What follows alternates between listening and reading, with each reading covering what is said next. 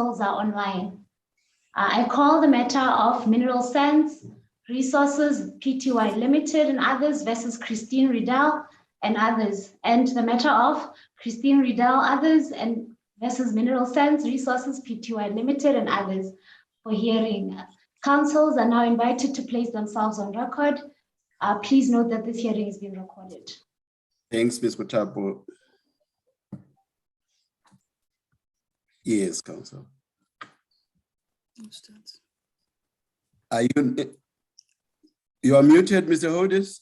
I am now unmuted, I see. Thank you, Yes. Justice Madlanga. I appear with my learned friends, Mr. Duval and Mr. Quinn, for the applicant in case CCT66/21 and for the respondents in CCT67/21.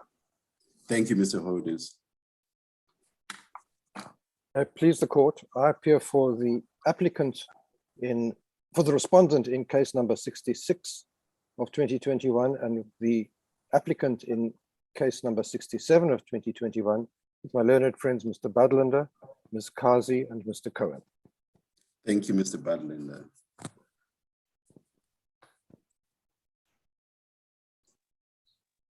As it pleases the court, Justice, I appear with my co-counsel, Kiamogetswe Tobagale, in case number 6621, and we represent the Center for Applied Legal Studies as the first amici. Thank you, Ms. Pasha. Thank you, Justice. Justices, I appear with my learned friend, Mr. Mahongo, on behalf of the SAHRD and the second amicus. Thank you, Mr. Beamer. Yes, Mr. Hodis? I please the court. In my argument, I shall refer to Mineral Sands Resources, the one applicant, as MSR, and to Mineral Commodities Limited as MRC. That is how it is referred to on the Australian Stock Exchange. Insofar as appealability and leave to appeal are concerned, the defendants make no submissions on appealability or leave to appeal in this application. In their answering papers, they agreed with the mining companies that it's in the interest of justice that this court resolves any appeal now, although on the SLAPP suit leg, they contend we have no prospects of success. For the reasons set forth in our submissions, justices, we contend that the matter is indeed appealable and that leave to appeal should be granted. I turn now, my lord, to the question of exceptions, where there do not appear to be any differences between the parties as to the approach to be adopted to exceptions. The facts especially pleaded for to be accepted as correct. As it is understood, if the merits of the plaintiff's claims may not be excluded from the abuse of process analysis, as we contend, and if the common law does not stand to be developed as contended in the alternative by the defendants, the exceptions fall to be upheld. In other words, there's no suggestion, for instance, that the exceptions do not target a separate offense or that striking out the so-called SLAPP special pleas will not avoid the leading of certain evidence. We refer to this in paragraph 62 of our submissions.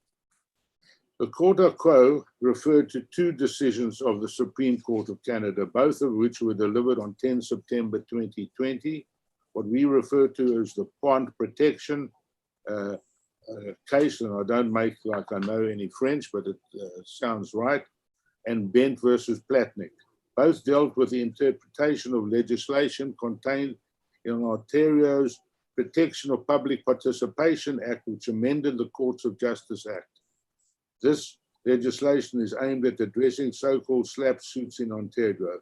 The approach adopted in pond protection found favor with the Court of Quo and is heavily favored by CALS, albeit in both instances inappropriately.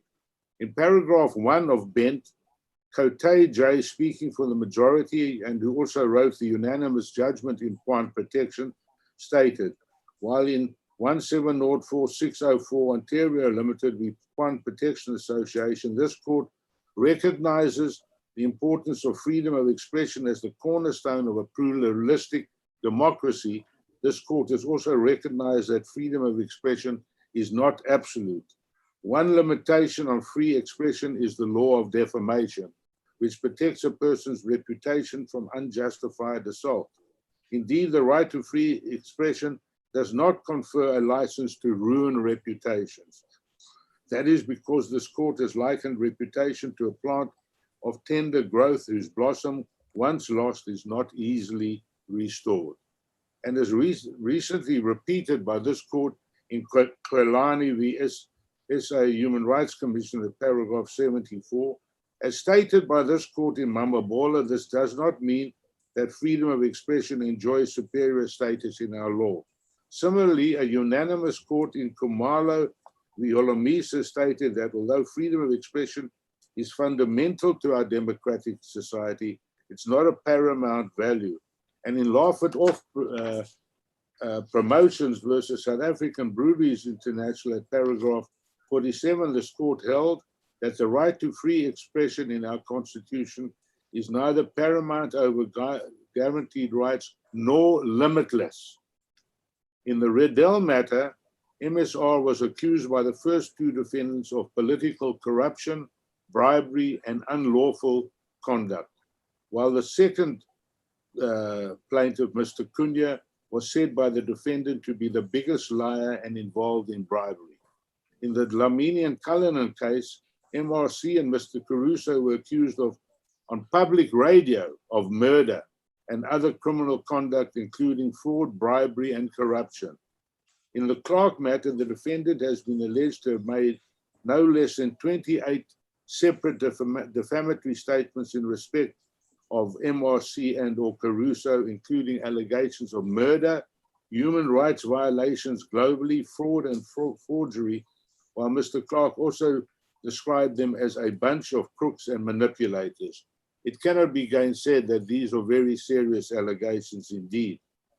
Sight should also not be lost to the fact too that two of the plaintiffs in the crosshairs of the SLAPP, so-called SLAPP defense, the two of them, Cunha and Caruso, are individuals, albeit executives of the two corporate plaintiffs.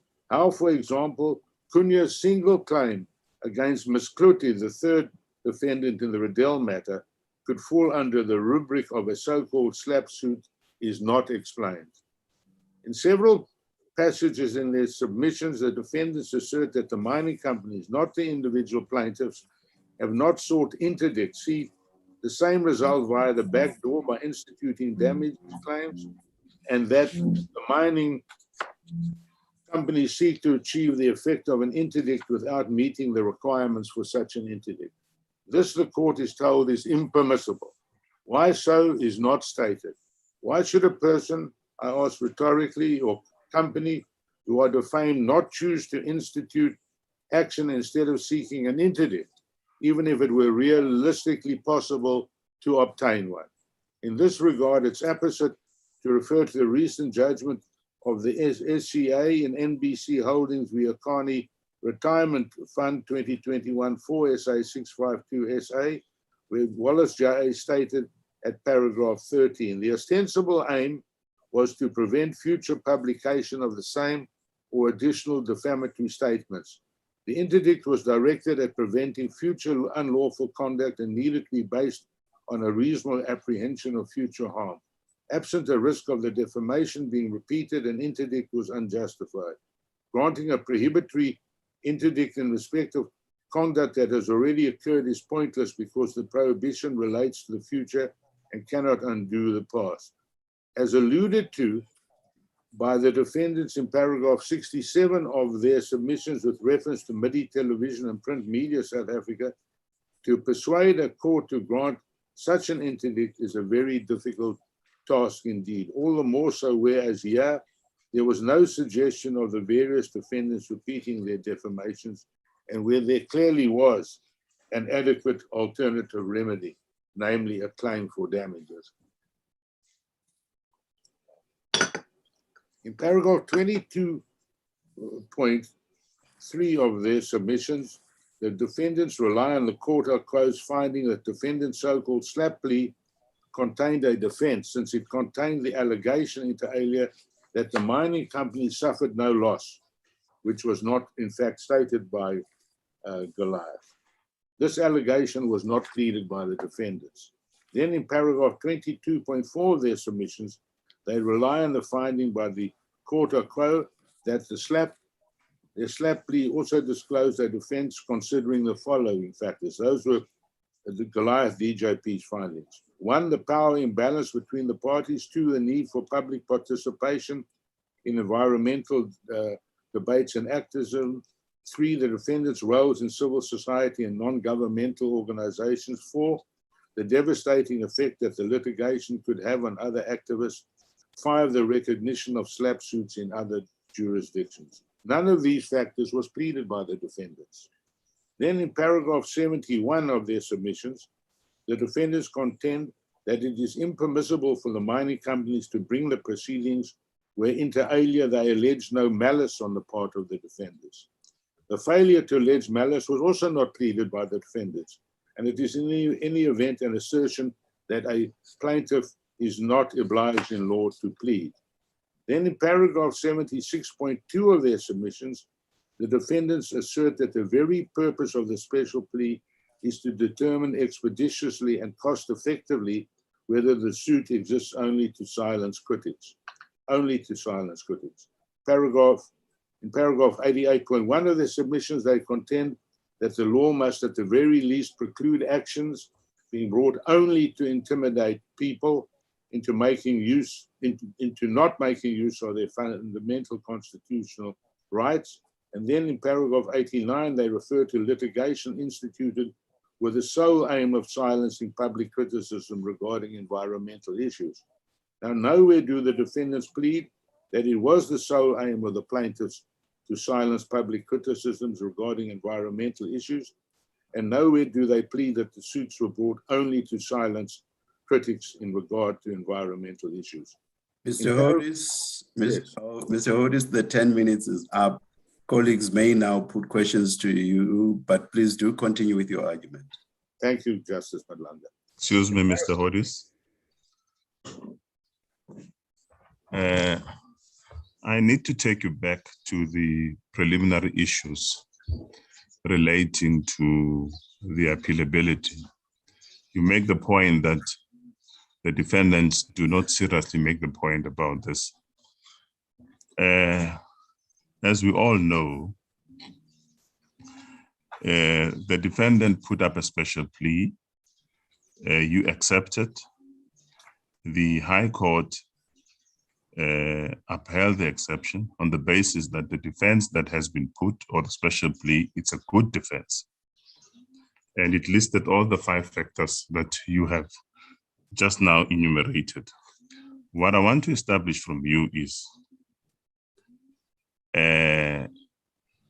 upholding this special plea, does it lead or preclude the plaintiff from further adjudication of this special plea? In other words, it's no longer a live issue, or whether it can still be open to the trial court to determine this issue, whether it is a debatable or an arguable point, or a defense rather.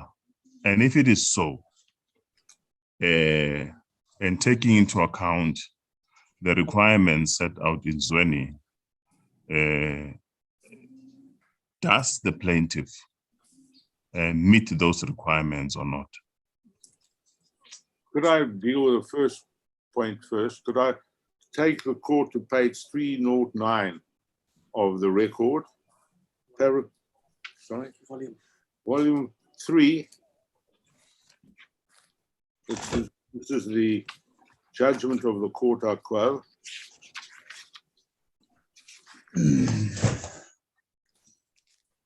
Paragraph 67. The right to freedom of expression, robust public debate, and the ability to participate in public debates without fear is essential in any democratic society. I am accordingly satisfied that this action matches the DNA of a SLAPP suit. I'll say nothing about that for the moment. Consequently, the first set of special pleas, the SLAPP suit offense, constitute a valid defense to the action. So she has decided, the Deputy Judge President, that there is the special pleas in the SLAPP suit defense are a valid defense to the action. She's totally wrong in having done that. Impermissibly, she did it, but she has decided that. So if the matter were to find its way back, But excuse me, yeah, that would be my problem. I was just going to bring you to this part, whether what do we make of this conclusion? Does it shackle the other courts?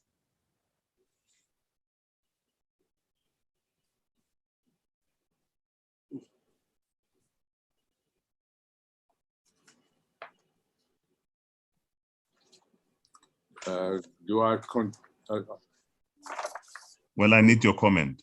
No, but sorry, you disappeared. I'm very sorry. I'm sorry. Does it shackle the other courts you asked?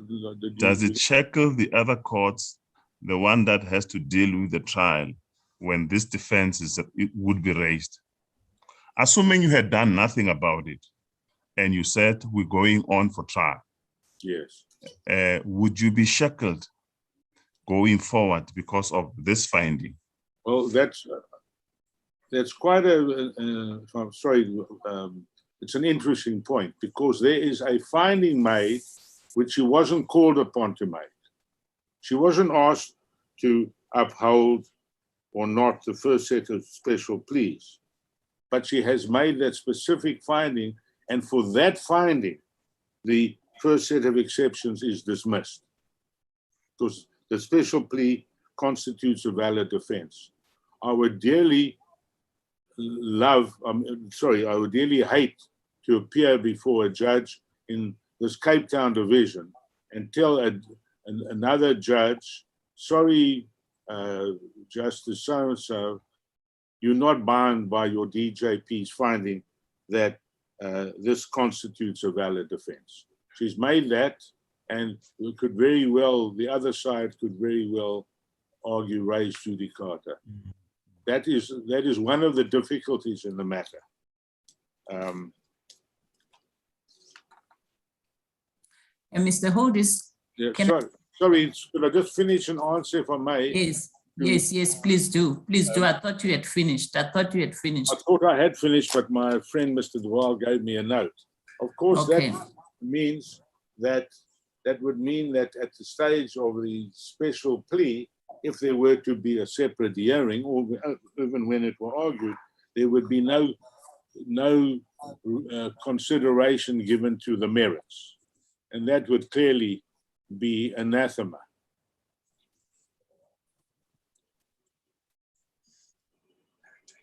Thank you. What the DJP said here is that it the SLAPP suit defense constitutes a valid defense. The effect of it then is that he would then have to continue with the trial. She has not pronounced on whether it should succeed or not. Sorry, I thought she says a valid defense to the action. Yes, when she says a valid defense, she doesn't say that it should succeed on the merits. She's not saying it has been established. I see what you're saying is because we're dealing with an exception. Yes. That's an answer to the exception. Yes, that's an answer to the exception, but she's not answering the question on the merits. She's not saying that on the merits they will succeed. Well, she doesn't, sorry. Yes, I'm done. She doesn't come to the merits, but no. I was asked about what we call in paragraph 18 in our heads, the well-trodden Zweni test. And we deal with this actually in our heads at paragraph 20, where we make the point that the application is fundamentally different because of the effect of the High Court order will have on the actions.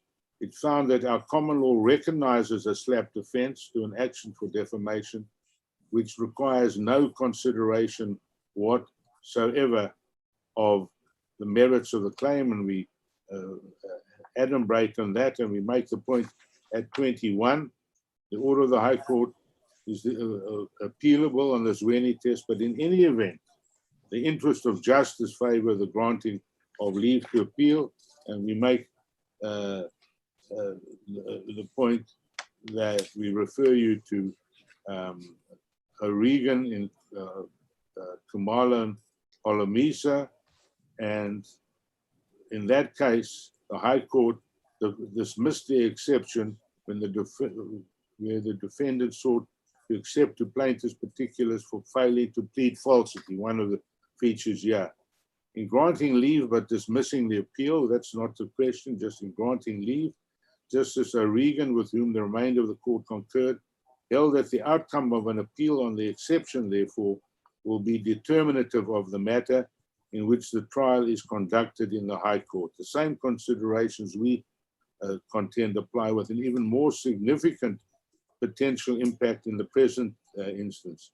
As stated, Mr. Hodes, sorry, are you really saying that the finding by the High Court that the first set of special pleas constitutes a valid defense is dispositive of the issue whether such a defense may be validly raised in law? It may not be dispositive of the issue on the merits, but that in itself may lead to a separation, and the court may not revisit that finding on the basis of res judicata, and on that basis. There would be, you can rest assured that our opponents would take the point of res judicata on that and not be called upon to address the merits.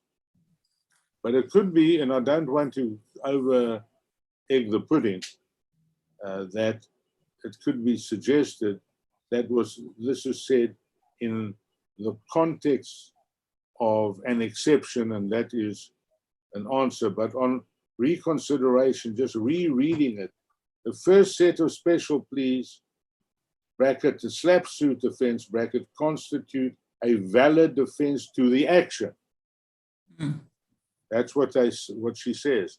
And you could well be met with a res judicata response. Mr. Hodes, if I may move to something else. My colleagues, unless Justice Colopin wants to pursue that. You referred to the submission that you made in your heads of argument that the common law does not presently allow for the respondent's SLAPP defense. Assuming that we are with you on that, isn't all that we have to determine in these proceedings is whether it's possible for the common law to be developed to recognize such a defense? Well, the opposition maintains that there are two legs to the opposition. A, they say it is available under the common law without any need to, you'll remember the development of the common law, Justice Tron, is an alternative. They say it is to be found within the common law of abuse of process. My question is based on the assumption that we are with you, that the common law doesn't presently allow for that. If we look at H versus Fetal Assessment Center, doesn't it follow that all that this court must decide, whether it's possible for the common law to be developed to recognize such a defense, that we need go no further than that? Yes, sir. With respect, I'd be ecstatic if you were to find that it's not available under the current common law. And I would suggest that the reasoning of Goliath DJP is not impressive in the slightest. To tell you, it's in the, she's not called upon to deal with the development, to remember that, but this, it has action matches the DNA of a SLAPP suit. Well, you'll have to look in the common law for DNAs of SLAPP suits, but you will not find it. She doesn't give an appropriately correct answer. If it is possible, is very much a question for a consideration of H versus Fetal Assessment Center. With respect, Justice Tron. And I'm not far from getting there. If you want me to go there now, I shall. But I wanted to... Mr. Oda, sorry, before you go there, if my sister is finished, were you going to go to the development? Because I'd like to deal with this aspect just further, if you don't mind. Am I interrupting you? I've been interrupted many times in my 57 years, and I take it with absolute equanimity, Justice Majid. Thank you, Mr. Otis. Are you wanting to deal with the yes, with the first aspect still? Now, we can leave out of the reckoning, isn't it? The Vexatious Proceedings Act. It wasn't pleaded, it's not relied upon. You raise it in your heads, but I just want to get that out of the way. Nobody relies on the Vexatious Proceedings Act at all. Do you accept that? Other than we show that there's two ways to deal with it. One is the Vexatious Proceedings Act. It doesn't fall within its ambit, so we can put it to the side. And the other is common law. Yeah. Then moving on, if that is so, I want to deal a little with Mapanga, on which you rely heavily. Yes. Is Mapanga applicable in these circumstances? It seems to me that motive was not discussed in Mapanga at all, or am I wrong? Could you show me that it was the Mapanga decision? Motive was not discussed in Mapanga. Yes, yes.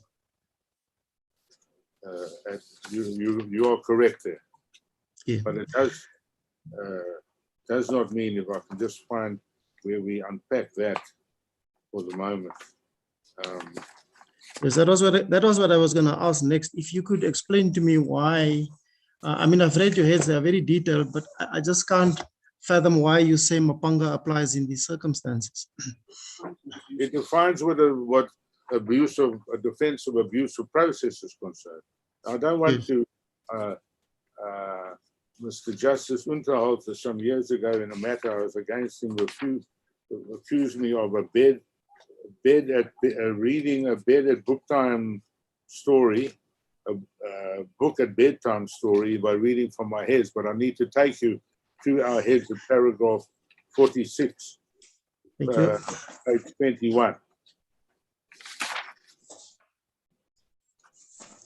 Where we contend the test for establishing the defense of an abusive process was recently restated by the SCA in Mapanga.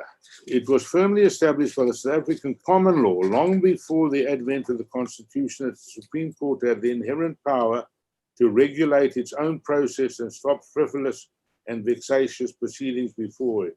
This power related solely to proceedings in the Supreme Court and not to proceedings in the inferior courts or other courts or tribunals. The following principles crystallized over the ages.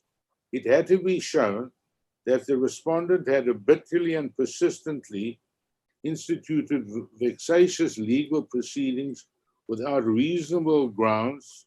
Legal proceedings were vexatious and an abuse of the process of court. If they were obviously unsustainable as a certainty and not merely on a preponderance of probability, and there we talk about in our footnote a number of judgments state that, including African Farms and Cape Town Municipality. I must point out at this juncture that this definition applied to all litigation that amounted to an abuse of court process. The attempt by the MEC Council to distinguish the cases from which the principle derives on the facts was therefore mistaken. Therefore, we make the point at paragraph 47. The clear emphasis is on the merits of the impugned litigation. In fact, no mention is made of motive. There we say that ourselves, Justice Majid. The judgment of the High Court turned this on its head. The emphasis is on motive and the merits are irrelevant. That's in our matter. The manner or basis on which the SLAPP defense was introduced now stands in direct contradiction of Mapanga. So can I put this to you? I mean, I've read the heads. Can I put this to you? Is Mapanga not more relevant and probably of more assistance in your case when it comes to the second leg, the development of the common law, in as much as what you are saying is that if the common law is to be developed, you make the point it shouldn't be developed by the court, but by the legislature, which is another matter. But if it is to be developed, it should be developed so that merits must play a role. And that is where Mapanga comes in. Is that is so?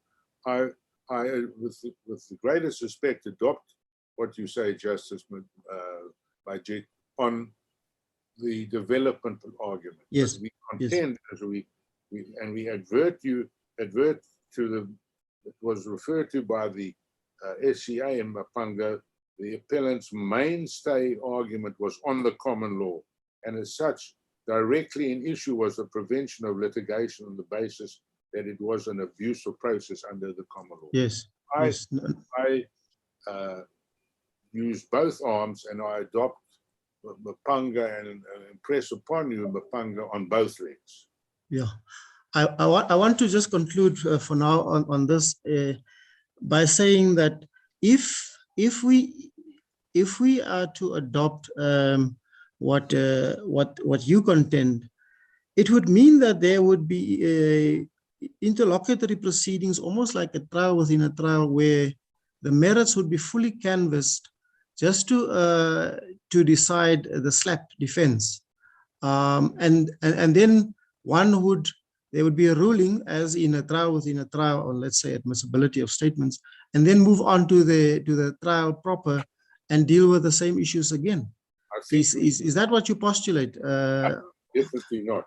I was going to, at the end of my argument, draw your attention to a recent judgment of the SCA, because what the situation is that the defendants here appear to suggest as a given that should the plaintiff's appeal fail, the special pleas will be heard separately pursuant to the provisions of Rule 33.4. In other words, where they have the onus of proving falsity, they got the truth and public interest offense, etc. They have to prove the justification. They will be able to sidestep this and say they can just question us. Now, I want to contend that there's no certainty that this will take place. In fact, in a matter such as this, the trial should run in its entirety. But I want to refer you to a judgment of NAFSA ADP and Motley AJ in Tshwane City in Blair, Athol Homeowners Association, 2019 3 SA 2398. And I refer you to paragraphs 52 and 53. And basically what they say, and there are various other judgments, there's a consolidated news agency, MTN, that you must not be too quick to give a separation, because matters are never quite as simple as you think. And what in the end of paragraph 53, they say, piecemeal litigation, which defeats the object of Rule 33.4, and consequent piecemeal appeals are equally to be eschewed. Now, just could I make this point? Let us say there were to be a separation under 33.4. As sure as we are sitting today, one way or t'other, there'll be an application for leave to appeal. Now that one, in all probability, because it's not an exception, so you know the SCA, according to O'Regan JA, never upholds the dismissal, never hears a dismissal of an exception a la Zweni. But the special plea, as sure as anything, there'll be an appeal to the SCA and thereafter an application to appeal to this court. And that will be piecemeal appeals as wide as you can have. Thank you. I just want to check with you because you went quite fast when I was writing in opening address NBC Holdings. Can I just get the reference right, please? It's 2021 of volume 4 SA 652 SCA, and did you say at paragraph 15? I just want to check that reference because you went quite fast there. No, I did. Sorry, let me just find it. And those around me are being very slow in telling me where to find it. What's paragraph 15? Well, the reference we can get, but it's NBC Holdings. The reference we can get, NBC paragraph 15. Holdings versus Akani, AKA NI Retirement Fund. And let me just find it in my note here. So I've got it correctly. I did notice in the instructions that we must speak a little bit more slowly when we do this, and I'll try and do that. Mr. Hodis, 2021, could I finish? Sorry, Mr. Yes, of course, please go ahead. It's 2021 for all SA 652 at paragraph 13. 13, okay. Thank you very much. Thank you, Justice Matanga. Thank you, Mr. Hodis. Mr. Hodis, as I understand the thrust of your position, you say if there is to be an abuse of process defense, it must have some regard to the merits of the defamation suit. I'm just wondering, in many circumstances where there is an abuse of process, there is sometimes a circumstance where the merits are never determined in any way, and a litigant is shut out of court.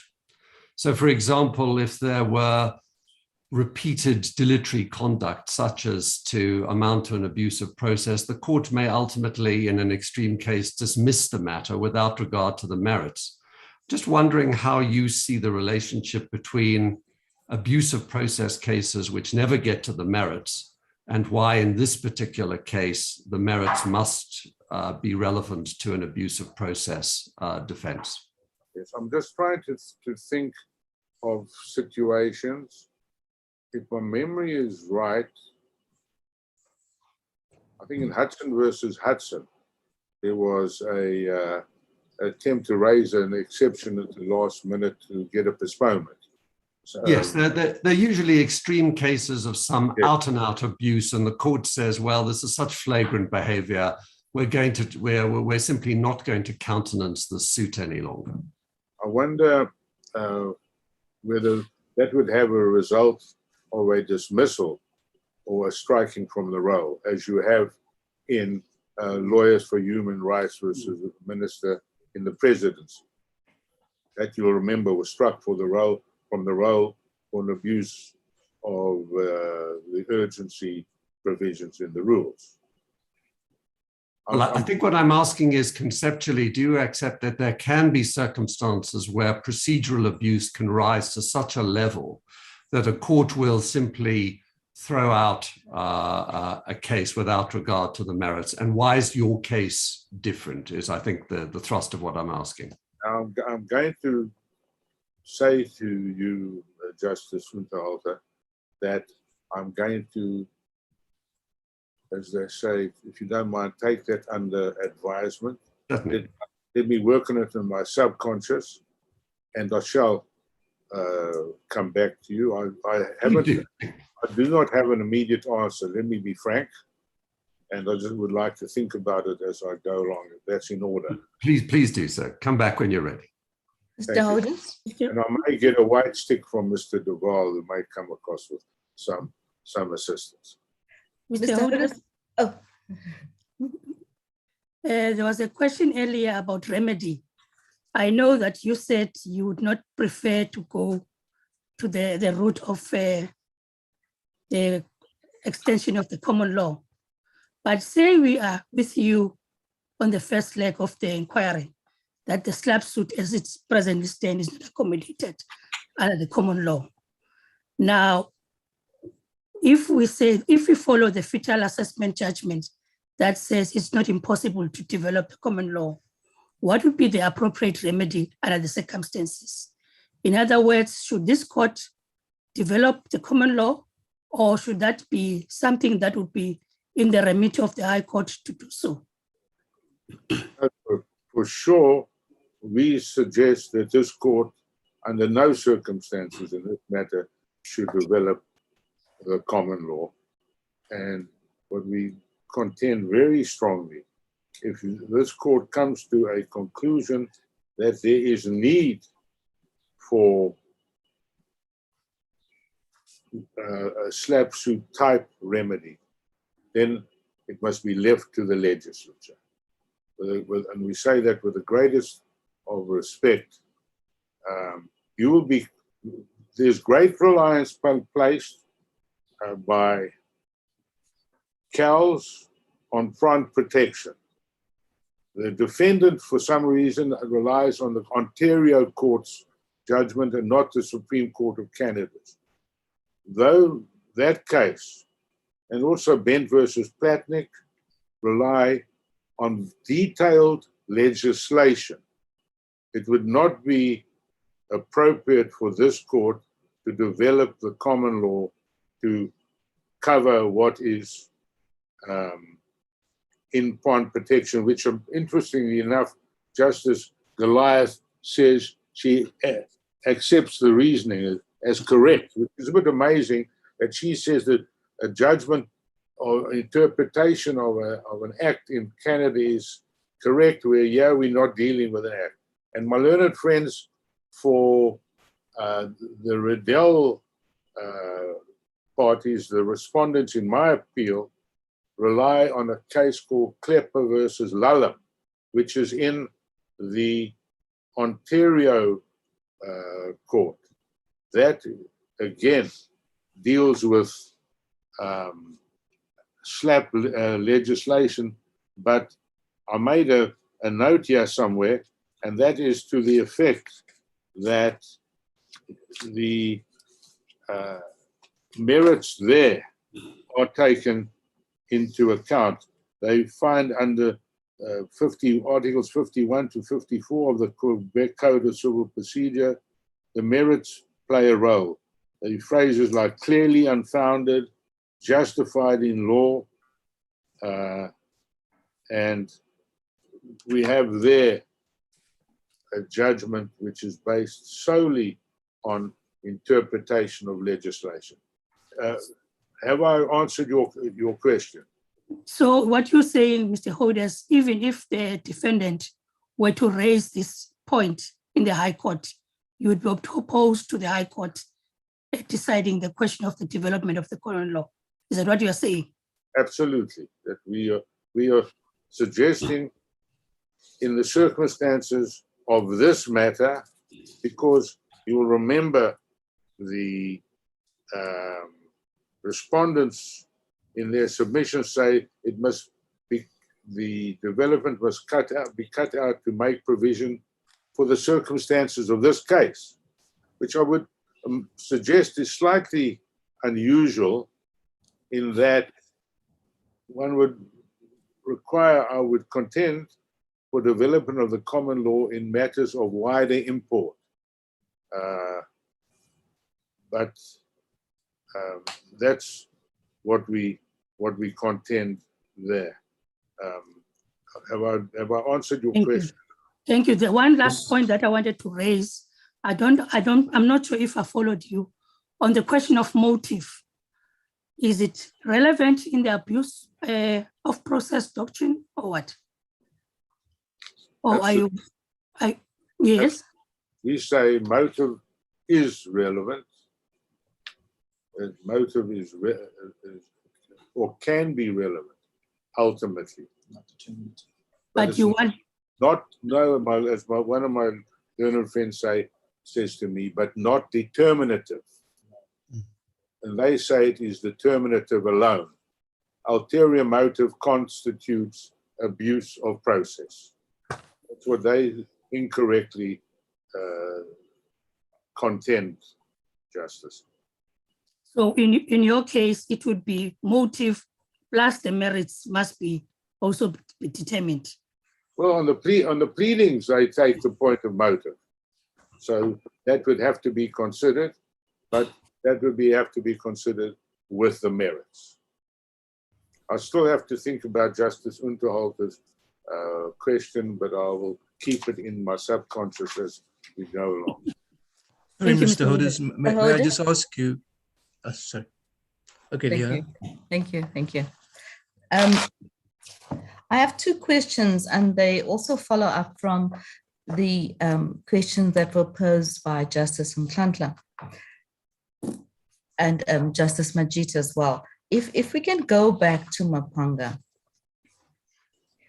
would you agree, Mr. Hodis, that Mapanga reflects the common law position that ulterior purpose alone is insufficient to establish that the litigation is an abuse of process? No, they don't address ulterior motive. What they make it clear that there have to be no reasonable grounds. That's one of the requirements for vexatious legal proceedings. And there she's not talking about the Vexatious Proceedings Act, she's talking under the common law. It's beautifully encapsulated in paragraph 46 of our heads, where we quote from paragraph 25. And if I understand the activists' pleaded case, they seek a development of the common law that would entail, in essence, that ulterior purpose alone might be sufficient to render litigation an abuse of process. Alone, underline alone, excluding the merits. Yes. And that runs counter to Mapanga. We make it clear with habitually. That's what I was trying to put to you in my first statement that I made to you, Mr. Hodis. Yes, that Mapanga says ulterior purpose alone is not sufficient. Well, that would be so because it has to be without reasonable grounds.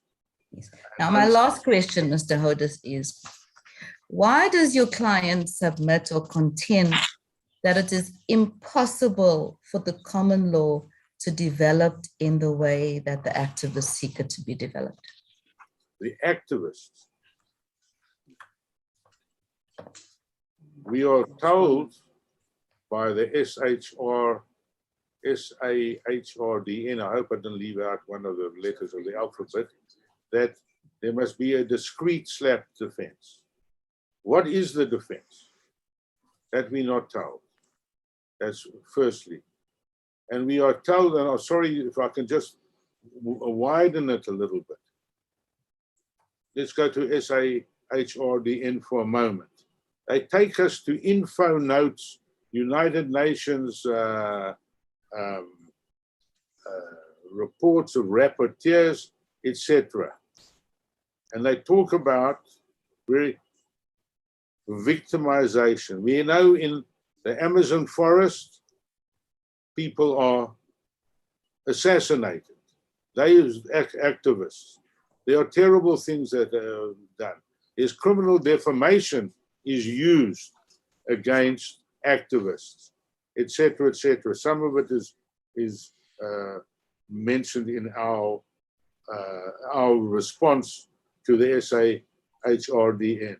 But ultimately, we are in South Africa. We are in South Africa.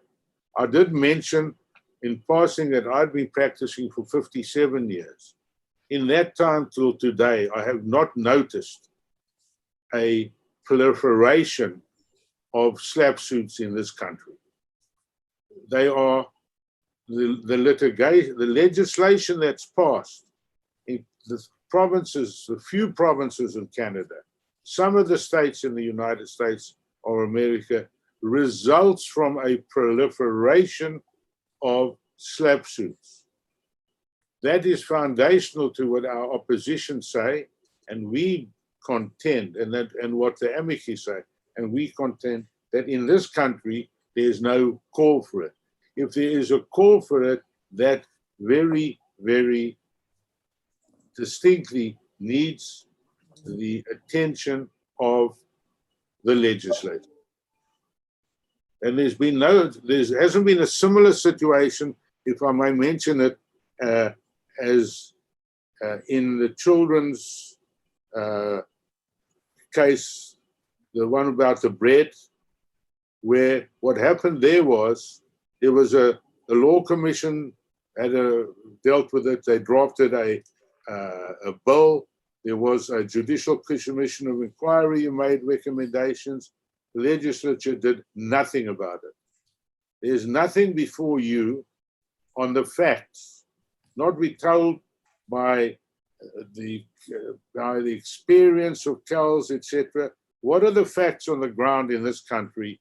There is no. I'm very sorry to interrupt you, but I am aware of the limitations of time that we have.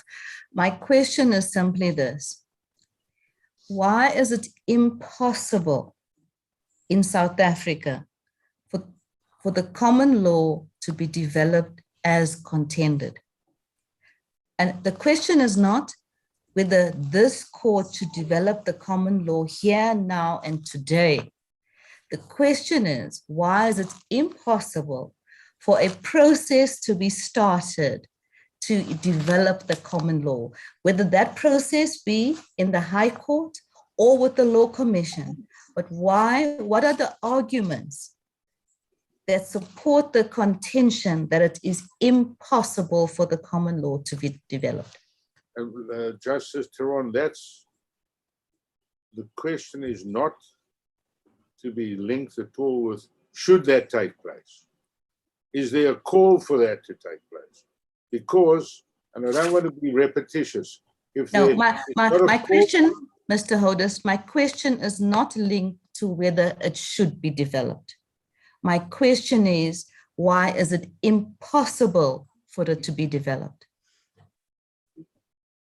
And bearing in mind, the test in Fetal Assessment Center is that we have to determine whether it's possible to develop the common law. So my question is, why would you say it is impossible? I'm sorry, Mr. Reddell is trying to tell me something. If I can just hear what he's trying to say. The common law is already being developed to recognize that special offences overflows. It's not that it's still legal. They have developed it. Goliath has developed it. Yes. So it's not whether it's possible, it's happened. Well, I don't know. Mr. Duval suggests to me it has happened that Justice Goliath has developed the common law, but I don't see that. I must say she didn't purport she purported to say what the common law was, and she said she wasn't called upon to do it.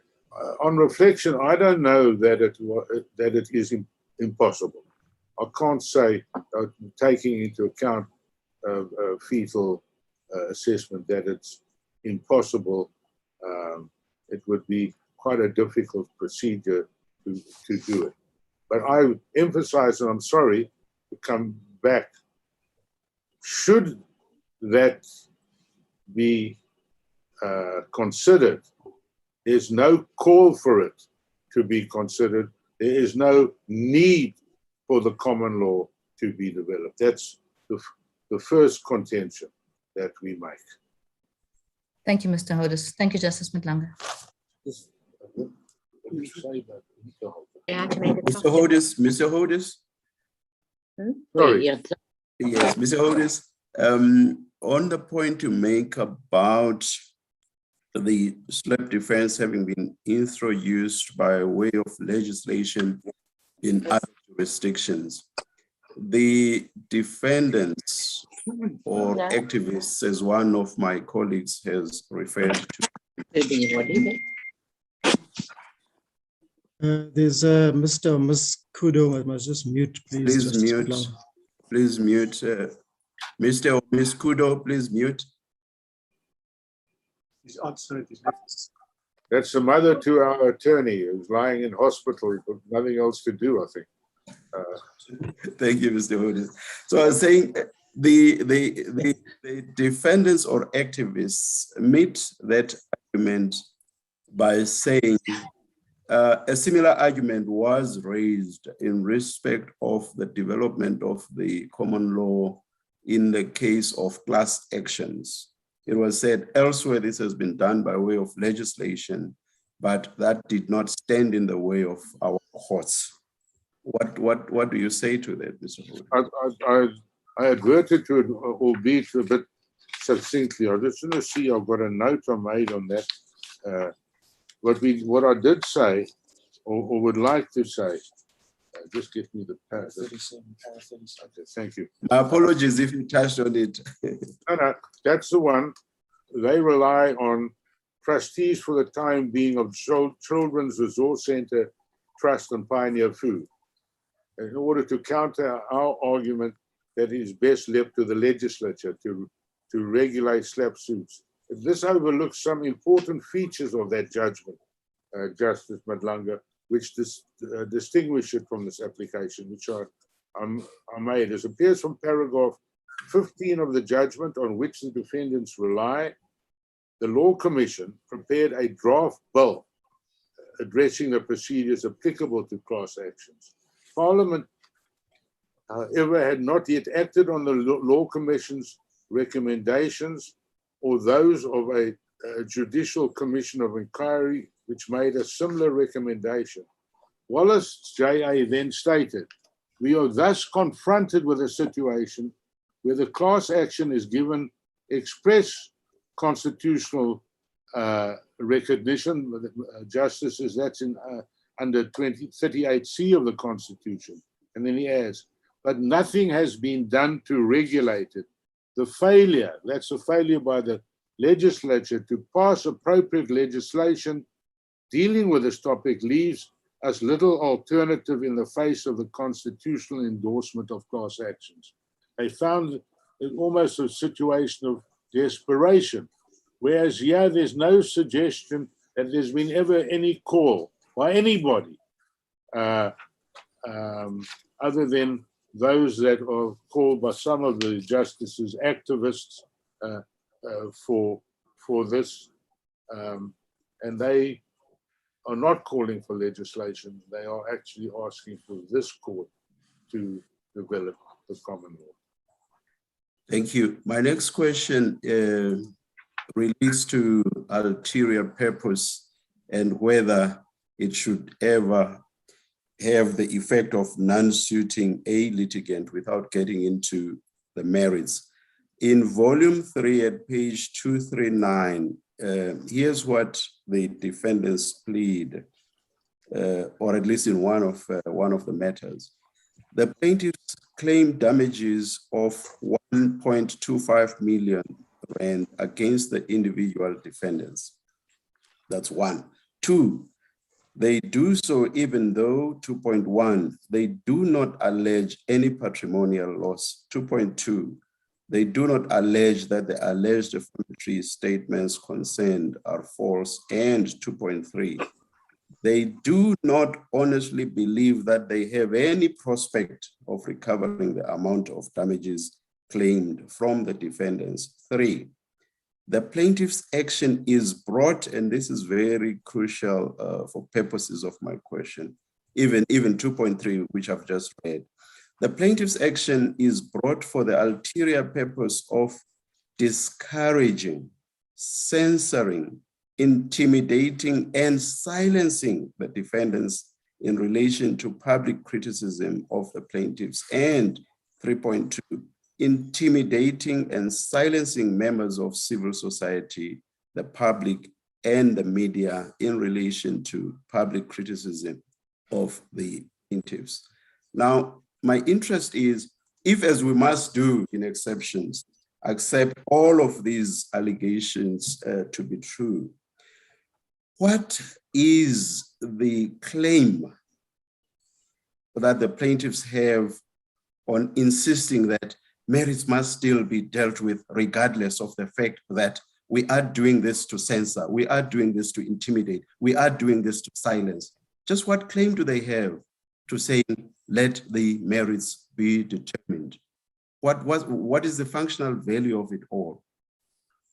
Functional value of it, I'm only dealing now with 2.3. I don't need to do with 2.1 and 2.2, because 2.1 in law, you don't have to allege patrimonial loss, and 2.2, we don't have to plead falsity, which is what That's why I also started saying, and I emphasize, and I started from no hope of getting anything, and then the other sense of intimidating, and so on and so on. Respect, your no hope of getting anything, Justice Malanga, is not quite correct. They do not honestly believe that they have any prospect of recovering the amount of damages claimed from the defendants. That does not mean that they do not believe that they will get some money from them. And that will be as a result of their own actions, and it would be totally appropriate, albeit not very large amounts of money. We do not know the financial situation of each and every one of them. Then the ulterior purpose is, so if these facts are taken to be correct,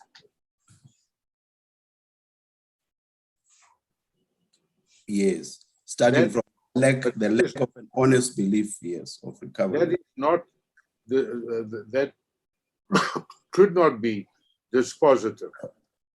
That could not be dispositive, because the merits would always be of relevance. I'm asking why must that be so? If the only reason why you are coming to court is just to intimidate, censor, and so on, and so silence, and so on.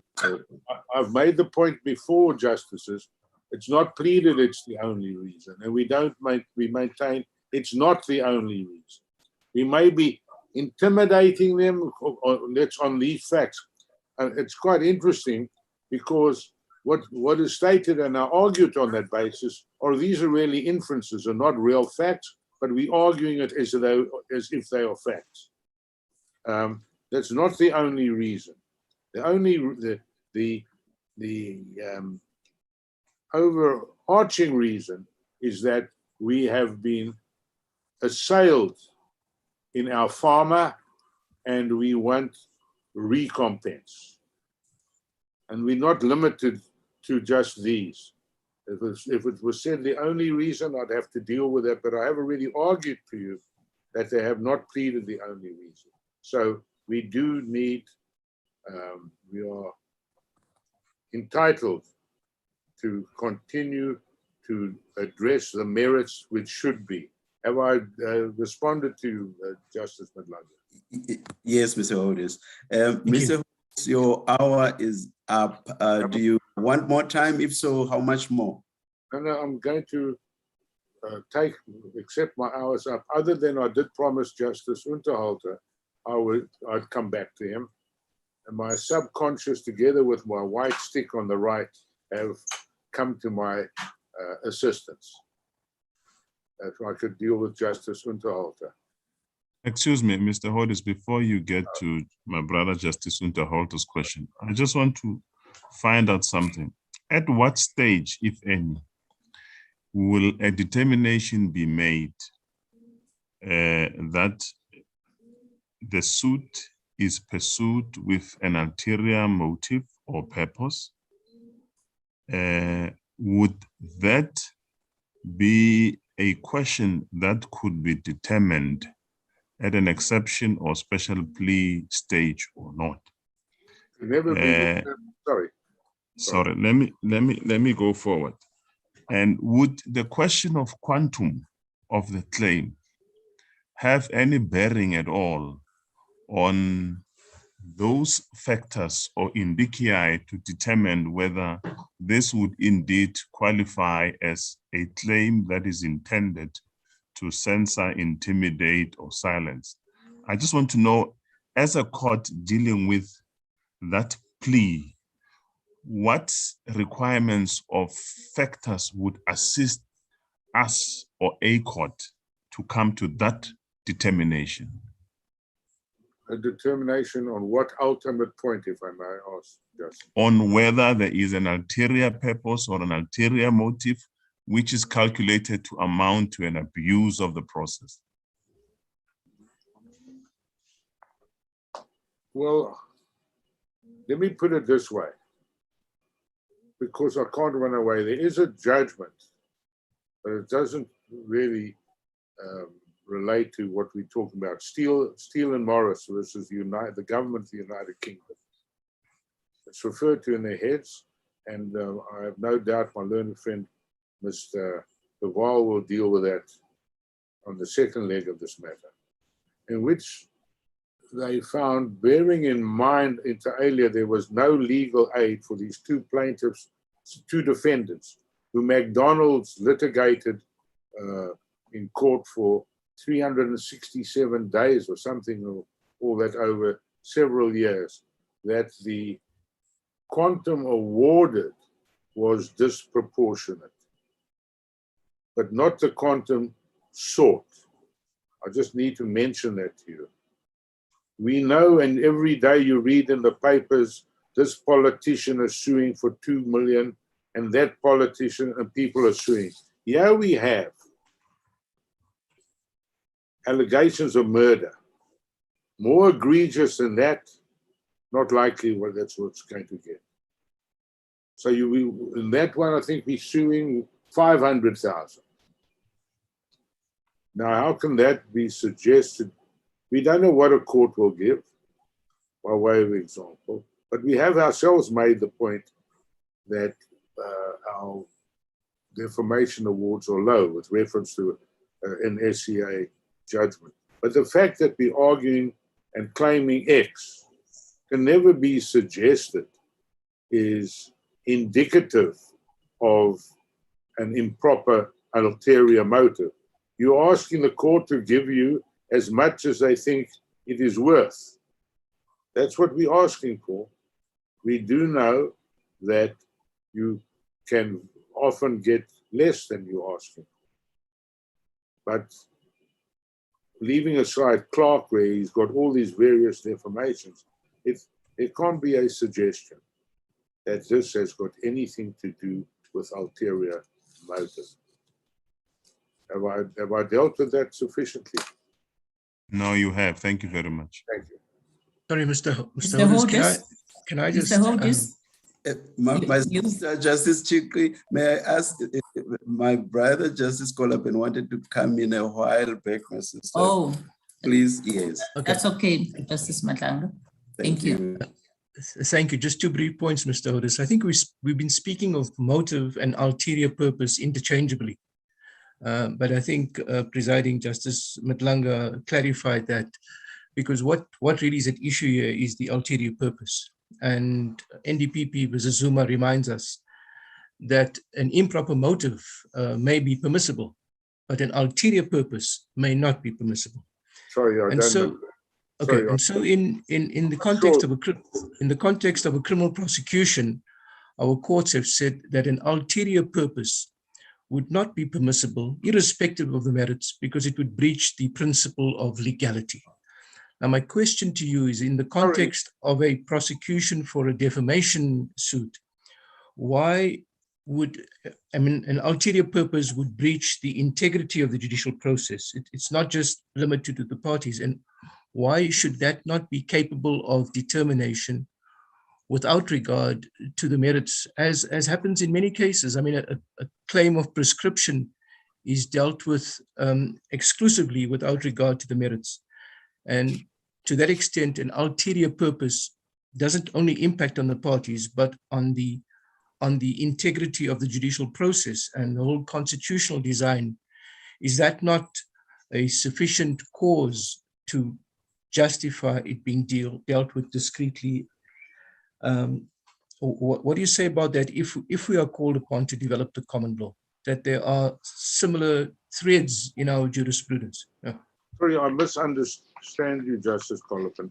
You seem to think there's something different between ulterior purpose and ulterior motive. I don't understand that.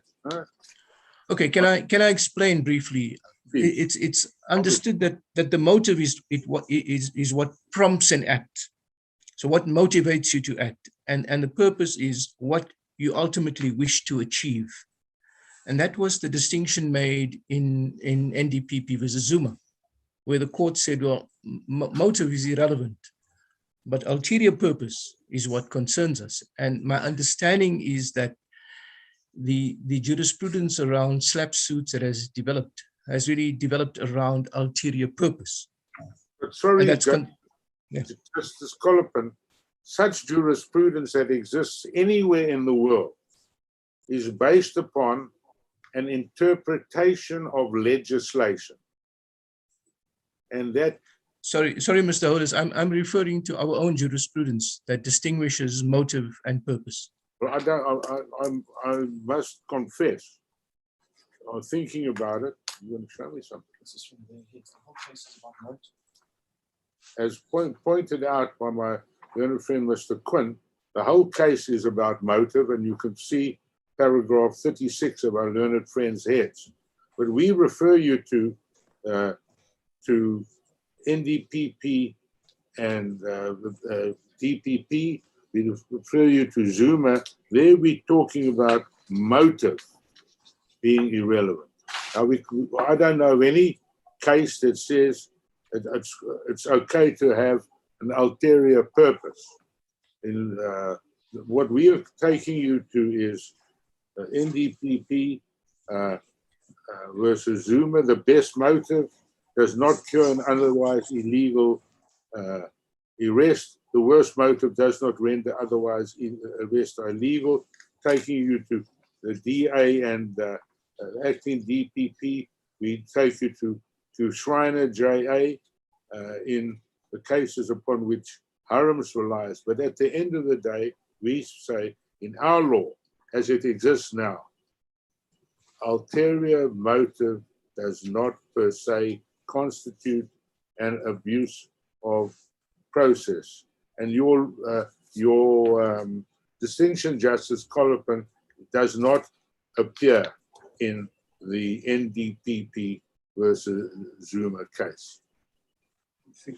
I don't want to pursue it, Mr. Holders, any further. That distinction appears actually in the following paragraph that you're reading from, where the court speaks of an ulterior purpose breaching the principle of legality. But yeah, I'll look at that at the lunch adjournment, and if you wish me to, I'll come back on that.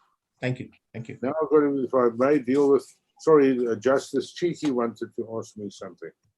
Yes, Mr. Holders, two short questions really. And my brother Colopin just touched on the distinction. And the reason why I'm going back to it is to say that I was going to ask you whether there's a difference between motive and object. And he used, instead of saying object, he used the word purpose. Now, what do I mean by object? If the object of the claim is not to succeed or win any compensation in terms of the action, isn't that a consideration that should be taken into account then present? Because he's made the point that it is part of the law. So I'm simply saying to you that what I understand from the authorities is that one other consideration is if the action, the purpose of the action is not, or the object of the action is not to win or to get any compensation from the claim. Well, with respect, that is not pleaded, that it's not to get any compensation. It's pleaded that we do not expect to get that for which we sue from them. It doesn't mean we do not expect to get something from the defendants. That's the first part. But the other part is we also do have an alternative, and that is to seek an apology. Now, we're not told that that is in any way impermissible to seek an apology. So one can't forget that that is the situation. But ultimately, I must emphasize, it's not pleaded that we do not expect to get anything, or we do not expect to win. We do expect to win in regard to these most egregious defamations. Thank you, Mr. Hodges. The second one is going back to Mapanga. And I would like you, and I'm sorry to take you back to Mapanga because it has been ventilated. But I just want to check whether my thoughts are correct or wrong. Was the emphasis on reasonable ground not occasioned by the nature of the matter, in the sense that Mr. Mapanga had previously litigated in meritless litigation? So yes, I agree with you, the emphasis was on reasonable grounds, but was it not occasioned by the fact that the complaint really was, you know, his several litigation and persistent litigation? But I'm relying on a statement of principle where the court says, I think it was Meyer P at that stage, the following principles crystallized over the ages. It had to be shown that the respondent had habitually and persistently instituted vexatious legal proceedings without reasonable grounds. Legal proceedings were vexatious and an abuse of the process of court if they were obviously unsustainable as a certainty and not merely as a preponderance of a probability. That is the answer with respect, Justice Chiki. Mr. Hodis, isn't there a distinction between a criminal prosecution, whether done as a matter of a public act through the NDPP or by way exceptionally of a private prosecution, which is there to redeem the public good, and a private action that is there to redeem a private law right? Isn't there a distinction between those two from the perspective of the examination of ulterior motives? With respect, Justice Montalto, we accept that. Now, can I deal with my subconscious, and Mr. Duval have come to the fore, and you say it is possible to dismiss an action for some egregious abuse of procedure. Now, what we say is, and I'm not trying to sidestep it, that you cannot dismiss a defamation case solely on the basis of motive without any consideration of the merits. And that has never been done where SLAPP defenses have been introduced in other countries, where in every one of the foreign countries, or just about everyone that we've come across, we have a consideration of the merits always takes place. And then you have these semi-mini trials and evidence and stuff like that. And it would be completely unfair to a plaintiff which would require there to be a trial on motive alone. Have I answered you, Justice Montalto? Yes, I have your submission. Thank you, Mr. Hodis. Thank you. I'm sorry, my hour is up. I can't be blamed for that, Justice Madlanka. I know, Mr. Hodis. Thank you. Thank you very much for your submissions. Mr. Banda. Okay, I must apologize to Justice Collopin. There is a discussion about a prosecution for improper purpose in NDPP in paragraph 37 and maybe 38. I must apologize, Thank you, but I do think that it doesn't make any difference at the end of the day. Thank you, Mr. Hodis. Thank you. Mr. Budlander? As the court pleases. Members of the court, I'm going to start with dealing in my 10 minutes with some headline issues, making the principal submissions which we want to make. And then I'm going to circle back and then deal with some of them in more detail, depending on how much time is available to me. So we start with this proposition that the purpose of the processes of the court are to establish the truth and to enable parties to vindicate their rights.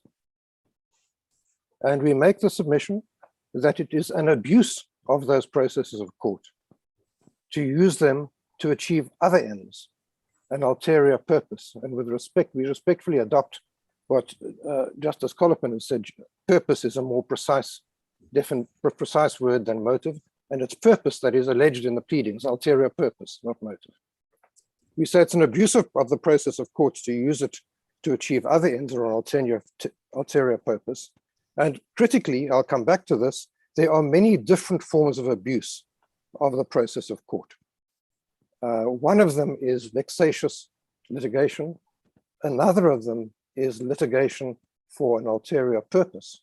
And there are many others which have been dealt with in the courts over the years. They are not identical, and they are not identical in their requirements.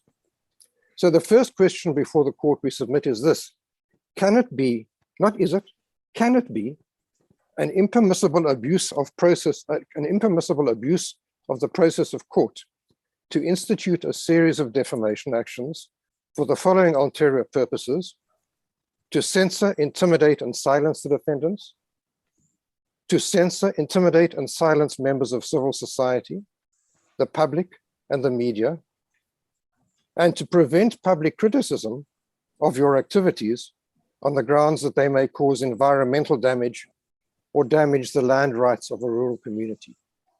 And that is what these actions are attempting to do, to stifle that criticism and to censor it. And the question is, can this be an abuse of the process of court?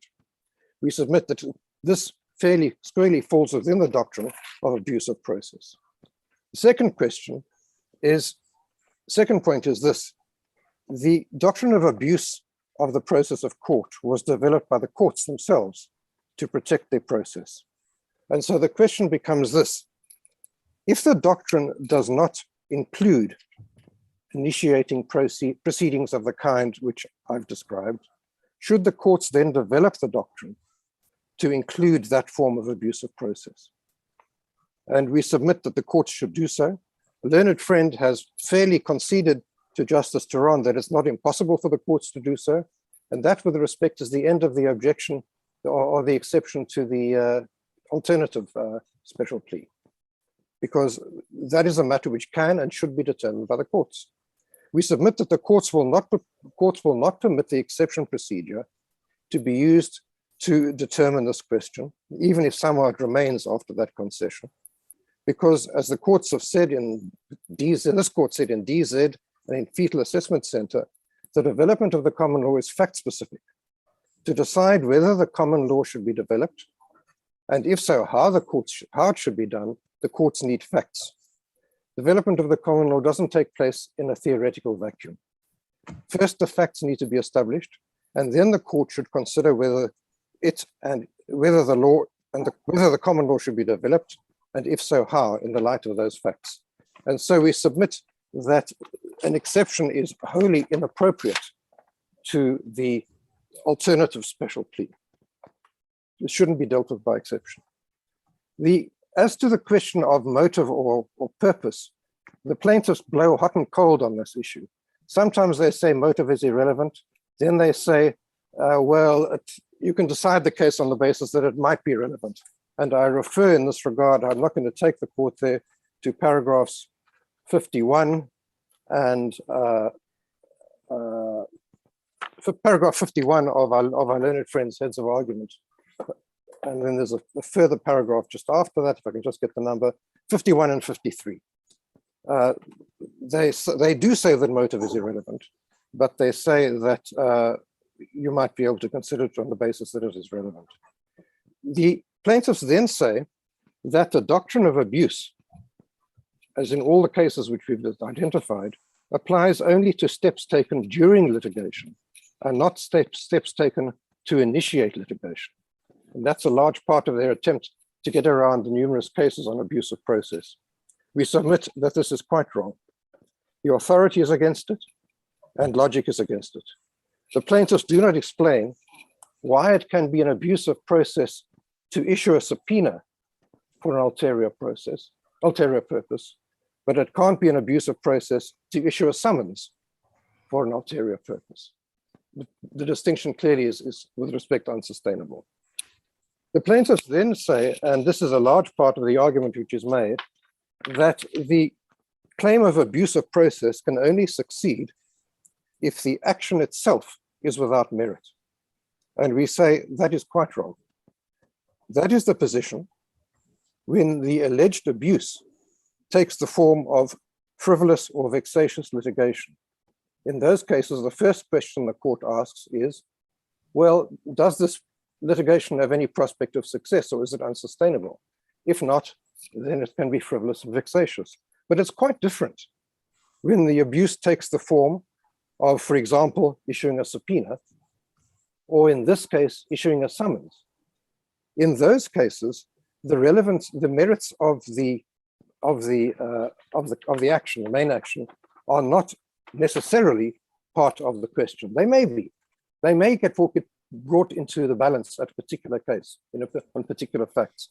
But the suggestion that this is that absence of merit is a requirement for an abuse of process claim to succeed is with respect unfounded. I need to deal very briefly in these opening remarks with the Mapanga case. The Mapanga case, as Justice Chiki pointed out, was a case about frivolous or vexatious litigation. And the court said, understandably, that in those cases, you have to show that there's no prospect on the merits. The court did then make a further statement saying this applies generally to abuse of process. But we submit that was with respect an overstatement. It's not the law. There's no authority for it. And it's contradicted by every other abuse of process case which is in our law reports, where the courts deal with abuse of process and they don't then say, oh, but first, what are the merits? Abuse of process, the merits only are essential and determinative when one is dealing with a claim of vexatious or frivolous litigation. It may be relevant in other circumstances, may have some relevance, but it's not a showstopper. Then finally, I want to say something in my opening remarks about the development of the common law as opposed to litigation. The doctrine of abuse of process was developed by the courts. It doesn't come from legislation, it comes from the courts. And the courts developed the doctrine in order to protect their process. That's where it comes from, and that's how it is developed. And we say it's plainly appropriate for the courts to determine what is the reach of that doctrine, and if the courts find that it's now inconsistent with the requirements of the Constitution, to develop it. It's a court-created doctrine, and it is with respect unsustainable to say only Parliament can change that, or only Parliament should change it. If the courts can do so, and they can, then they should consider it, and they should decide whether to do so. Finally, in my opening remarks, my learned friend kept on saying, what's the need for the development of the common law? Well, justices, just read the pleadings in this case. We don't have to show that it's happened 100 times or 1,000 times or 1,000,000 times. All we have to show is that these plaintiffs, these defendants are being harassed, censored, intimidated into not criticizing the conduct of the plaintiffs in their mining activities. And if we show that is the case, then the common law ought to be developed. And it doesn't matter whether there was another case yesterday or there'll be another case tomorrow. So that brings me then, that really rounds off what I was going to say by way of my introductory remarks. And I now want to turn. And at that point, Mr. Badlander, my colleague may now put questions to you. Please continue. Thank you, Lord. Thank you, Justice Madlanger. So then if I can come back to ulterior purpose for a moment, we've in our heads of argument, we refer to a string of cases which deal with ulterior purpose. The most important of these cases is Lawyers for Human Rights versus Minister in the Presidency, which is a decision of this court, where the court found that there had been an abuse of the process in initiating the application, even though the merits might be good, because of the manner in which the application was initiated. And so there's a case where the merits were actually against the person complaining about an abuse, but nevertheless the abuse argument was upheld in the High Court and then. Sorry, Mr. Bertlinder.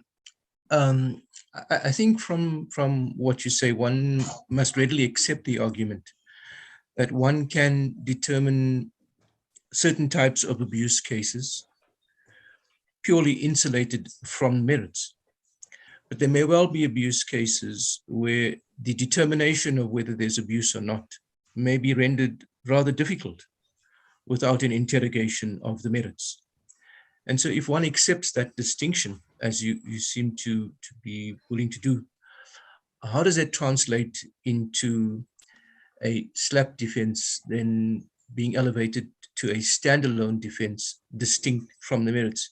Is there not the risk that the adjudication of that defense may invariably require some determination of the merits, not insofar as whether there's a sustainable case, but in order indeed to test whether there was an ulterior purpose? And so you get back to the merits, but through the back door.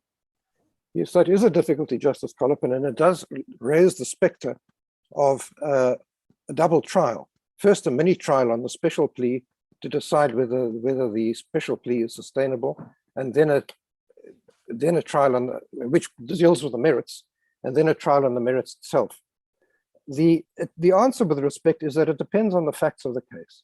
One can't, what we say, and the submission we make, is that it can't be the rule that in every case you can't get to the abuse question unless you've pleaded and dealt with the merits. And that's really what our case is. We don't say merits can never be relevant. Merits may be relevant in particular cases, and if they are relevant, the court may have to determine an appropriate procedure to deal with them to try to avoid having two trials. But the plaintiffs stake their case firmly on the contention that unless you allege an absence of merits and unless you prove an absence of merits, you can't succeed in the abuse of process claim. We say that can't possibly be right.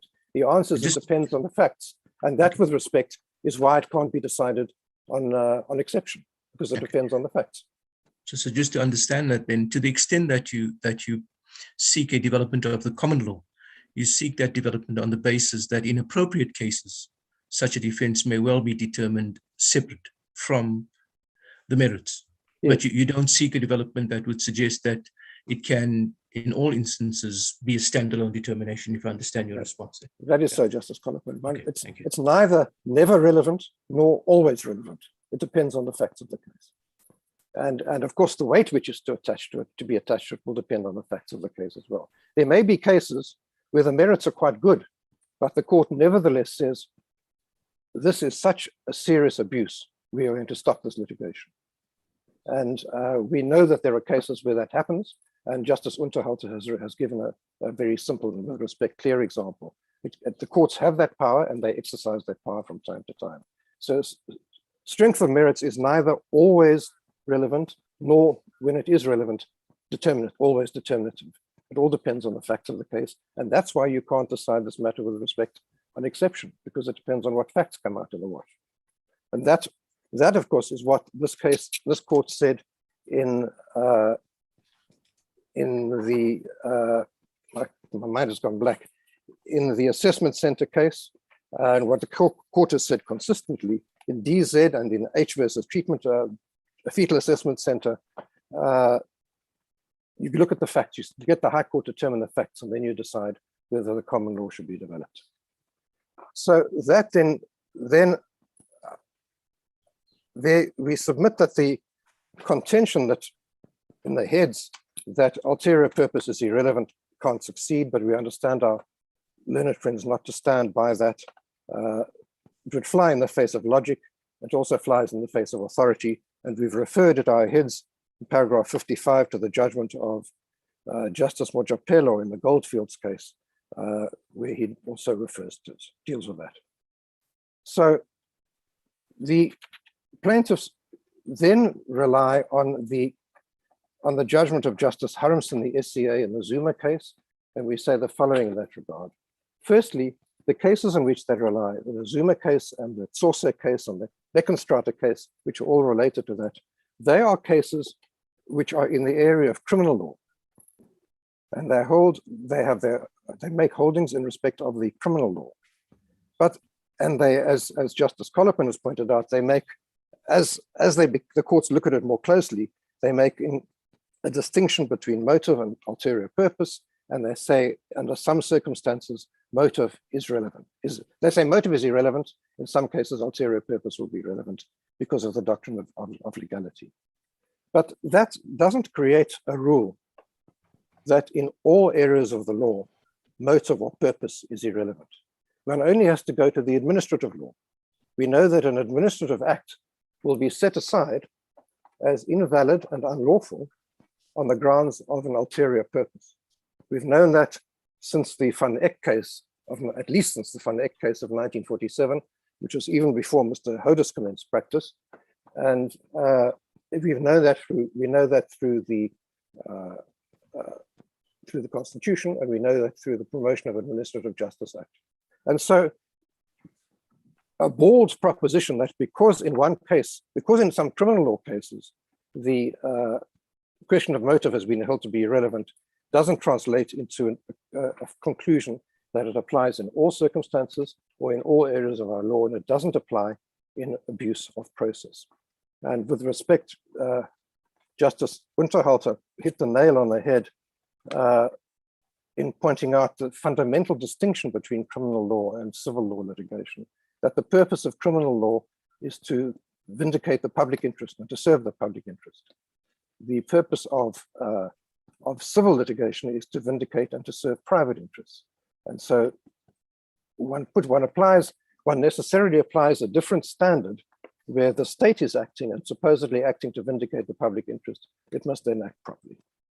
So that's— Mr. Patlender, I just want to wrap up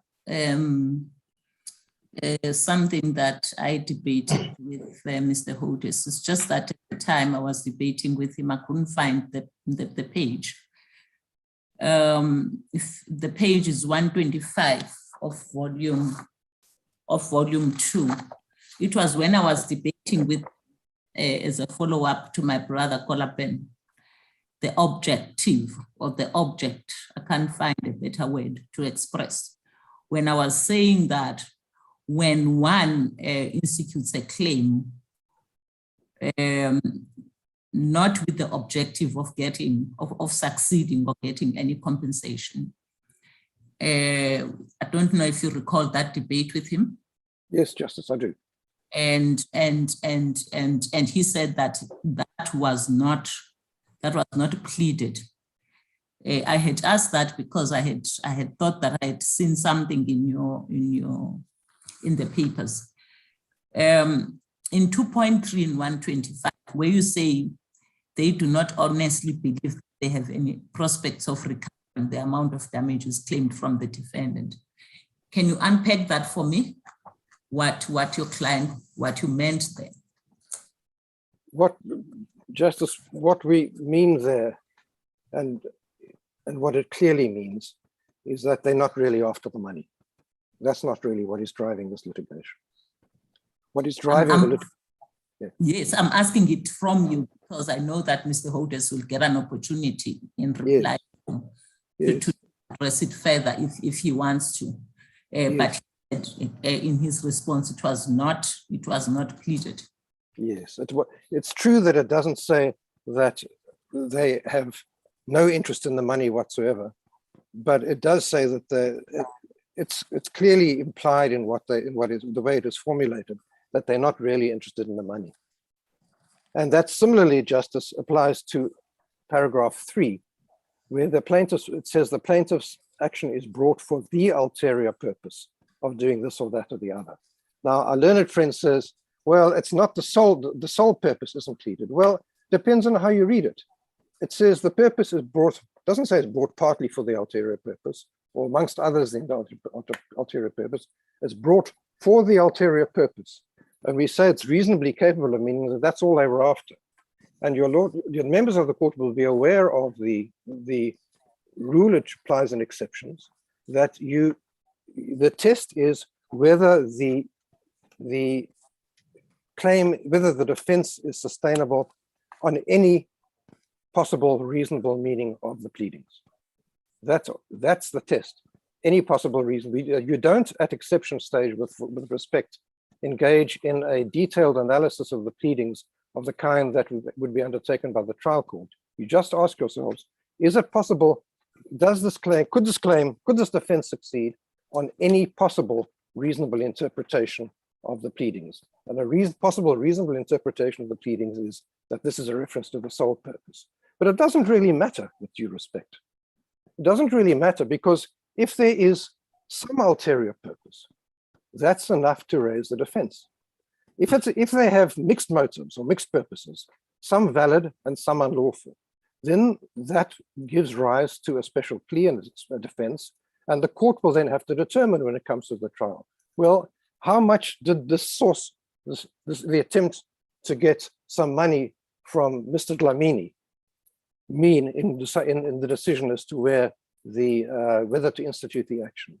To what extent was the ulterior purpose minimal, moderate, maximum, or exclusive? Those are questions which the court will have to decide. And so it really doesn't matter whether it's pleaded as the sole or just the ulterior purpose. It doesn't even matter whether it's not the only purpose. It's sufficient potentially to poison the litigation if the summons is issued for, amongst others, an ulterior purpose. And then the trial court, not the exception court, and not this court with respect, will then decide how to weigh those different purposes and whether they poison the litigation irremediably. And so those are... Can I ask you a question on a different issue then? And one balances freedom of expression and the potential harm to the goodwill of a company, for instance, and possibly how it would affect and how a statement would affect loss of profits. Should one not require that the merits of the statement at least, or the merits of the publication should at least be mentioned? I'm not saying they should be determined, but should they not, at least they should be mentioned? Justice, yes, they may be relevant. And I'm sorry. I was just finalizing what I was saying to clarify my thought, to saying at least in the special plea. Yes, it's the merits may be relevant, and they may be of importance, or they may be of minimal relevance, or they may in appropriate cases be of no relevance. That's not really a matter that can be decided on exception and at this stage. What the relevance of the merits will emerge on the facts of the case, and then it will have to be determined. What we do say, there's no need to plead that there are no merits. It's not part of the cause of action for abuse of process that there are no merits. It's an answer to the abuse of process. It's an answer which the plaintiff can raise and say, oh, well, you may say it's an abuse of process, but we say our merits are strong. And that's a matter which they could then raise by a replication to the special plea, and they could make that an issue in the special plea determination, whether the merits are strong and what the relevance of the merits are. But you can't be non-suited in an abuse of process defense because you haven't said the merits are irrelevant, because the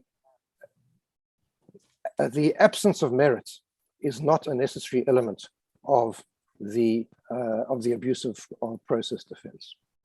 And that really brings me back to where I started. Mr. Butlander, I'm sorry to Justice your order, but I just want to come back to one or two propositions that you've raised. You've said, and I think correctly, that one should not run all abuses together under a single set of principles. They have distinctive features, and one must understand what those are. if a plaintiff has a right, it's a right that's capable of vindication and capable of securing a remedy, but it is being used as a means to an impermissible end. Can you tell us of any circumstance in which the court would then close the door finally to any ventilation of that right? You've used language such as poison the litigation, and that court should be given this discretion to balance up the interests in the right, even if it's just a means against the potential harm that may flow. I mean, that's a balancing test that doesn't really fit into abuse, because abuse, has this consequence that you shut out a party from being able to vindicate a right, which is the primary purpose of allowing people to come to court. So just tell me where it would arise, that there is a right, it is sought to be vindicated, it's capable of vindication, but because of the means, it's a means to an impermissible end, the court will say, no, you can't come to court. Well, I'd suggest with respect that there are two circumstances in which that might happen. One is a circumstance to which you, Justice Unterhalter, referred, where the procedure which is followed is so abusive that a court finally says enough. We're not going to have this anymore. We're going to put an end to this. This is abusive of the court, and it's abusive of the other side, and we're going to put an end to it. The second is where, if one thinks of the context of this particular case, don't want to rely on the facts of the specific case. If one has a case where the abuse results in a gross interference with constitutional rights, and results in something which is grossly not contrary to the public interest, and which is grossly contrary to constitutional values, on the one hand, and on the other hand, the substance of the remedy which is being sought is really minimal, because it's not really that remedy that the plaintiff is claiming. You then, I submit, put them in the balance, and you say that the consequence of allowing them to continue so grossly outweighs the benefit of allowing the remedy that we stop the litigation. Have you pleaded gross abuse of constitutional rights? We have pleaded an abuse of constitutional rights in relation to freedom of speech and freedom of expression. But have you done so on the basis that it's egregious, gross, a significant intrusion upon fundamental rights? I have 239 is where you tabulate what the ends were, but if the test is some very substantial gross abuse of constitutional rights, I'm not certain that pleading has been made, but you'll correct me if I'm wrong. Well, if you haven't found a Justice Unterhalter, I won't. The claim is a claim of a breach of the no, it's not pleaded in that form in the special plea. I have to concede that. Yeah. But we know what underlies it, which is that it's about freedom of speech, and it's about freedom of speech which impacts on people's rights. It's freedom of speech which impacts on whether mining should be carried on, was carried on, and should be permitted to be carried on in circumstances which cause a cliff to fall, in circumstances where people are deprived of their land rights, etc., etc. But I accept that we haven't pleaded it as a separate ground, as it were. It's wrapped up in the abuse. Yes, thank you. Mr. Butlander, do you please help me with your understanding of PricewaterhouseCoopers para 50 thereof, which seems to be saying that ulterior purpose is a relevant factor in ascertaining whether the proceedings are an abuse of process, but further holds that a plaintiff who has a bona fide claim but intends to use the litigation to cause the defendant financial or other prejudice will be abusing the process. Are they bringing in two factors or what? And I'm just looking for the judgment, Justice McClellan. I don't have a copy in front of me. It's a long, paragraph 50 is fairly long, but it's towards the end of the paragraph. I think it's quoted in our learned friends' heads of argument, but I can't lay my hands on it. I'm sorry, It's I can't. at page 28, Mr. Butler, paragraph 60 of the mining company's aids. Thank you very much. I knew I had seen it. Well, what they say is that I'm sorry, now, Justice McClellan, could you focus me on the particular part of the judgment to which you're referring? Well, I have the actual judgment. It's towards Yes. the end of the Yes. judgment, where it says the mere application for a particular court procedure for a purpose other than that which it was primarily intended is typical, but not complete proof of malafides. In order to prove malafides, a further inference that an improper result was intended is required. So what I want to know is it one, does one have to look only at ulterior motive only, or is there something else that is required? One looks with respect at ulterior motive, and one looks at the question of what purpose is sought to be achieved by the litigation. And I referred to the judgment says a plaintiff who has no, yeah, I'm sorry. And so one looks at both. One looks at the purpose or the purposes, and if there is a claim there, that gets brought to the account. But where a litigant abuses the process, the right will be restricted to protect and secure the right of access for those with bona fide disputes.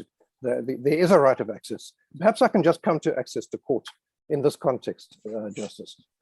The plaintiffs say that if you uphold the special plea, or if you allow the special plea to go to trial, that will breach, and if it's ultimately upheld, that will breach their right of access to court under Section 34 of the Constitution. And this is a partial answer to your question, Justice McClellan. We say the following. We say the plaintiffs do have a right of access to court, and that's why we're here. They're busy exercising their right of access to court.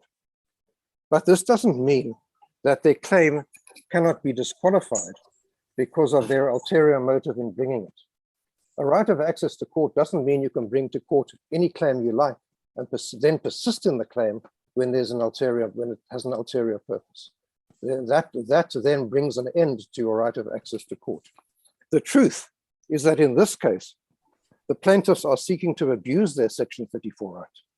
They're seeking to abuse it in order to intimidate and oppress the defendants and members of the public and the media, to suppress criticism of their conduct in relation to protection of the environment and the protection of the land rights of the rural communities where they carry out their mining activities. And access to court is guaranteed for the purpose of vindicating and enforcing rights, but not for the purpose of intimidating, oppressing, and preventing public discussion of important public issues and preventing freedom of the media. And so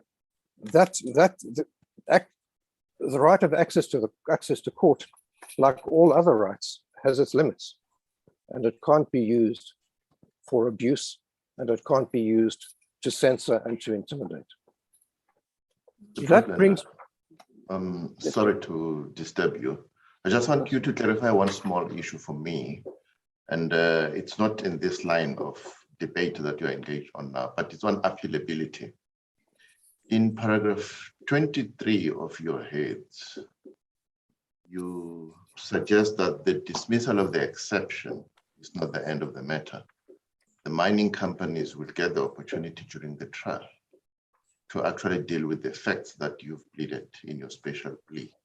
So I ask myself, are you saying the dismissal of the exception shouldn't have brought us here? Well, it's difficult. It's a difficult question to answer because we do say that the courts should decline to deal with an exception of this kind, deal with an issue of this kind, of development of the common law of this kind on exception. We do say that. But we do also accept that there are interests of justice at play. And the interests of justice are to have this matter determined, and not only in this case, but in other cases, so that the limits of the abuse of process defense can be determined. And so in the end, the merits of the case can be determined. Because Yes, otherwise we will be going in circles. Yes, I think what I'm asking is, are you in effect saying that dismissal of the exception is not appealable, shouldn't have come, because the trial itself will deal with the issues that are raised in the special plea? We submit that it's not appealable on Zweni grounds. It doesn't fit Zweni. Yes. But we say, but this court has repeatedly held, and increasingly in recent years, that in the end it's the interests of justice criterion which is determinative, and we submit that is what's determinative in this matter. Okay, thank you, Mr. Butlander. Mr. Butlander, may I just continue with some of the questions my colleagues had asked earlier on another level? You've laid much emphasis on the fact that the ulterior purpose, amongst others, but it seems to me primarily, is to be found in the fact that the plaintiffs have no reasonable expectation that they be paid these damages that they're suing for. But does that not lose sight of the fact that they'd sued in the alternative for simple apologies? Yes, yes, I accept that. I accept that the claim for an apology is a claim they're entitled to make. The question comes back to whether that's really what they're after. We say what they're really after is the ulterior purpose of shutting down the plaintiffs and others. And it comes back then, Justice Majid, to the question that the trial court will have to assess one day is, to what extent was the purpose really just to get an apology?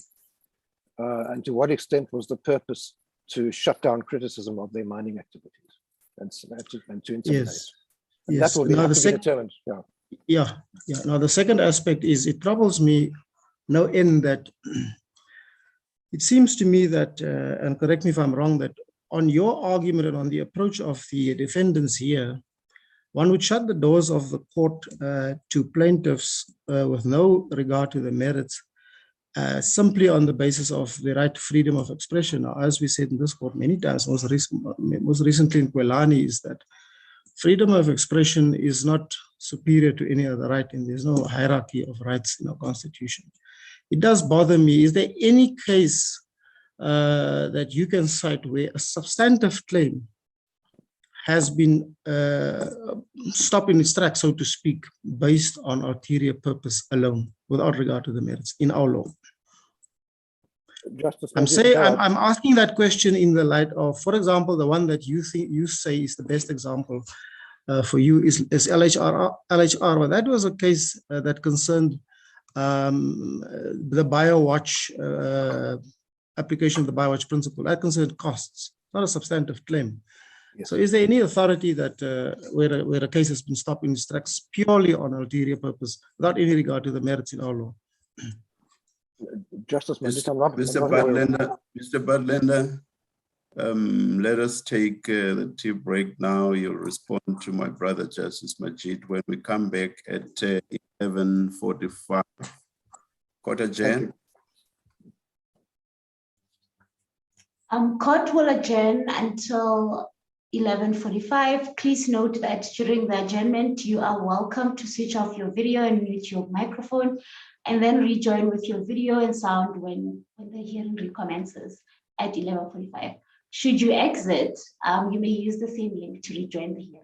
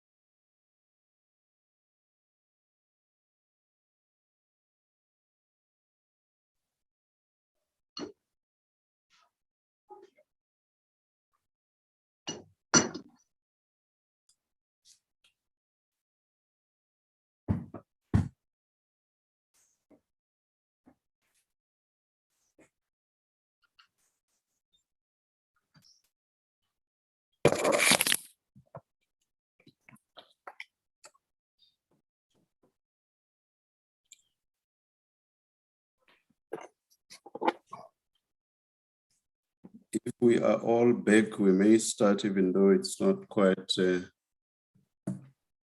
1:45, unless we are not all back. All back from our side, Justice Madlanga. Thank you. Mr. Hodis, Ms. Pasha, Mr. Bima. We have returned, Justice. Thank you, Mr. Bima. Yes, we hear you, Justice Madlanga. Thank you. And my colleagues, are we all here? I'm not sure if Justice Colopin is with us, Justice Madlanga. Oh, thank you. Let's wait then, colleagues. Let's wait, Council. Thank you, Justice Madlanga. Oh, there's my brother, Justice Colopin. Yes, Mr. Padlender. Thank you, Justice Madlanga. Can I respond to some of the questions which have been raised with me in the earlier session, starting with the question raised by Justice Majid? Let me start by saying that we do not. Let me just say, Ms. Mutabo, my most sincere apologies, my most sincere apologies. But let us just continue anyway, but I apologize most profusely. No worries. Thank you. Yes, Mr. Thank you, Justice Madlanga. In response to Justice Majid's questions, let me start by saying that we don't submit that freedom of expression trumps all, and at the moment a case impacts on freedom of expression, the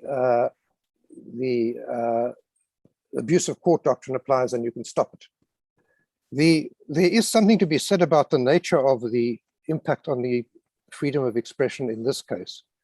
And that is that there are cases which involve an impact on freedom of expression because, for example, someone is ordered to pay damages for a defamatory statement. And that limits freedom of expression, and this court has dealt extensively with why and when that limitation is justified. This is not such a case. This is not a case because what the plaintiffs want to do on the facts as pleaded, which the court will accept as correct, is they want to stop freedom of expression going forward. They want to violate the right to freedom of expression of the defendants, members of the public, civil society, and the media.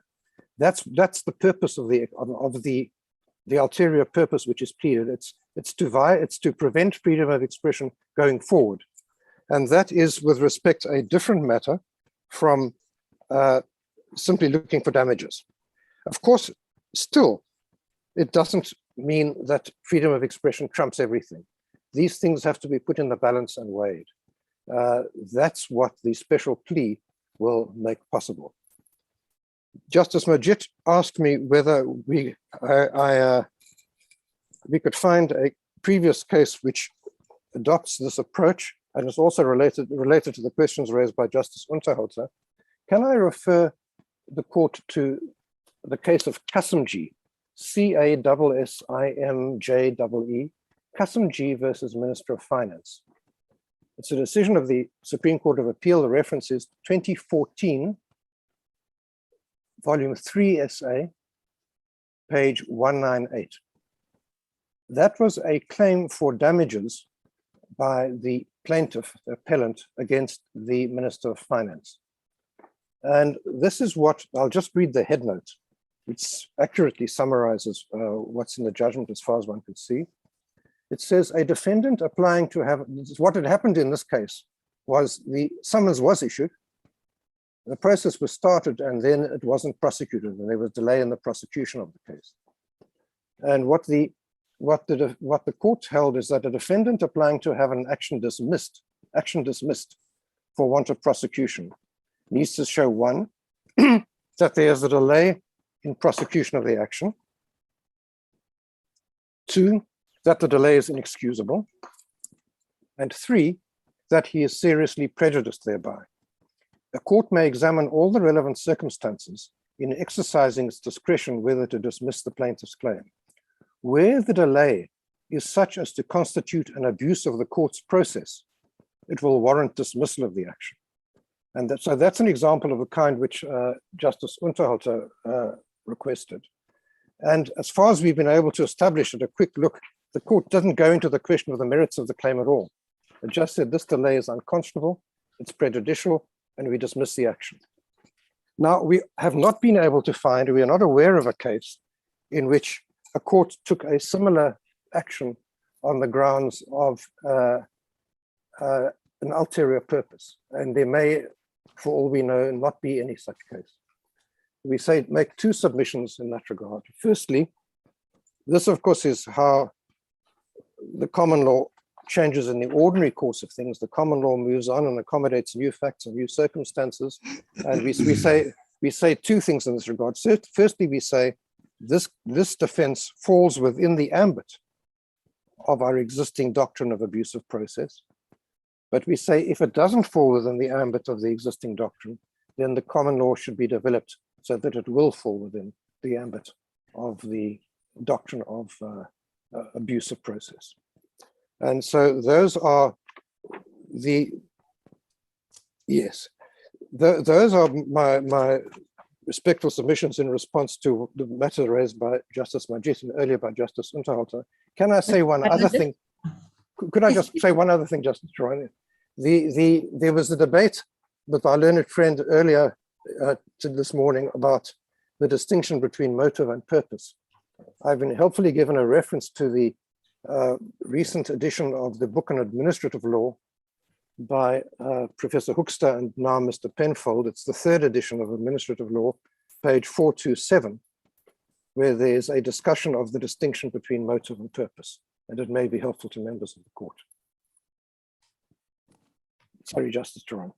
Mr. Bandler, your client appears to suggest that the improper purpose for which the action was brought was to silence, well, amongst others, silence criticism of the applicant. Is that right?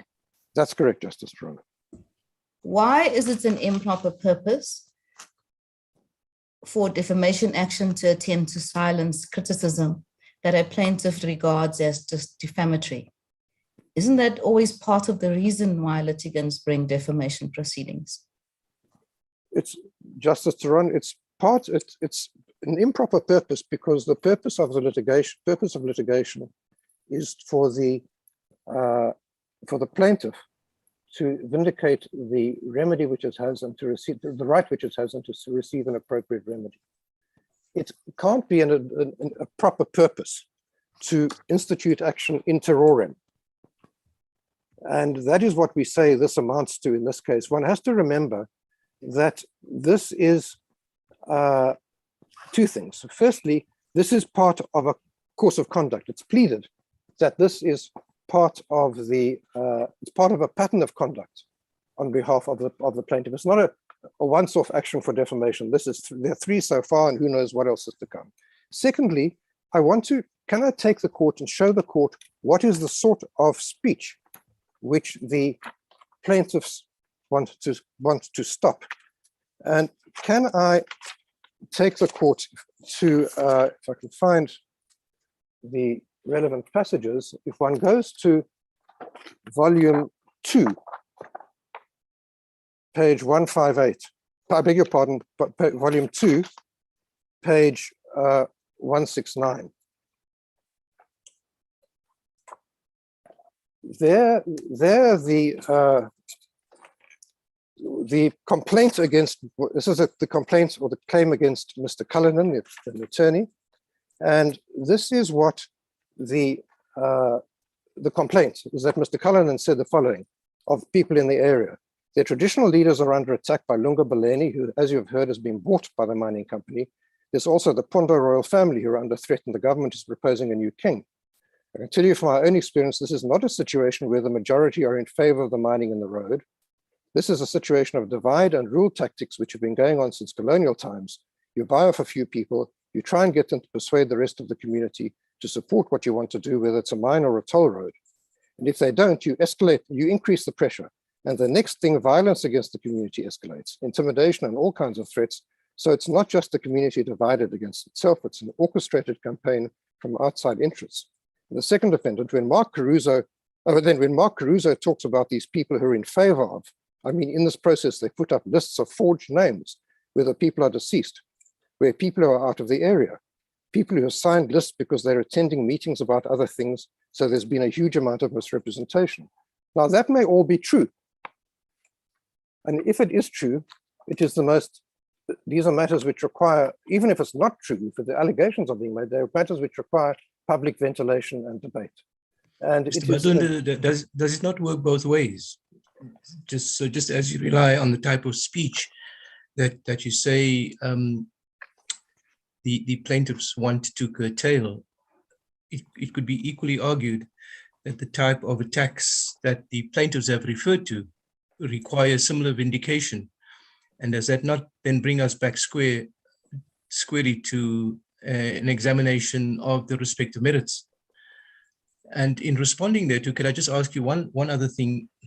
Is it your suggestion that freedom of speech and freedom of expression, important as it is, may rest on different footings when one is dealing with the exercise of the right in relation to how two individuals may deal with what is said, or speech that is in the broader public interest, that goes to the values of public participation, that goes to the idea of an open and democratic society, and that the kind of speech that one is speaking of here extends beyond individual interest, but broader societal interest? Yes, Justice Colopin, that's really the point I'm seeking to make by reading that passage, that these are matters which need to be ventilated in the public interest. This is not about a private dispute between two individuals, one of whom said something rude about the other, and the friend overheard. This is about vindicating the right to freedom of expression on a matter which is of grave public interest. And of course, not all speech has the same value. But I know it's a slippery path to go down to assess value of speech. But the one thing that is clear is that when these matters are raised, they ought to be raised and they ought to be debated, and there's a public interest in them being raised. Can I just show the court, and I'll come back to the first part of your question in a moment. Can I just show the court what Ms. Reddell, the first defendant in the first case, is alleged to have said, and what she said. It's volume 3, page 227. This is what, in paragraph 10 of the particulars of claim. This is her giving a lecture at summer school at the University of Cape Town. She says, if we could just focus on one of the biggest environmental problems, which is the cliff collapse. A cliff collapsed where mining was being undertaken. And the cases of that is really through illegal action. So we are talking about a mining operation that changed there. Glenn referred to it as their modus operandi and their design. So they applied for one thing, they did assessments for one thing, and then what they did was something entirely different, and that's unlawful. They should have got a new permit, they should have applied for amendments, and they did all of these changes to their process pretty much from the get-go without those authorizations in place, and that's what caused this devastating cliff collapse and the other environmental problems associated with it. Now, these are matters which there's a merit and there's a public benefit in raising these issues, and they're being debated. These are the things, this is a sort of thing which on the pleadings, the plaintiffs want to prevent the defendants and other people saying. Now, it is true, it's absolutely true that what Mr. Dlamini made a much more serious allegation. He made an allegation of murder. And if standing alone, one might say, well, we're not going to give very much protection to that speech. But you have to see what the plaintiffs are doing in its full context. And the full context is that this is part of a course of conduct. They're going after people who say things critical of them, some of them terribly serious, like murder, and some of them not so serious, like saying they caused a cliff path to collapse to the disadvantage of the public and the environment. And all of this is part of one course of conduct, if I can call it that. It is that if I can just, well, the court has it already, that what is pleaded and what is not denied is that this is part of a course of conduct on the part of the plaintiffs. And so you can't, with respect, pluck out one and say, well, that was a bad thing to have said, a very bad thing to have said, and so therefore all of this is fine. One needs to look at all in its context, and I say, it may be that at the end of the day, a court will find that the speech should not be protected and that the complaint of ulterior purpose should not outweigh the claims of the plaintiffs in the action. That may be. The question is whether this is a matter which the court is entitled to decide, to consider and decide one way or the other. That's all we're asking. The defendants say, the plaintiffs say we may not even plead that the pleading of it is impermissible. We say that the matter will have to be decided on the facts, and the purpose of the exception is to knock out the consideration of very material facts, which may or may not in the end result in a stopping of the litigation. But whether the fact that litigation may be stopped for this reason, we submit is that proposition we submit is not disputable. Can I then come to the Mapanga case in which our learned friends so heavily rely? The Mapanga case, as I said in my opening remarks, dealt with one of the forms of abuse, abusive process. There are many different ones, each with its own requirements. That case dealt with one of the forms of abusive process, namely repeatedly bringing unsustainable claims. And the court held that this required a finding that the proceedings were obviously unsustainable as a certainty, because that was the question. Are these obviously unsustainable claims? And in order to uphold that abusive process claim, you have to find that the claims were unsustainable.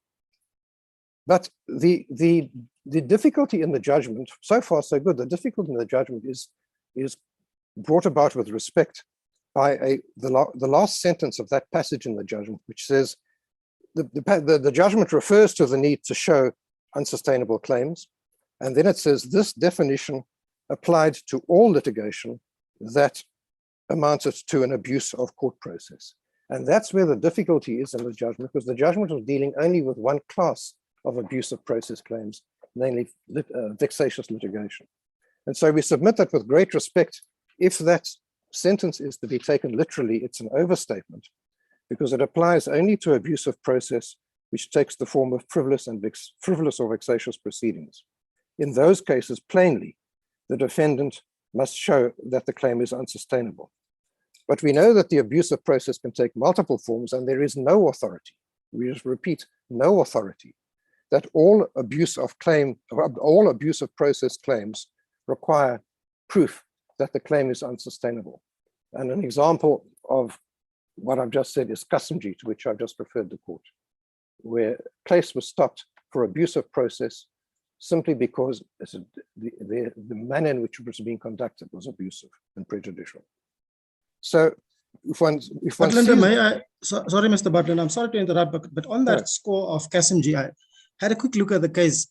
I mean, you rightly point out that there are different forms of abusive process. Now, Kasimji was a delay, an extraordinary delay of some 32 years in prosecuting a claim in respect of 2 tankers that were seized by Customs and Excise. Now, the court there, Wallace J.A. refers to the judgment in Allen versus McAlpine and Sons, and he delineates 2 or 3 factors which are to be determined when you move a dismissal of a claim for those purposes, for those reasons. He says, first, there must be a delay, an inordinate delay. The delay B must be inexcusable, and thirdly, there must be prejudice.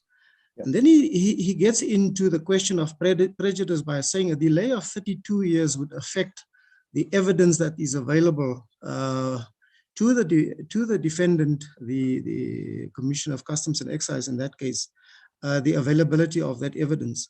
Surely that, as another form of abusive process, is distinguishable from the present matter, where really you are asking, again, I say, shut the door on these plaintiffs simply based on ulterior purpose without having any regard to the merits of their case. Is it not distinguishable? Well, Justice Majid, it's distinguishable on the facts, but it's not distinguishable on the law, on the legal principle. The legal principle which it establishes is that a case may be stopped for an abusive process without regard to the merits of the claim. Now, we know from Kasimji, one of the circumstances in which that may happen is where they delay inexcusably, for example, for 32 years. We say that another case in which the case may be stopped is where there is an ulterior process in the litigation.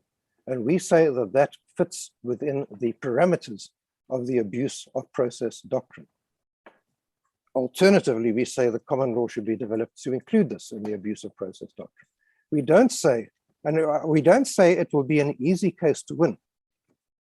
We don't say it's a knockdown case, but we say it's a valid defense. And whether it's a valid defense in principle and whether the defense will succeed in fact at trial will depend on the facts of the trial. And that's why it can't be dealt with by way of exception. Yes, Mr. Butlander, before I just move on to the development, I just want to say I've never come across an easy case to win as counsel. I always thought it's easy to win until judgment arrives.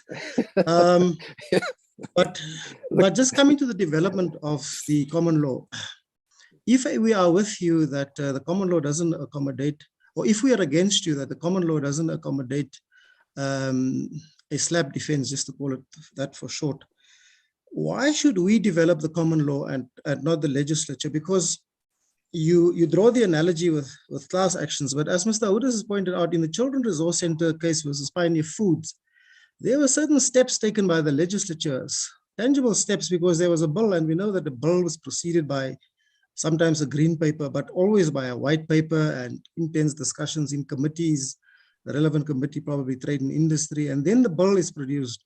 Certain other parliamentary processes followed upon the publication of the bill, but the legislation, the act was never passed. So is that not a far cry from what we have here, where there's no evidence whatsoever of what parliamentary processes, if any, have taken place in this case? Justice Majid, can I make two submissions in that regard? The first submission is that this is a case which lies at the heart of the functions of our courts, namely to protect themselves against abuse of their process.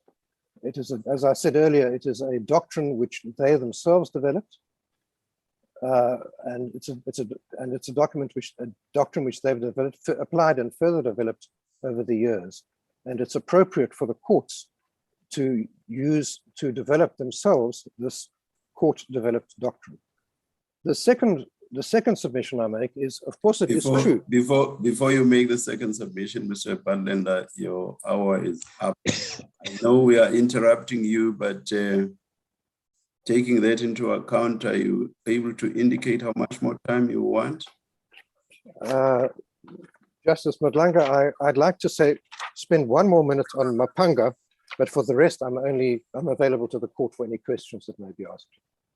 Thank you. Please go to your second point, and thank you. So the second point I've now forgotten. Must have been very good.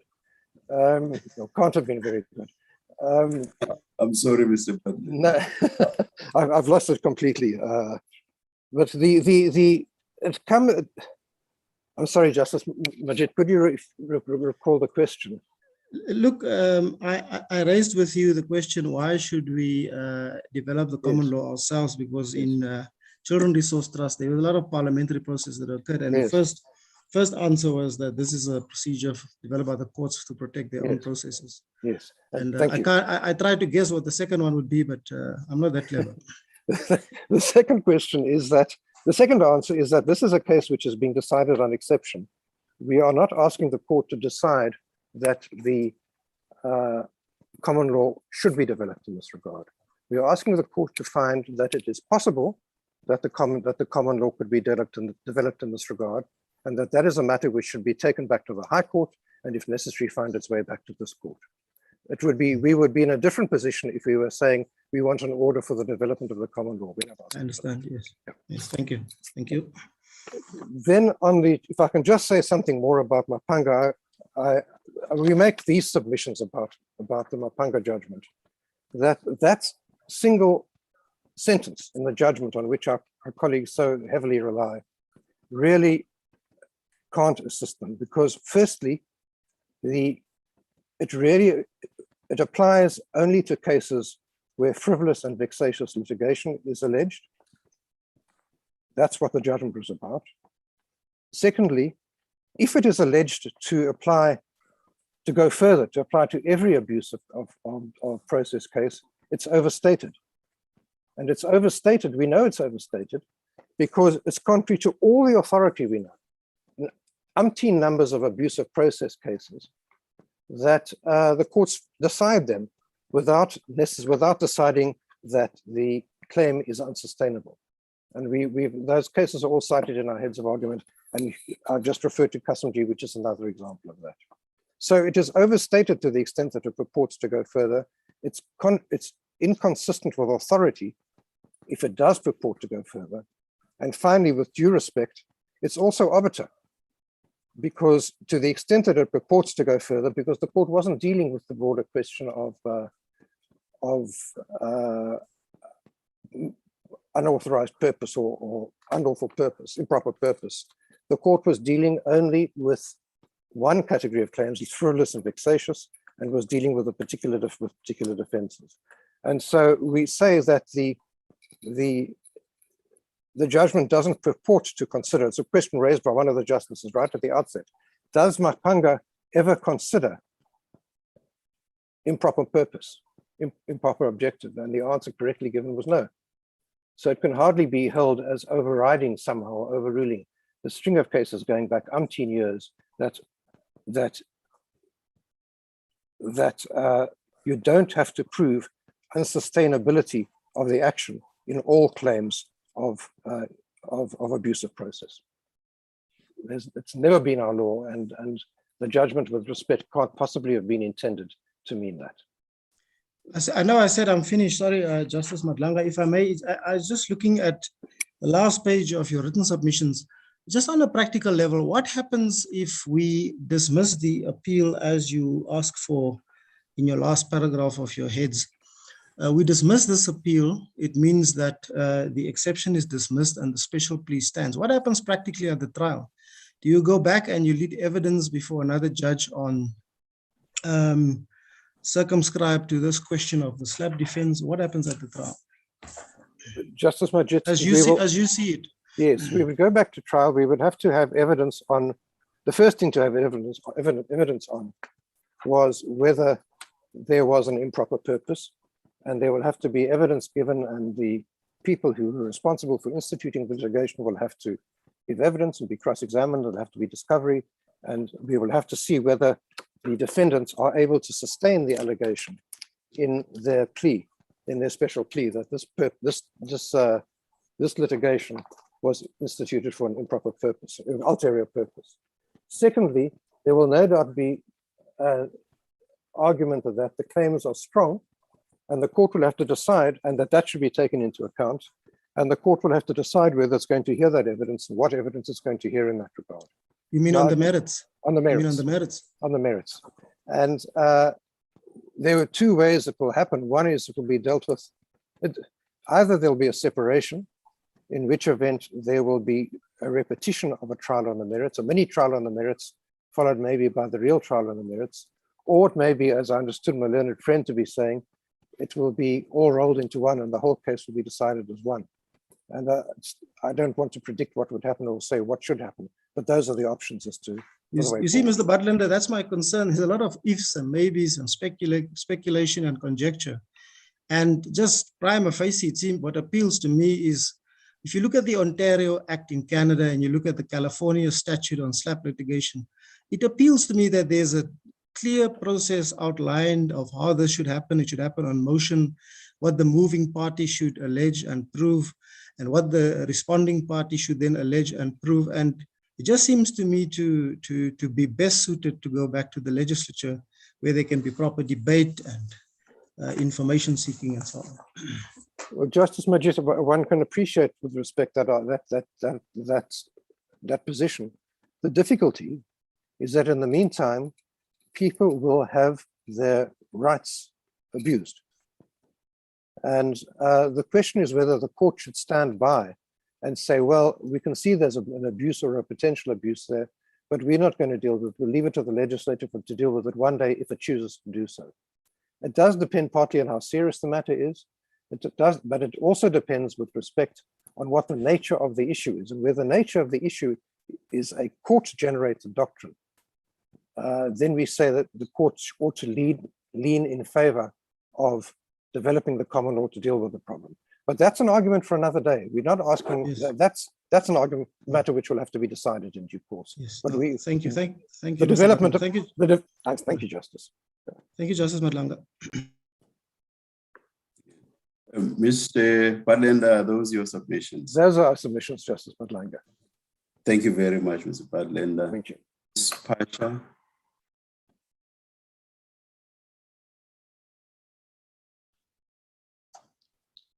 Justice Malanga.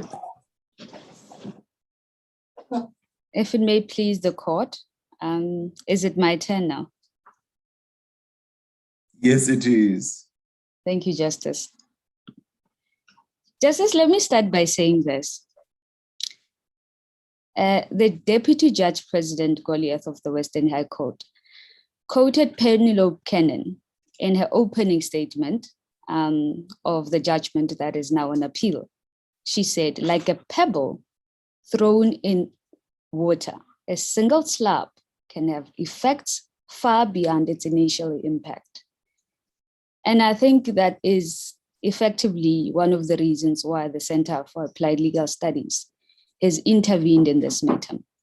But before I go into that, let me just say, in addressing the court today, CALS has to deal with a few issues, one of which surrounds its role as the amicus, and the approach CALS seeks to bring to the court, the benefits of that approach and the legal basis for it. Evidently, amicus interventions are not a new phenomenon in our law. However, CALS is at pains to point out once again to the applicants that in terms of Rule 10.6, it has been admitted by this court as amicus, which effectively means the court believes CALS's submissions to be within those boundaries. The submissions are both useful to the court and may be made by CALS. The applicants seem to believe that the Secretary of the Judicial Commission versus state capture versus Zuma is the legal reason why CALS can't make the submissions it seeks to make before this court today. We simply seek to redirect the applicants and the court, if it has any concerns, to the applicant's own application for appeal at paragraph 8, paragraph 10, 11, 15, and 27. In that regard, I think the millennials would say that applicants score an own goal because those paragraphs themselves explain why CALS is here today. But apart from that, CALS itself also addresses why Zuma is distinguishable at paragraph 17.4 and 17.5 of its application to the court. I now wish to explain what CALS's position is. CALS supports the introduction of a SLAPP defense in our law, albeit in a different manner. CALS does not say that the current case is not and does not fall within abuse of court process, nor does it say that if the court is persuaded that the common law should or can be developed in the manner CALS suggests, that effectively the defendant's special plea must fail or that the exception must succeed. Nowhere in our submissions do we say that. And it is difficult to understand how the applicants arrive at that inference. By explaining that, one would have to understand the premise from which CALS operate. Firstly, these are exception proceedings. So we accept that everything that has been pleaded by the respondents is accepted as true.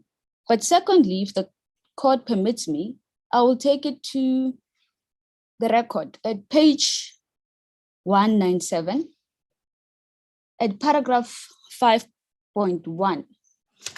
This is where the special plea of the respondents, specifically in relation to where we come in, is articulated. The court will see there, as we submitted in the High Court, that the first special plea has two legs to it, which is the premise from which CALS operates. The first part says, it is an abuse of court process and or a SLAPP suit. We submit these two things that are distinguished. There is abuse of court process, and then there's a SLAPP suit. SLAPP suits in our law at the moment are not recognized, or could be, depending how one views the judgment by Judge Goliath. But abuse of court process is well established, and as has been articulated by Mr. Badlender Sr., abuse of court process does have different forms and legs, and that's where CALS comes in the alternative. In the alternative. At that point, before the alternative, Ms. Pasha, the 5 minutes is up. My colleagues may put questions to you now. Please continue. Yes. In the alternative, Justice Madlanga, what CALS says is, if the court is of the view that broadly speaking, a SLAPP suit is a form of abuse of court process, and it may well think so, and it may well find so, therefore, CALS submits that because of how SLAPP suits function, their purpose and their application in foreign law, then an extended test should be applied. This is the extended test that CALS says has two legs, which is what we call the merit hurdle and then the justice of interest hurdle.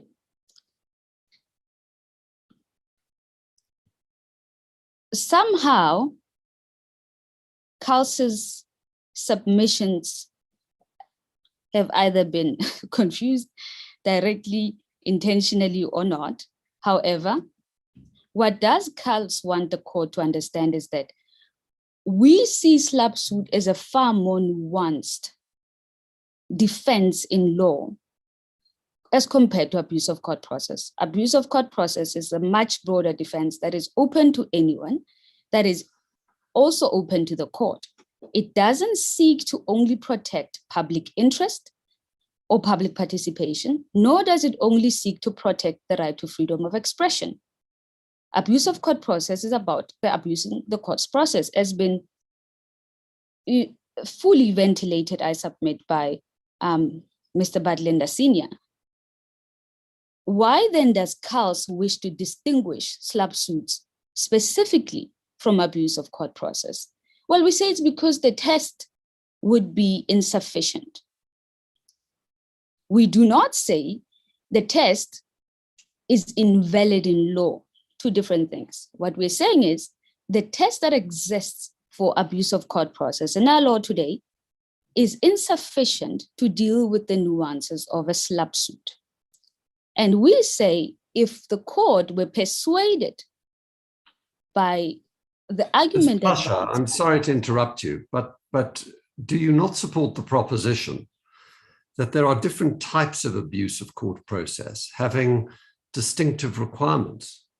So I'm not quite sure. Your argument seems to proceed from the premise that there's something called abuse of court process, which has one set of requirements, and a SLAPP suit would have another. But as I think Mr. Budlender's submissions have made plain, there are different types of abuse of process with distinctive requirements. So I'm not quite sure how this squares with your argument.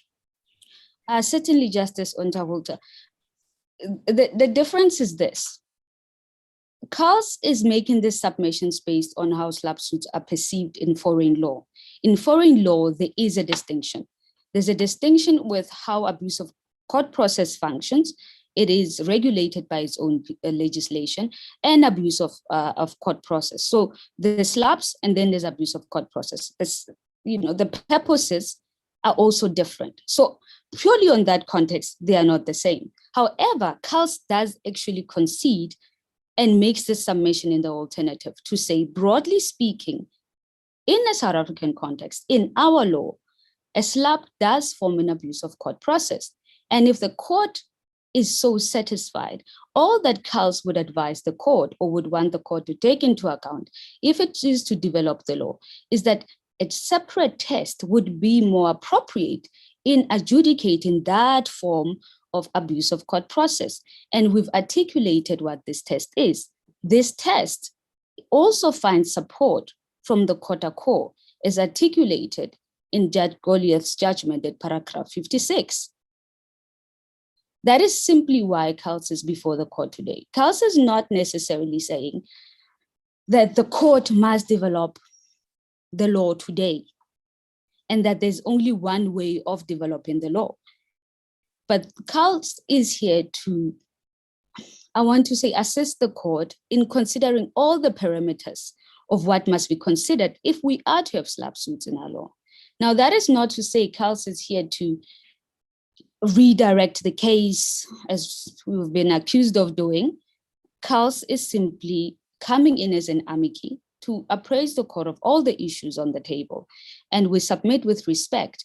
The question of the test is already on the table. It's on the table because there is a question of what happens when this matter goes to trial. That is one of the questions that Justice Madlanga just asked. What happens when this matter goes to trial? What is a court supposed to do with that special plea? And we submit whether this court develops the common law or not, or just does what it did in H. At the very least, the court could deal with the contours of what it means to have a SLAPP suit in our law. I don't know if I've answered your question, Justice. I don't know if you're also frozen, but yeah. No, I've heard your submission. Thank you. Ms. Pasha, can I ask you on that score that my brother has asked you now, can I take you to your written submissions at page 29, paragraph 63? If you just give me a second, Justice, I'll have to open my electronic version of my submissions. Paragraph, if I may ask you. 63, page 29. It sets out grounds why you say the common law abuse of process is not satisfactory to deal with SLAPP suits. In other words, I've lost my own submissions, Justice. 1 second, my apologies. Yes. I will get assistance from my co-counsel at the moment, who is, yes, I'm right there, Justice. You may proceed, Justice Mal. You may, yes, paragraph sorry, 63. Majid, yes. Paragraph 63. As I say, you set out grounds there why you say the common law abuse of process is not satisfactory to deal with SLAPP suits. Now that seems to me to be directly in conflict with what the respondents contend in this case. Does that not lead you outside the confines of an amicus's duty? It's almost like you're seeking new relief in these proceedings. We submit not, Justice Majid. So what CALS has said in this respect is this. As when I started the address, I said CALS views this matter in this way because it's how it's pleaded, and that's what the text looks like. The text says there's abuse of court process and or SLAPP. And if CALS operates from that premise, CALS sees it that the respondents can succeed with their special plea of abuse of court process, even without the development of common law, with the ulterior motive as being a determinative factor. And if the court accepts that that is the correct position, that's the end of that inquiry. Then that second inquiry comes in, which is, if there is a SLAPP in our law, then how does that SLAPP operate? Can the SLAPP operate within the same test as ulterior motive or ulterior purpose?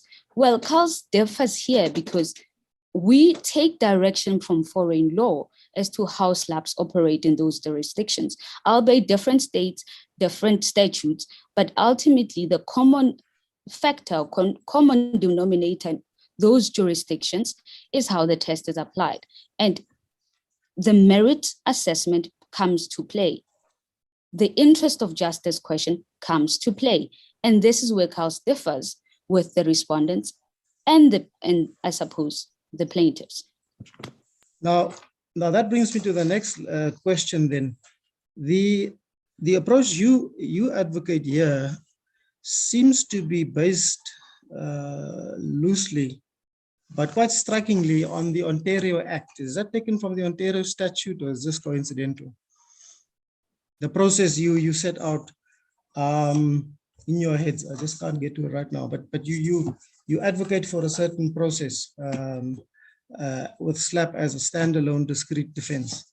Is that taken from the Ontario statute, or is the resemblance coincidental? It's a resemblance, Justice, if I may. It's a resemblance. The test in itself comes from the case, which is what the court was adjudicating. But in that case, the court Which case is it pointers? Yes, pointers. In the case, the statute was in question. Yes. What Carls is not suggesting is that verbatim, the court apply the statute in as was discussed in pointers. What Yes. Carls is merely suggesting is that here is a test potentially which would work in our constitutional democracy by working within the parameters of our constitution, by concentrating not only on protecting the right to freedom of expression, but considering that there are internal limitations even with freedom of expression, by considering the interest of justice, by considering the merits. Now, I think it was Justice Unterholter who earlier asked, in what world or in what circumstances would it be appropriate to completely close the doors of court to a litigant without considering the merits? In abuse of court process. At that point, Ms. Pasha, your 15 minutes is up. How much more time do you want? I'm at the court's hands, Justice. I think I want to merely make a conclusion and one clarification of where we stand So, in what. And how much time do you want for that, for the conclusion? I would submit 2 minutes. I would submit two minutes, Justice. Minutes. And if the court has further questions, I'm in the court's hands. We're merely here to serve and assist the court. Thank you. Thank you. Please continue with your response to my brother, Justice. I'm afraid, Justice, I've lost my train of thought. You prefaced what you wanted to say by referring to what my brother Justice Unterholter had said. Yes. Yes, Justice Unterholter, who was speaking about a situation where it would be appropriate to not consider the merits of a case. Now, we submit in vexatious proceedings, as was used in as example, it is more than appropriate to do so, to close the doors of court.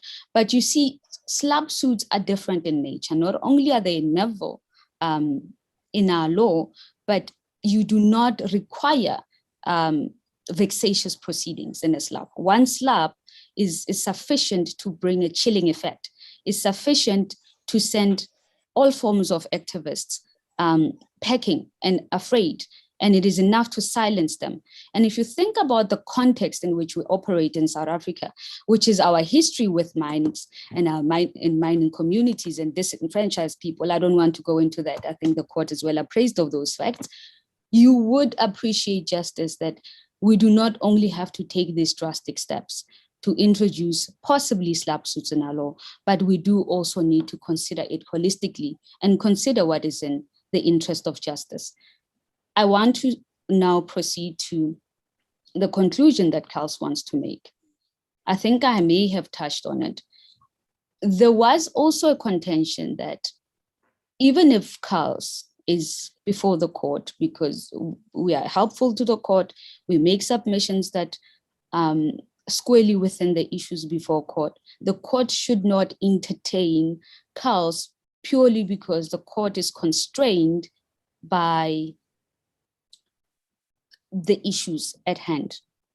Carls wishes to submit that this court is directed by its own process. This court can consider issues that are not even on the table. Simply put, even if Carls was not before this court today, and this court wished to consider the development of common law and wished to invite an amici or submissions from externally, the court could do so. We know this from Force. But beyond that, even in cases where previously it's been said that the amici has transversed outside the terrain, the court was welcome to that advice from an amici. For this instance, we look on Grootboom. In Grootboom, the court considered submissions from an amicus that did not necessarily relate on the issues, but made its findings based on those submissions. We suggest on this basis that if at all what Carls has come to say to this court is useful. This court is not precluded by anything in our law that we are aware of from developing the law if it deems it appropriate, if it deems it just to do so, and if it is indeed necessary in the circumstances of this case, considering the lacuna. And of course, there's an issue of a hook, and CALS also notes that. But on that basis, CALS submits the court has cases like Carmichael to look on. And yes, we've already spoken about the case that relates to class actions. We submit what we are dealing with here is extending the defense in defamation cases. Defamations are already part of our law. That on its own is a hook. What we're looking at here is something almost similar to Bohoshi. We submit that may be bold, but in any event, when the relief is just and equitable, the court may make it. The court is empowered in terms of Section 39. The court is empowered in terms of Section 172 to make any order that it deems just. We deem it just for this court to consider the development of common law to accommodate SLAPP suits. Thank you, Ms. Pasha. Are those your submissions? These are my submissions, Justice, as a court. Thank you. Thank you very much. Mr. Bhima. Thank you, Justice Madlanga. I don't propose to be very long. And I think the place where we should start is locating our submissions within the framework of this appeal. Now, the defendants in the matter claim as alternate relief that should the SLAPP suit not be covered by the common law abusive process, then there should be a development of the common law. And we place our submissions in parallel to the defendant's case as they set out in paragraphs 89 to 93 of their written submissions. That's page 38 to 46 of that document. So our understanding is that the defendants argue that the common law abusive process covers ulterior motive or purpose per se. However, my understanding is if they're incorrect, then we go on to the question of development of the common law. And in that context, we say our submissions become relevant to the question of should the common law abusive process be developed? Now, I think it's important to say that we don't purport to address the question of whether merits should be considered in assessing the defense or not, or whether it hinges solely on motive. So the plaintiffs broadly take three issues with our submissions, and I'll deal with these three in turn. First, they say that we go too far by suggesting a discrete SLAPP defense. Secondly, they say that the development is best left to Parliament.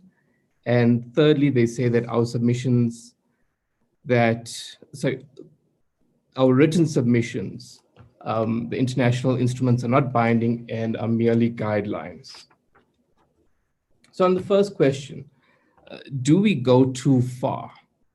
And my submission is, no, I don't think we do, because we place ourselves within the framework of the defendant submissions. Now, the defendants themselves seek a discrete SLAPP defense as a species of abusive process, right? And they say that it's based on the facts of the case as and when they arise on a case-by-case basis. And the court can find that at paragraph 89 of the defendant's heads, where they say judicial pronouncement regarding a situation previously not dealt with, that is litigations instituted with the sole aim of silencing criticism regarding environmental issues. Now, our submission is that the defendant's proposed development of the common law is the correct one. And we do not seek to expand or contradict that proposal. But I think it's important to understand that we are currently dealing with the exception stage of this action. So the plaintiffs criticize the SHRDN for not doing a mighty solutions analysis.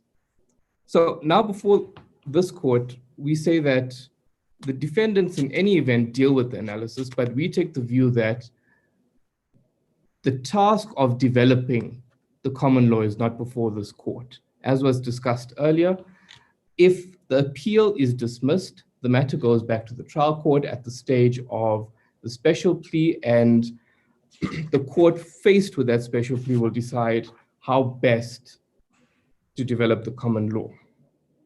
The second issue that the plaintiffs take with our submissions is they say it is best left to Parliament. Now, the defendants deal with this, and I don't wish to repeat it because I will just be saying the same thing.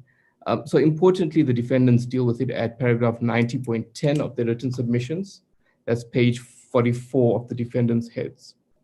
So that brings us to the last issue that we want to deal with in these oral submissions. That's the question of whether or not the instruments we submit are binding or whether they are just guidelines. So insofar as the question is, are they binding or not? We deal with that in our written submissions.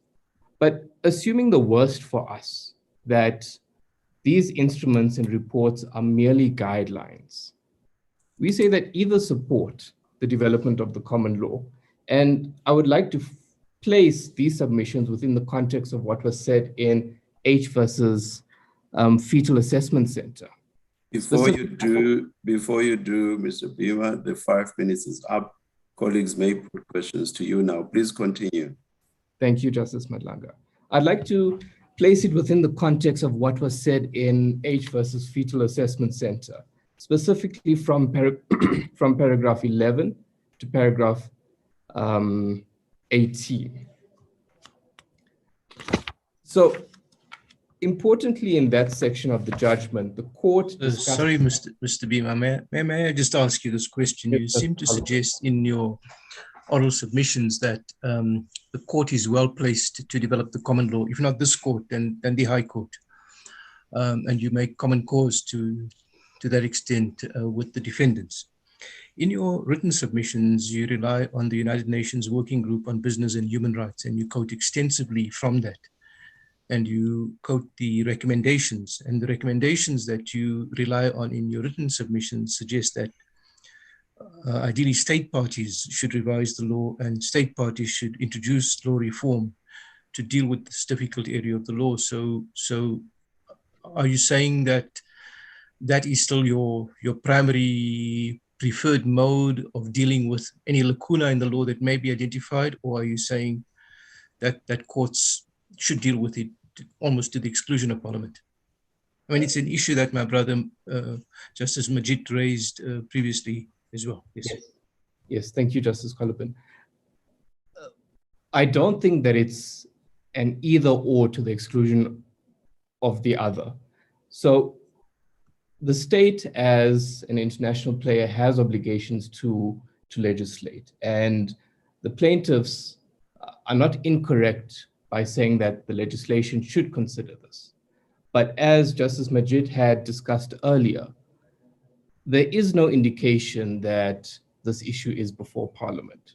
So if the court is faced with a gap in the common law where abuse of process may not adequately address the issue of SLAPP suits, which is taken to be true because of the nature of an exception hearing, then the suggestion would be if it's only legislature that can address the issue. I'm very sorry to interrupt you.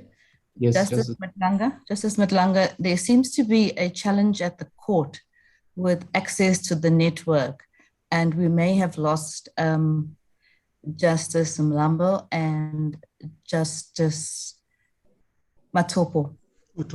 I did notice that my sister Justice Theron, I even wanted to text them, but as you know, our rule is not to stop proceedings if a colleague loses connectivity.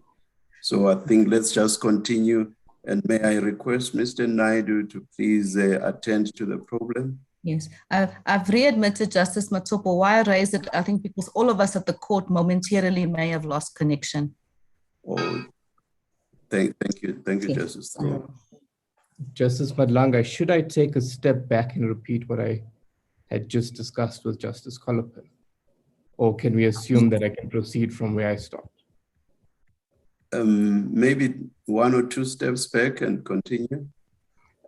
Justice Colopin, my understanding of the question was, do we say that it should be dealt with legislature? And I say that we don't only say that. So it's a complex issue, and that is evidenced by foreign jurisdictions' choice of legislating SLAPP suits and SLAPP defenses. As Justice Majid had discussed earlier, there is no indication that this question is before Parliament for consideration, either as a white paper or as a bill. So this court is then faced with the question of, is there a gap in the common law in that abusive process does not adequately cover SLAPP suits? Now, this here leads me into what was going to be my final submission, and that is with reference to H versus Fetal Assessment Center. And from paragraphs 11 to 19, the court discusses normative implications and normative considerations. And what I want to submit now, in the light of the plaintiff's responses to our written submissions, is if the content of our submissions are merely guidelines, then it would be safe to say that it's an indication of what the prevailing normative considerations are within the international context. So at paragraph 16 of H versus Fetal Assessment Center, the court says development is likely to have important normative implications, and importantly, this should not have been dismissed on exception. So this goes back to the discussion that happened earlier on what happens next. And our understanding is, if the appeal is dismissed now, then the exception falls away and the matter proceeds from special plea. And that would be the stage then to craft a remedy and put substance to what this discrete SLAPP defense is. And we say discrete SLAPP defense, though we say discrete in the context of the specific species of ulterior purpose. So abuse of process. So lastly, the plaintiffs use our submission to justify their position on the importance of the merits. Now, we don't purport to make that submission. And if the merits are always to be considered, then the purpose of the SLAPP suit is achieved, right? But that there can't be the case because, as my learned friends for the plaintiffs pointed out, it must be based on the facts and it must be on a case-by-case basis. Justices, those are my submissions, unless there are any questions. Sorry, Mr. Bhima, I must get back to the question I asked Ms. Pasha earlier. You see, as I understand it, we must bear in mind what we have before us. Yes. We have before us an action for defamation instituted by the plaintiffs, the mining companies. Then the defendants raise a special plea, firstly of SLAPP and secondly of a corporate defamation claim, just for SLAPP for now. And they plead over on the merits. And as far as the SLAPP defense is concerned, the plaintiffs then accept to say it's acceptable because it does not make out a case for there's no precedent in our law for that kind of defense in essence. So those are the issues to which this court is confined. This court cannot move outside of the issues of A, the claim, B, the special plea, and C, the exception. Did you accept that for now? Absolutely, yes. So if the defendants come and say in our special plea, we ask that the SLAPP defense is incorporated as part of the abuse of process doctrine, on what basis can we move outside of it and consider a discrete standalone SLAPP defense a la Ontario Act or a la the California statute along those lines? Can we do that? Justice Majid, I don't think I'm suggesting that there be a standalone SLAPP defense a la Ontario and so on. I think perhaps I could have been wiser in choosing words. Perhaps the development would be a SLAPP defense as a species of abuse of process. And I believe Justice Unterhalter, and I might be not remembering it correctly, had said that abuse of process is not just one thing. There are various types of abuses of process. Now, well, the only thing really that I want to get from you, to cut it short, is to say that you're not advocating for a standalone discrete SLAPP defense. No, not as you are suggesting, Justice Majid. Yes. I think no, thank you. A discrete species of abuse of process that deals with this type of litigation. Yes, thank you. Justice Padlanga, the last thing I want to say is I picked up an error in our written submissions. It's the last sentence of the last paragraph. What it should say is we believe that this court should not entertain the appeal on the merits, as opposed to should entertain the appeal on the merits. It's an embarrassing mistake, though. I think the tenor of our submissions point out the obvious error. Thank you, Mr. Bima. And those are your submissions. Yes, thank you. Thank you very much. Mr. Hodis.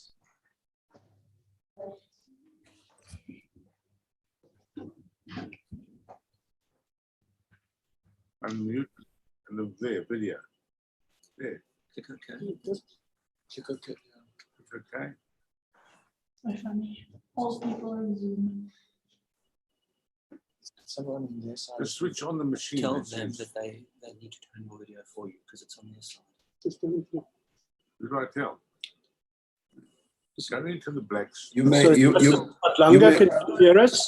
Yes, yes. If you can't sort out the video, it doesn't matter. We can hear Mr. Hodis. Oh, no, there it is. It's, my learned friend, Mr. Duval, is going to take the reply. Thank you, Mr. Hodis. But yeah, the disadvantage with that is always that counsel who did not argue or make the main submissions, there's always the temptation of them wanting to re-argue and cover wider ground. But I do have confidence in Mr. Duval that he will not do that. Yes, Mr. Duval? You are joined at the hip, Mr. Justice. He wouldn't dare. Thank you. Thank you. We just have 4 very brief submissions in reply. The first concerns Kasimji, and if I may refer you to paragraph 11 of Kasimji, I don't think you have the judgment before you, but if I can ask you to make a note, paragraph 11 says there are no hard and fast rules as to the manner in which the discretion to dismiss an action for want of prosecution is to be exercised. Then they go through some factors that I think has been raised by Justice Majid. But then in the middle of paragraph 11, it is stated ultimately, the inquiry will involve a close and careful examination of all the relevant circumstances. All the relevant circumstances. And one of the circumstances that was found to be relevant there, Justices, you will note from paragraph 19, is that the respondent had taken a conscious decision not to actively prosecute the action, almost amounting to a waiver there. Now, if the special plea read that in all the relevant circumstances of this matter, including the ulterior purpose, this amounts to an abuse, we wouldn't have been able to accept to that, but it doesn't read like that. The second brief submission is about NDPP versus Zuma.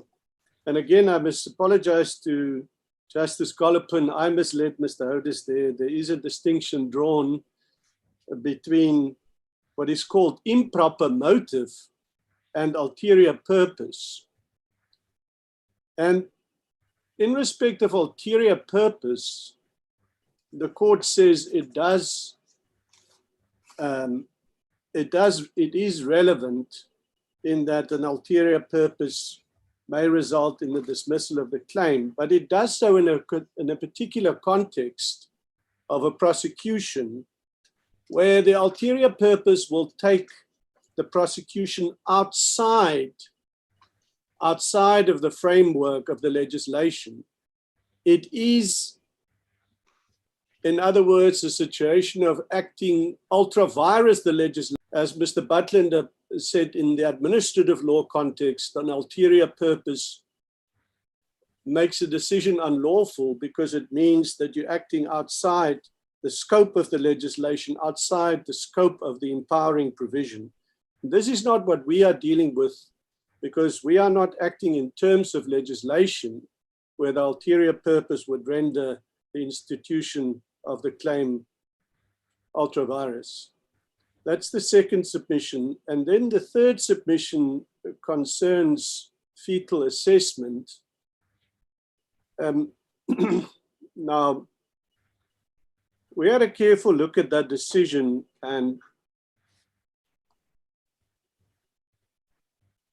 we make the submission that ultimately what is going on in our matter in fetal assessment is fundamentally different for one reason. In fetal assessment, the dismissal of the exception didn't close the door on that development that the defendant was contending, or that the plaintiff was contending for there. But in our matter, if the appeal is dismissed, the special plea, the defense set out in the special plea, then constitutes a valid defense. We can't go back to the trial court and say the special plea doesn't constitute a defense. The ship has sailed for us if the appeal is dismissed. The result is that there is such a defense in law from now on. That would be the consequence of the appeal being dismissed. And so it's different from fetal assessment, where the judgment of the Constitutional Court didn't mean, it didn't have any impact on the trial, as a matter of fact, because you could still argue for that development at trial. And then the fourth point, and it links to the third one because it has been raised with Mr. Butler. What will happen? What will now happen if the appeal is dismissed? Well, we know what will happen, or we think we know what will happen, and we're quite worried about it because the next step will be an application in terms of Rule 33(4) for a separation of issues and for the special plea to be determined up front. And the only question in that trial before a trial will be our client's motives. They'll be put on trial about their motives and cross-examined on their motives. And only if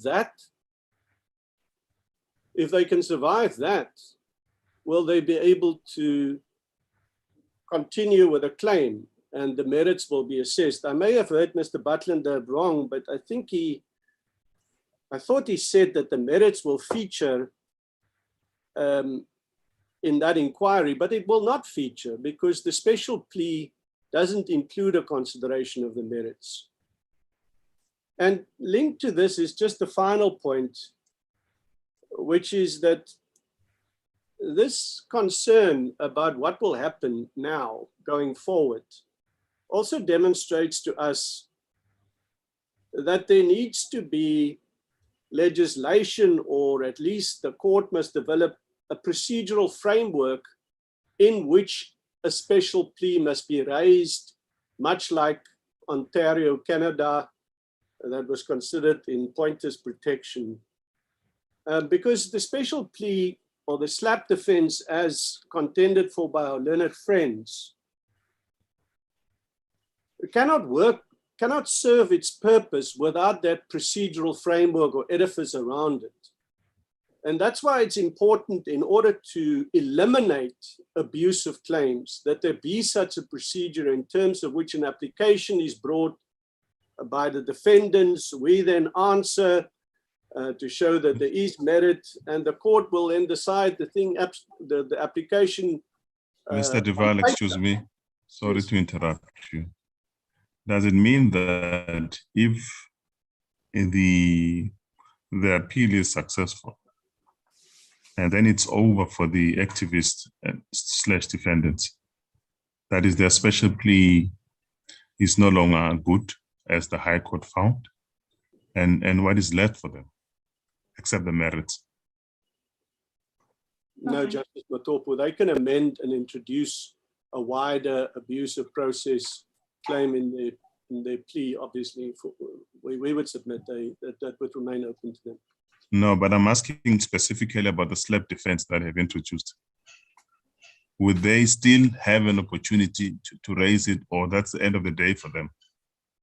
No, certainly they would have an opportunity to raise it, Justice Matopo.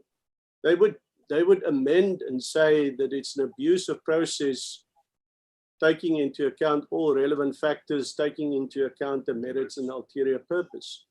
They would be able to raise that at the trial, certainly. We would submit. It wouldn't be the end of it. It is just what the court will rule if the appeal is successful, is that the special plea, as formulated narrowly by them, that does not disclose a defense in our law. Not a different type of abusive process defense, not a more broadly framed one, which includes some consideration of the merits. It would remain open to them to introduce such a defense in their plea. But the door on arguing a discrete, insulated SLAPP defense would be closed if this court upheld the appeal, correct? Yes, yes, Okay. yes, on the terms pleaded. Justices, those are our submissions. If I may just check one thing.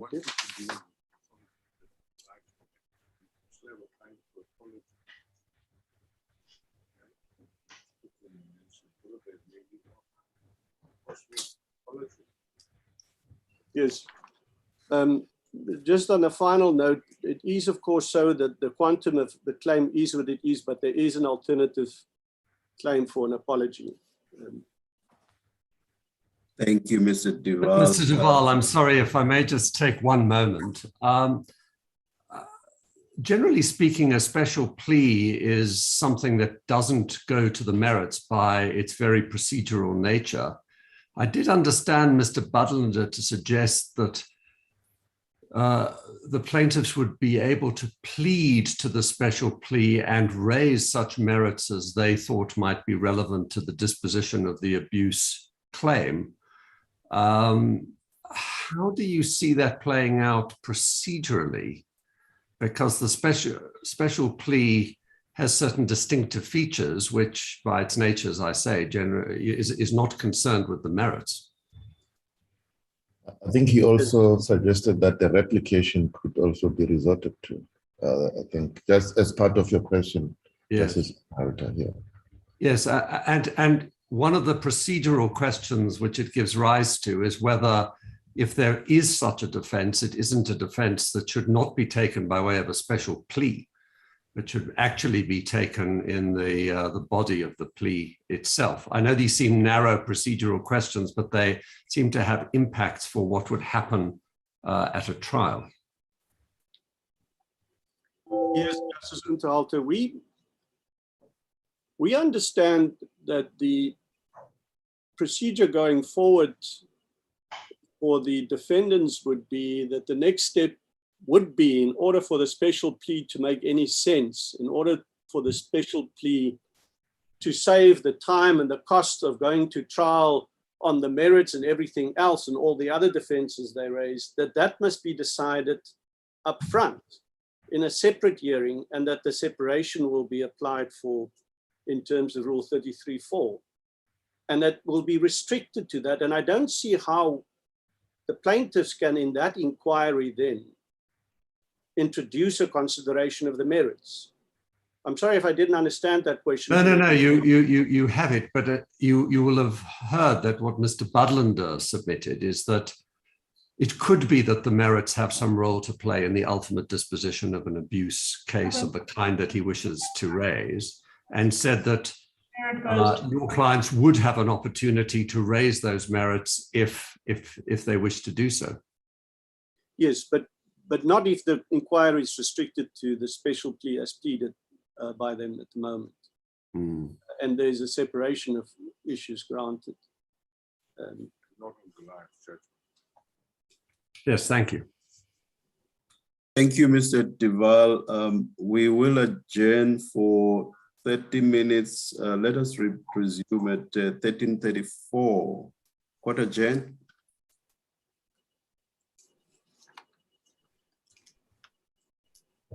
Court will adjourn until 13:35. Please note that during the adjournment, you're welcome to switch off your video and mute your microphone, and then rejoin with video and sound when the hearing is commenced. Just to avoid confusion, Ms. Mutavu, I said 13:34. Oh, okay. Perhaps let us keep that, yes. Yes, court will adjourn until 34. 13:34. Thank you. Thank you.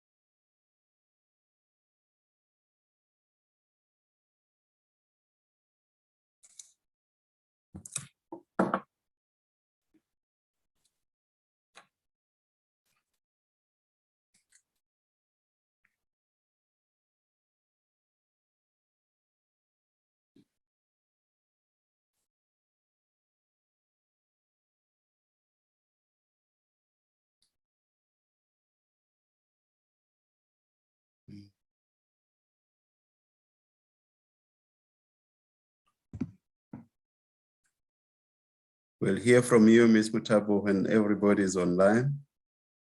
Thank you, Justice Madlanga.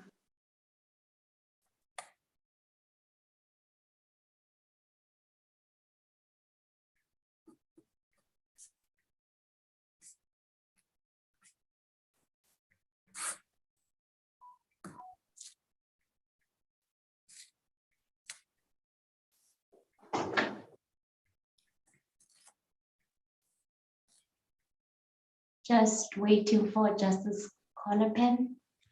Sorry, I'm here. I've been here earlier this time. My video seems to have been stopped by the host, it says, but I'm sorting that out with Mr. Naidu. But I'm able to follow and participate. So we should proceed if everybody else is here. Yeah. Thank you, my brother. Perfect. Justice of the Constitutional Court, all counsels are online. Thank you, Ms. Yes, Mr. Badlender. Thank you very much, Justice Madlanga, members of the court. I must say that following one's father in an address feels a little bit like playing a father's son's cricket match at school. The main aim is just not to let the side down, but let's see how we go. Justices of the court, this appeal is about an issue which the courts have debated for many years. It is about whether a for-profit company can sue for general damages arising out of defamation, and if so, what are the requirements for that? In particular, it's about whether a for-profit company can sue for general damages and defamation without alleging falsity of the statements, without alleging willful publication of the false statements, and without alleging patrimonial loss. Now, what we know, Justice Madlanga, is that this is an issue which in various forms has been battered backwards and forwards by our courts for 100 years, and has been battered backwards and forwards by overseas courts with varying outcomes. And some of that history is set out helpfully in the decision of the SCA in SA Taxi. So we know that the Appellate Division in Fichart in 1916 dealt with the issue obiter and said that you could sue for general damages as a for-profit company. And the Appellate Division said the same thing obiter in Spoorbond in 1946. We know that in the 1970s, the High Courts adopted a different approach. Universiteit van Pretoria versus Tommy Mayer Films in 1977, and the Church of Scientology versus Reader's Digest in 1980. They said there was no claim of this kind. And then we know that the AD then dealt with it decisively in 1990 in Glomo, where it held that there was such a claim. And that ultimately the matter came before the SCA in SA Taxi, where the court was divided. The majority judgment of Justice Brunt holding that the claim was tenable, the minority judgment of Justice Nugent holding that it was not. And we know that it came before the House of Lords in Jamil versus Wall Street, which was also divided. The court there dividing 3-2 as to whether the claim was tenable. Now, why do I give this unusual history lesson? I do so for two reasons. The first is to say that it is an issue that has percolated through the courts here and overseas, and it is now ripe for determination by this court. And the second is to say that our learned friends' attempts to suggest that the approach we are arguing is somehow extraordinarily radical and will deter foreign investment and be business unfriendly is with respect overstated. Because we know that judges in this country, judges overseas, have sharply disagreed about whether such a claim is necessary or appropriate at all. And so to suggest that this is somehow a radical invention is simply not correct. Now, what I propose in this protected time to do is to briefly outline our submissions.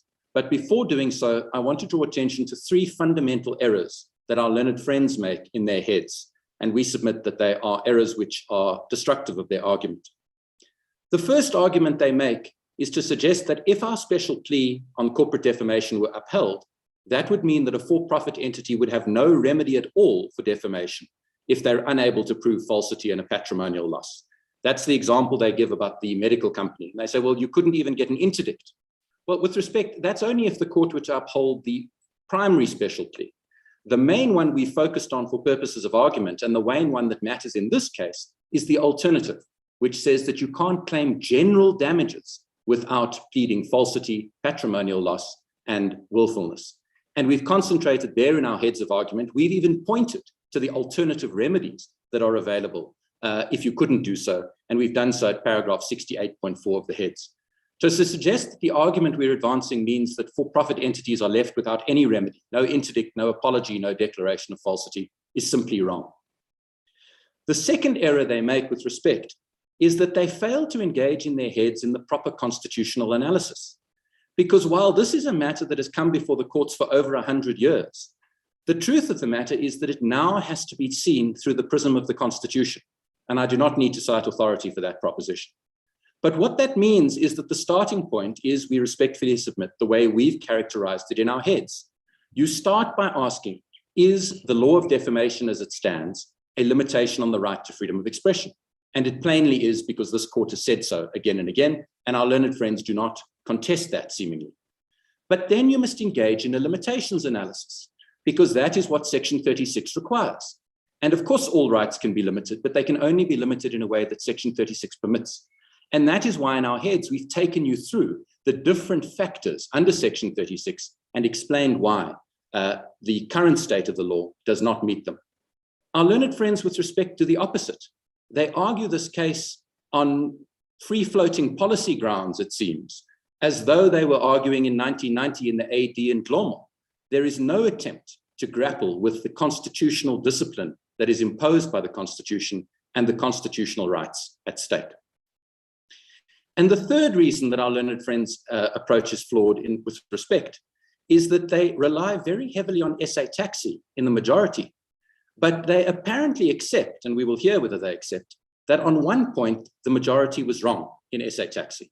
Because at the heart of the majority's judgment in SA taxi was a finding that for-profit entities also were the bearers of the constitutional right to human dignity.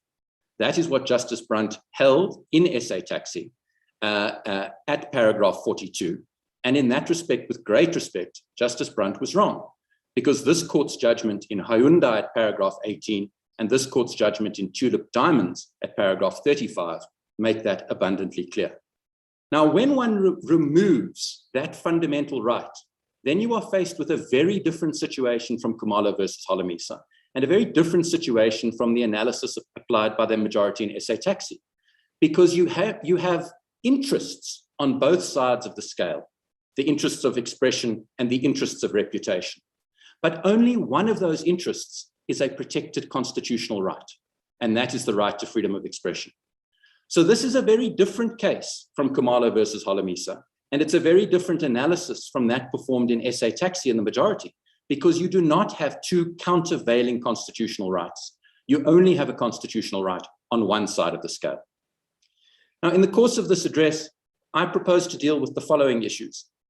Firstly, I will deal with the key differences between for-profit companies and natural persons, and they are the two we have highlighted. One, that for-profit companies are not the bearers of human dignity, and two, that for-profit companies only have a financial interest in their reputation. And then I will turn to deal with the constitutional analysis, and I will demonstrate that for four reasons, the limitation occasioned by the current provisions or the current common law cannot be sustained. Firstly, the nature of the right at stake. Secondly, the absence of a compelling legitimate justification for that limitation. Thirdly, because there is no proper connection between the purpose and limitation. And fourthly, the series of obvious less restrictive means. And it will be our contention that if this court is going to allow for-profit companies to sue for damages, general damages in defamation at all, they must meet the same requirements essentially as the requirements for injurious falsehood. For present purposes, those are three. They must plead and allege that the statements concerned are false. They must plead and allege that the false statements were published willfully, and they must plead and allege some form of patrimonial loss. They may not be able to quantify the patrimonial loss precisely, but they must at least plead and allege some form of patrimonial loss, because that is what the common law has required for the doctrine of injurious falsehood, and there is no reason to hold for-profit companies to a lesser standard when dealing with a defamation claim. Indeed, on the contrary, and as Justice Nugent points out, and I will return to his judgment a number of times, but as Justice Nugent points out at paragraph 83, it makes no sense to say to a company, you are better off if you don't suffer financial loss than if you are. And Justice Nugent explains the point quite neatly at paragraph 83, where he says, I think it would be most extraordinary if the law were to deny a trading corporation the right to recover damages for proved property loss in an action of defamation, yet allow it to recover damages for assumed property loss that it is not shown to have been sustained at all. It would mean that in some cases at least, a trading corporation would be best advised to show that it has not suffered loss, even if it was easily capable of doing so, because otherwise it would need to recover its loss under the more rigorous standard of the Aquilian action. Put more simply, for those who did as badly in Roman law as me, the point is that on the approach of the majority in the SCA, if you suffer loss and want to bring an Aquilian claim, you must allege falsity. But if you didn't suffer loss and you still want to bring a defamation claim as a profit company, you don't need to prove falsity, and the onus rests on the defendant to prove truth. Now, Justice Nugent describes that with respect as being absurd or extraordinary. And he says he can think of no reason why that should be. And we, with respect, commend that to the court. Justice Madlanga, those are my opening submissions. And if I might waive, if I have any time left, which I don't think I do, if I could proceed to begin addressing them. Yes. So thank you. So if I might commence then with the difference between profit companies and natural persons. I've already drawn attention to one, and that is a critical one, which is that for-profit companies are not the bearers of the right to human dignity. Do they have a reputation? Certainly. Might they want to sue to protect their reputation? Certainly. But is that reputation constitutionally protected by Section 10? The answer is no, because this court has told us so in Hyundai at paragraph 18 and Tulip Diamonds at paragraph 35. And of course, the majority in SA Taxi adopted the opposite approach in paragraph 42. And with great respect, it was wrong on that score. Mr. Butlander, sorry, can I ask you the, sorry. Mr. Butlander? Yeah. Oh, sorry, my brother. No, carry on, my sister. You seem to read my colleague Brandt's reference to dignity in paragraph 42 as referring to human dignity. Yes. If you read below, towards the end, I just have, I don't have the law report, but I've got the judgment in front of me. He is at pains in paragraph 42.3 to make a distinction between what he refers to as dignity as opposed to human dignity. In fact, he even says that they are not the holder of the human dignity. So he says they are holders of dignity, but he says they are not holders of human dignity. And it seems to me from his reasoning, what he is saying is that, yes, they are different from human beings in the sense that they don't have a right to personality and all of that. So I wonder if your criticism is fair. And that's the first question. The second one is whether in your submission there is indeed a distinction between dignity and human dignity. Thank you very much, Justice Chikti. I have, I must say, I must apologize. I gave you the wrong paragraph reference, which would have misled you. The paragraph I meant to refer to was paragraph 47, because in paragraph 47, Justice Brandt concludes as follows. He says, in the present context, I can see no conceptual difference between the corporation's right to privacy on the one hand and its right to reputation on the other. Both privacy and reputation fall outside the narrow ambit of human dignity, which a corporation cannot have. At the same time, they are both included in the wider meaning of dignity protected by Section 10 of the Constitution.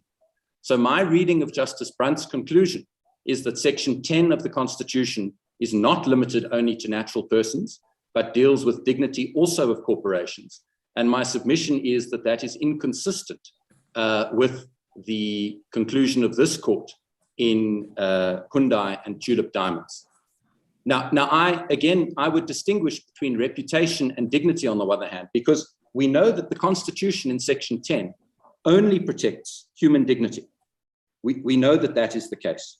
That is the heading of the chapter, and this court has made clear of the section, and this court has made clear that that section doesn't apply to juristic persons.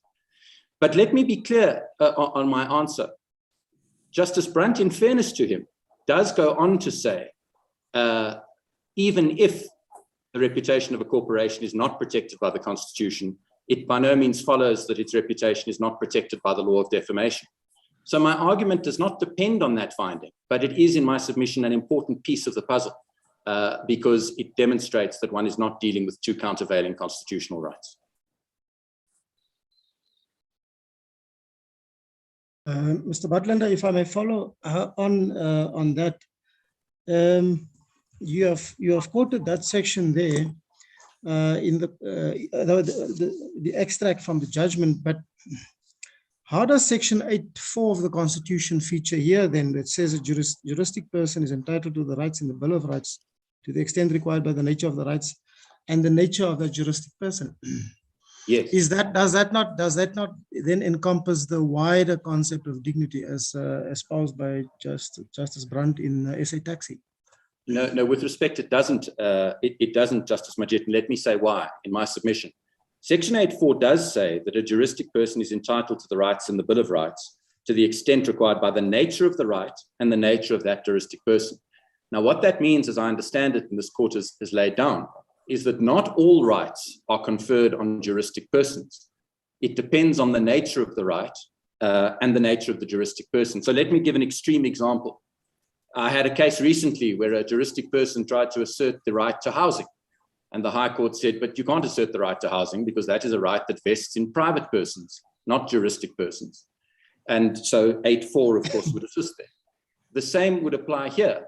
If the right is human dignity, as this court has held, and where this court has held squarely twice that juristic persons are not the bearers of that right, then what the court is doing is saying 8.4 applied to section 10 means that you're not the bearer of the right, whereas 8.4 applied to section 14, the right to privacy, would mean that you are the bearer of that right. So I don't see with respect to 8.4 as an obstacle to the argument that I've advanced. And then this argument on the general damages in respect of juristic persons, how does that relate to non-profit corporations? Yes. Like your section 21, old section 21 companies and so on. Yes, let me deal with that if I may, because it's an issue that has troubled me and that I've tried to It does trouble me too. That's why I'm asking, Mr. Butler. Yes. So Justice Majid, the answer, and I must say this for the sake of certainty, is that non-profit companies are also not the bearers of the right to human dignity under section 10. They can't be. I must accept that in that respect, what is good for the goose is good for the gander. They are also juristic entities. But here's the difference. Our argument is not to say that merely because there is no constitutional right on the other side of the scale, there can be no protection. We know that there are often protections conferred in our law and sometimes protections that limit rights. The only point and that is permissible if section 36 permits it. So I'm not suggesting that the human dignity point is the start and end of it. It is merely the start. So this court could quite conceivably conclude, and I'll come back in 1 second to what I submit the court could conclude. This court could quite conceivably conclude that for-profit companies, because they operate for profit, and because what matters to them is therefore goodwill and money in the bank and trade, because of that, they have no need of a right to claim general damages without complying with the requirements I've laid out. And because of that, the limitation on the right to freedom of expression in respect of for-profit companies is unconstitutional. The court could in the same breath conclude that for non-profit companies, because their modus operandi is not about profit, it's not about funds, and therefore you cannot measure patrimonial loss in that way. They nevertheless need to have a claim for general damages in order to protect them. But that issue doesn't arise. Sorry, so what it would mean then is if a corporation is to claim for general damages, the requirements would depend on whether it's a non-profit corporation or a for-profit corporation. So in the case of a not-for-profit corporation, they would need to prove falsity and willfulness, but not loss of profit. Is that what you're submitting? That would probably be the position, but let me be clear. our submission is that that is not an issue that needs to be dealt with in the case today, because today's case is a special plea based on trading corporations. And the court could quite comfortably say that we are leaving open the question of non-profit organizations and how far the common law should be developed from the existing common law laid down in SA Taxi for non-profits. So the court might decide, just for one example, that non-profit corporations are acutely vulnerable and therefore they shouldn't have to plead even falsity. I'm not saying that would be the right answer. I'm just saying that's a potential answer. But for today's purposes, the argument is about trading corporations who operate for profit and pecuniary gain. And for them, we submit the common law must be developed in the manner I have articulated. There would then have to be a stark distinction when you assess these matters. In every case, you'll have to ascertain whether this is a for-profit corporation or not for-profit. Yes, that would be. But of course, that question of whether it's for-profit or non-profit is not a difficult question, because we know that in terms of the Companies Act, there are a number of kinds of companies, and one of them is ordinary companies which are for-profit, and the other is the old Section 21s, as you give an example. So you're right, but with respect, it wouldn't be a difficulty. It would simply be the development of the law to cater for what are two potentially quite different situations. Yeah, I'll leave it there for now, but I find it a startling proposition. I'll leave it there for now. Mr. Buttons, if I could, don't you have a conceptual problem? Because the reason, or one reason at any rate, not to permit general damages to a trading company is that it doesn't have feelings, can't have hurt feelings. And so there's no warrant to give a solatium for feelings it can't possess. But that would mean that would be equally true of a non-profit company. So it's not a question of how vulnerable or not it is. The logic of your argument would be that a non-profit company would also be confined to patrimonial loss, and it can't suffer patrimonial loss because on your argument, it's not a not-for-profit entity. So you've created a situation where there is a significant gap in our law for non-profit companies. Justice Untalter, let me answer that in two ways, if I may. The first answer is that I absolutely accept that if the basis that the court upholds is my proposition that general damages are for hurt feelings and that no one shouldn't be able to claim general damages beyond that, then I absolutely accept that non-profit companies would be treated like profit companies. I absolutely accept that. But let me say there might be non-profit companies that do suffer a patrimonial loss. One thinks of an NGO that raises funds. If the NGO that raises funds is subjected to defamatory statements, that might produce a fall-off in their donations. They may then be able to establish a patrimonial. But it would be an extraordinary constraint upon non-profit entities that they would have to look for some form of patrimonial loss in a rather extended sense. Because the real harm to a non-profit entity is the reputation it enjoys to do the work that it does. And if its reputation is significantly impugned and it can't seek any kind of remedy, then other than through patrimonial loss, then that's a huge gap. But let me be clear, if I may, Justice Unterhalter. It wouldn't be unable to seek any remedy. It would be able to seek the remedy of an interdict, of an apology, of a retraction, and of a declaration of falsity. All it would be unable to do would be unable to claim for 100 or 200,000 rand in general damages. So then why isn't that true of a trading company? No, but that is, and I'm sorry if I wasn't clear, that is our position. You will have seen from the special plea, and perhaps I should just go there. If I could just take, because it is a critical point, if I could take the court to the special plea at 128.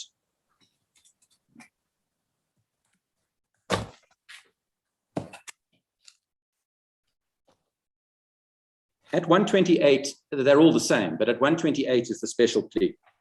You will see that paragraphs 8 through to 13 deal with the contention that a for-profit company has no claim in defamation at all for any remedy, absent proof of patrimonial loss, etc., etc. But at paragraph 40, is the alternative claim which we are now arguing and which we are focusing on. And I apologize if I wasn't clear on that.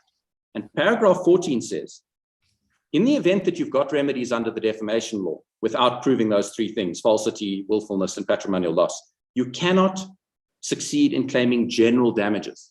Yes, I understand. I understand that your alternative position is simply that a trading company can rely on defamation in the way it does now, but it's simply confined to remedies other than general damages. Yes, and the same would apply to a non-profit entity. Yes, I understand. It's your more ambitious claim that seems to be conceptually problematic. Are you abandoning it, or are you still pursuing it? No, Justice Ontalta, I have to say, the special plea was drafted many, many months ago. I have to say that it's the alternative claim that we are pushing. And if the heads didn't make that sufficiently clear, that's my fault, nobody else's. So I'm not asking this court to find that there is never a claim for defamation or any remedy. Having worked up the case fully and reread Justice Nugent's judgment, it seems to me that the far more attractive and constitutionally correct position is the one we've pleaded in paragraph 14 of the special plea. Yes, thank you for that clarification. I'm very grateful for the question. One always says that, but sometimes one means it. And I am grateful for it, because it does seem to us that if you were to deprive a non-profit entity or a corporate entity of any remedy, including the interdict and the declaration of falsity and the apology, that might well tilt the balance inappropriately.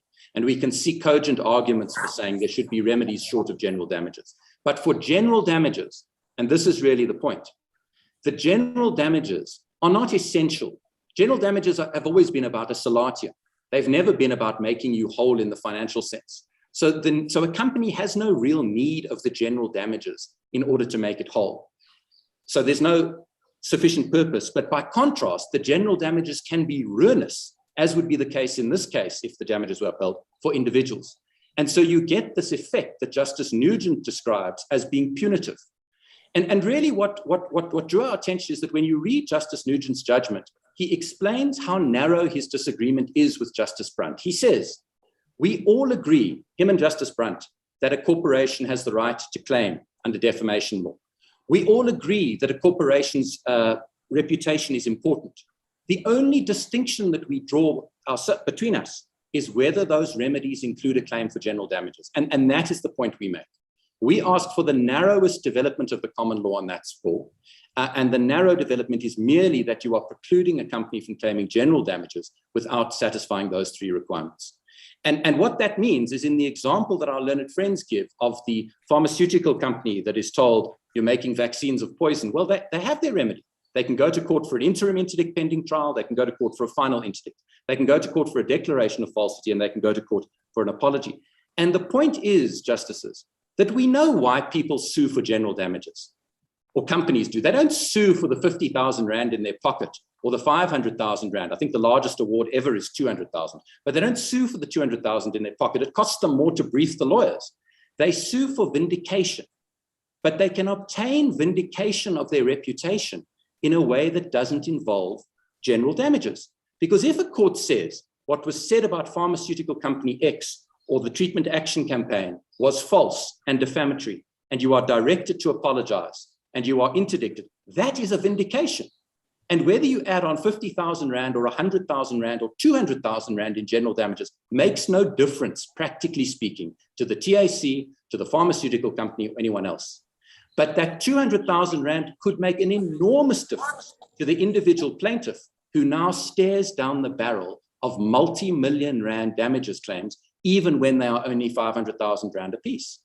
And really, that's what we say, is that you can strike the appropriate, and if we go back to first principles, where what we say is that the law of defamation limits freedom of expression, which is clear from this court's judgment, and that general damages awards can have a chilling effect on freedom of expression, which is clear from this court's judgments in Dikoko at paragraph 92 and McBride at paragraph 131. And for the sake of completeness, let me say, that defamation law limits freedom of expression is clear from Kumalo paragraph 33, Dikoko paragraph 90, and LaRue at 123.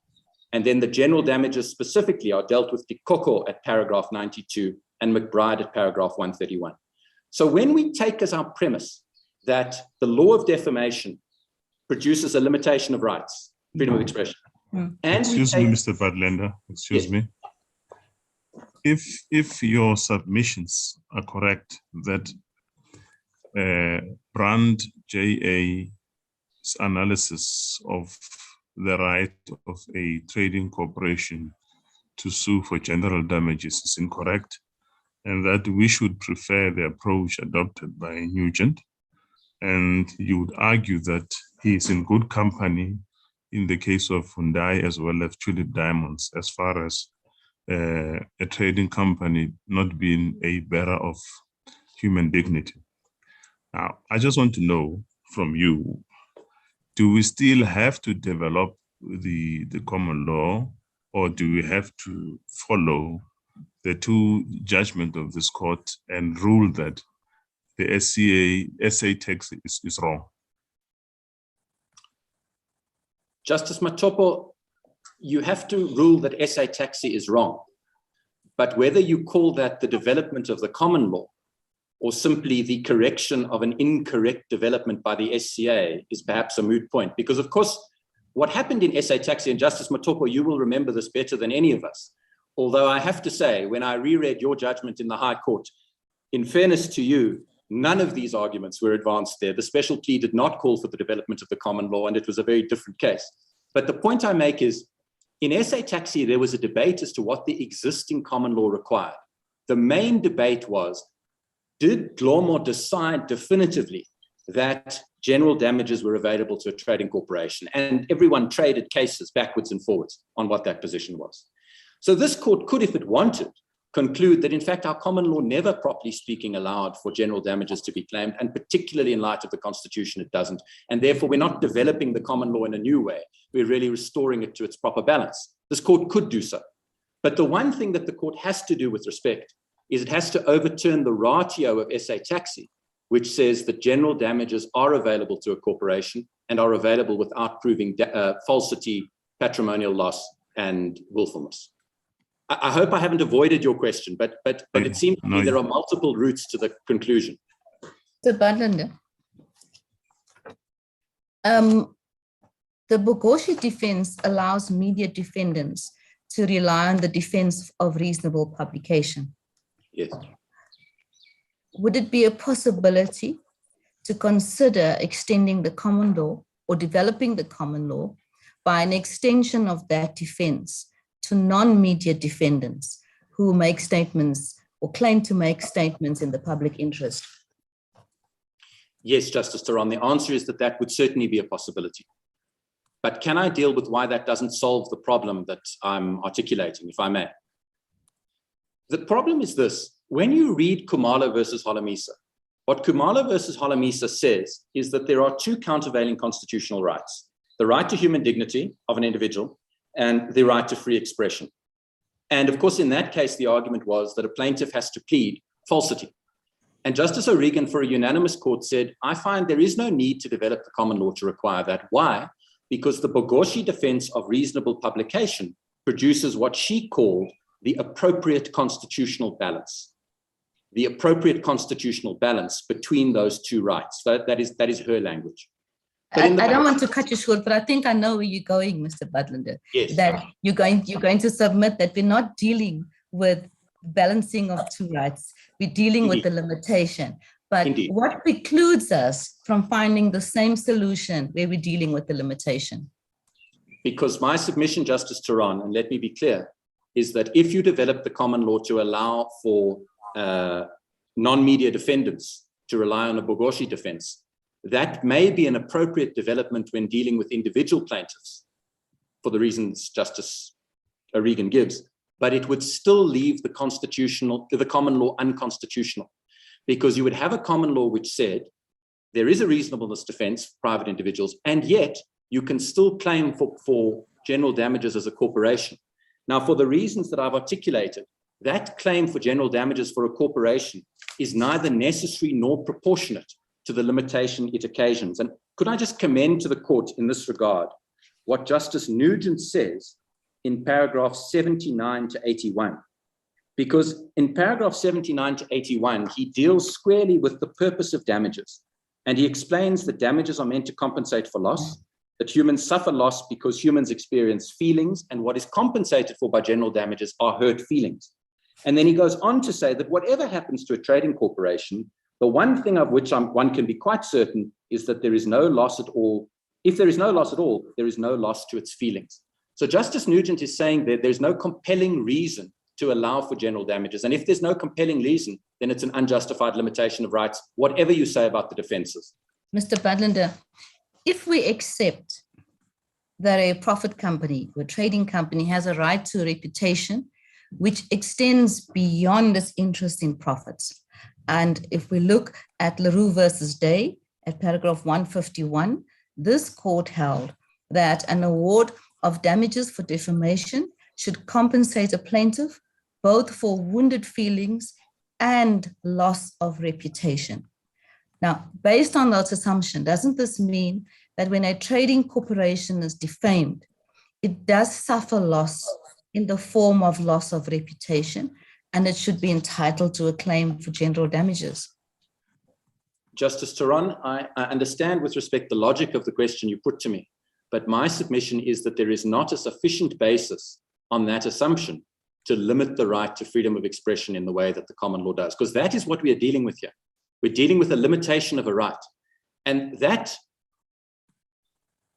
solace of the 20,000, of the 200,000 Rand to compensate Anglo-American when it was defamed is, in my submission, not sufficient to justify the incursion into the right to freedom of expression, given the chilling effect of general damages. So I accept that would, to use the language of limitations inquiry, I accept that would tick the box of the importance of the purpose of the limitation, but it would not tick the box of the relation between the limitation and its purpose, and it would not tick the box of the less restrictive means to achieve the purpose, the less restrictive means being the other remedies available.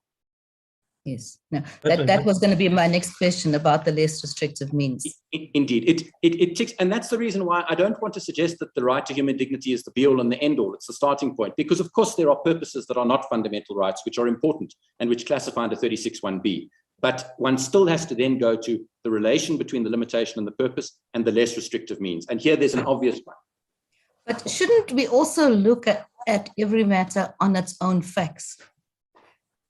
Is it appropriate to say in all instances there can be no claim for general damages, or should there be developed to the extent that in certain circumstances there can be a claim for general damages, but it depends on the facts of the matter? Justice Turan, that would certainly be something that's open to the court. So the court, for example, can say, I'm not quite sure what the factors would be. That would be my difficulty. And I'm not quite sure how one would articulate them.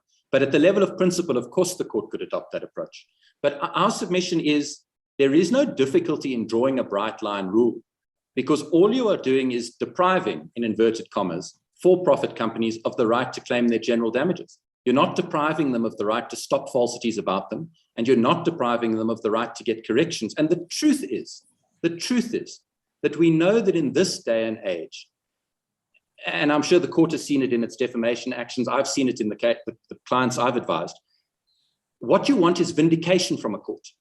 The money in your pocket is really neither here nor there, unless what we're going to say is it's got a punitive effect. And that's the punitive effect which Justice Nugent points to and which he says is impermissible. And so once you say you need vindication from a court, let's take this case. If Mineral Sands Resources gets a finding that what was said about it by the environmental attorney was false, and she's interdicted from saying it again, and she's directed to retract it, that would vindicate their reputation fully, whether or not, in addition, the Centre for Environmental Rights was required to pay 200,000 Rand. Mr. Budlander, this is my last comment. I have a difficulty with your submission that this court should only decide the question in respect of for-profit companies and leave not-for-profit out, because wouldn't it be better to consider the situation holistically than piecemeal, as you may be proposing? Justice Turan, I have no difficulty with that. I was simply trying to say, and maybe it was an answer that was too clever, or trying to be too clever, that the court could avoid that if it wanted. But I accept that, and I must accept that the logic of my proposition would apply also to non-profit companies, and that if one's going to do it crisply, one should say juristic entities can't claim for general damages, they can do the rest, and so on. Thank you, Mr. Mr. Butler. Butler. Thank you, Justice Madlanga. Thank you. Mr. Butler, a central pillar of your case is based on this distinction between for-profits, non-profits, and natural persons. And definitions are important, but sometimes they place us into uncomfortable straitjackets. And this might be such a case because you would accept that not all human beings, or rather there are many human beings that I know of that exist exclusively for profit. Equally, there are many for-profit corporations that exist for profit, but also for other good reasons, for other good social reasons. And increasingly, the environment within which business functions has changed. We've heard earlier today about the whole notion of business and human rights, and we hear of the triple bottom line reporting, where companies increasingly report just not on their financial performance, but on their social impact and on their environmental impact, what's become known as the triple Ps. They report on profit, people, and the planet. And if one accepts that such companies may well have a legitimate interest in their reputation, which may not necessarily result in financial loss, and therefore the need to protect that reputation. And you argue that that could be vindicated through other remedies aside from damages. But I take an example of a sole practitioner practicing law who then decides to establish a corporation, but the corporation is the extension of that natural person. What would be objectionable in those circumstances for an award for general damages when that person's reputation, when that entity's reputation is unlawfully impaired? And does the distinction that you seek to draw, which is central to your case, not become quite blurred in the process? Justice Colopin, let me say that there are two answers. The first and perhaps most important is this court has made clear since Bernstein versus Bester 25 years ago that where one chooses to conduct one's affairs via a corporation, one takes the consequences of that. It's not a criticism, it's not a bad thing, it's the way the economy functions, but you take the consequences of that. And that has an effect, for example, on your right to privacy, this court said in Bernstein versus Bester. So if I choose to operate as Stephen Budlander, the attorney, as opposed to operating as Stephen Budlander, a corporation, I do so for various reasons. Maybe it's limited liability, maybe it's to protect my family's assets, whatever. And there are consequences to that. In this case, the consequence would be I would lose the right to claim general damages. I would retain my other rights, but I'd lose the right to claim general damages. So there's nothing extraordinary about saying that when an individual crosses over and does business by means of a for-profit entity, that their legal position changes. But the more important point is I accept readily that corporations care about their reputation. That is not with respect to the debate that should detain us, and it's not the difference between Justice Brunt and Justice Nugent. And again, at the risk of belaboring the point, and I hope this is the last reference I will give to Justice Nugent, this, in Justice Nugent's judgment at paragraph 71 to 72, he says, the function of the civil law is to right a wrong, and its first objective must be to repair the damage so far as that is possible. And he goes on to say that using general damages to do so is remedially crude, and that there is no reason why one should have to claim general damages in order to get vindication, and there are other more effective ways of doing it. So when I argue for this, it's not an argument about the big bad company and that profit is bad. So you're right that companies do many good things, and many of them do. We're not, with respect, having a moral debate. We're having a debate as to whether a juristic entity with no feelings to assuage should be able to claim general damages as opposed to its other remedies in circumstances where this court has held that those general damages can have a chilling effect on freedom of expression. And so my answer, Justice Colopin, is that it is perfectly permissible for this court to draw the bright line that we have asked for, as it did in Hyundai and Tulip Diamonds, which is to say, on one side of the line are juristic entities, and on the other side of the line are natural persons. One of them has the right to human dignity, one does not. And one of the consequences of that is one of them can claim general damages for hurt feelings and the others can't. That would be a perfectly coherent, non-judgmental, non-punitive approach, and it would give better effect to the right to freedom of expression. Mr. Budlander, I'm now confused as to where your argument is going, because that proposition, which I understand, the bright line proposition, is predicated on the fact that a corporation doesn't have feelings, doesn't suffer a harm that needs remedy through general damages, because it doesn't have feelings, it doesn't need a salatium. That I understand. That's a need-based argument. But when you were responding to my sister, Justice Theron, you said, well, they don't need it in a different sense because it doesn't make enough of a difference to them. That's not the same argument. No, with respect, I accept it's not the same argument. The point I was trying to make, Justice Unterhalter, is really this. When we are dealing with a limitation of a right, as we are, we need to understand what is the purpose of the limitation. And the purpose of the limitation could be to assuage their hurt feelings, but we know that's not a good argument in this context for the reason that you've articulated to me. Or it could be that general damages is so important to repair their finances or make them whole. In other words, it's important in a practical sense. But again, that's not the case. So with respect, I think the argument does cohere. What I'm trying to rebut is the notion that general damages is somehow necessary in order to vindicate the rights of corporations. I'm saying it's not necessary at the principle level because they have no feelings or hurt feelings to assuage. I'm saying it's not necessary at the practical level because they would be able to vindicate their reputation via other remedies. So you accept that companies, for-profit companies, have reputations to defend, and they may be defending things beyond their commercial value. I think you've accepted those propositions. Then what is the justification at page 129 of your pleadings, where you still seem to require a showing of willfulness and falsity? Because it doesn't seem clear to me if the only question is what remedy are they entitled to, why would trading companies not be able to rely on our law of defamation in the ordinary way, but simply be restricted as to the remedy they can seek? They can't seek general damages. Otherwise, they're in the same position.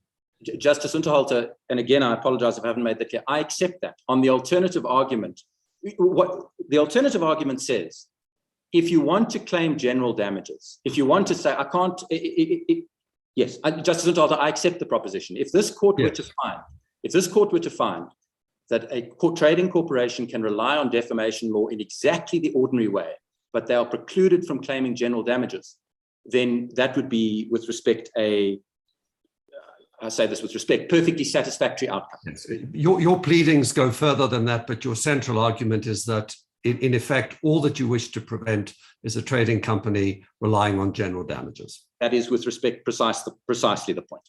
I understand. Thank you. Mr. Butlander, I just want us to go back to the SA Taxi, para 46 of that judgment. Brand JA referred to Hyundai, and in particular, the relevant paragraph 18 that says juristic persons are not bearers of human dignity.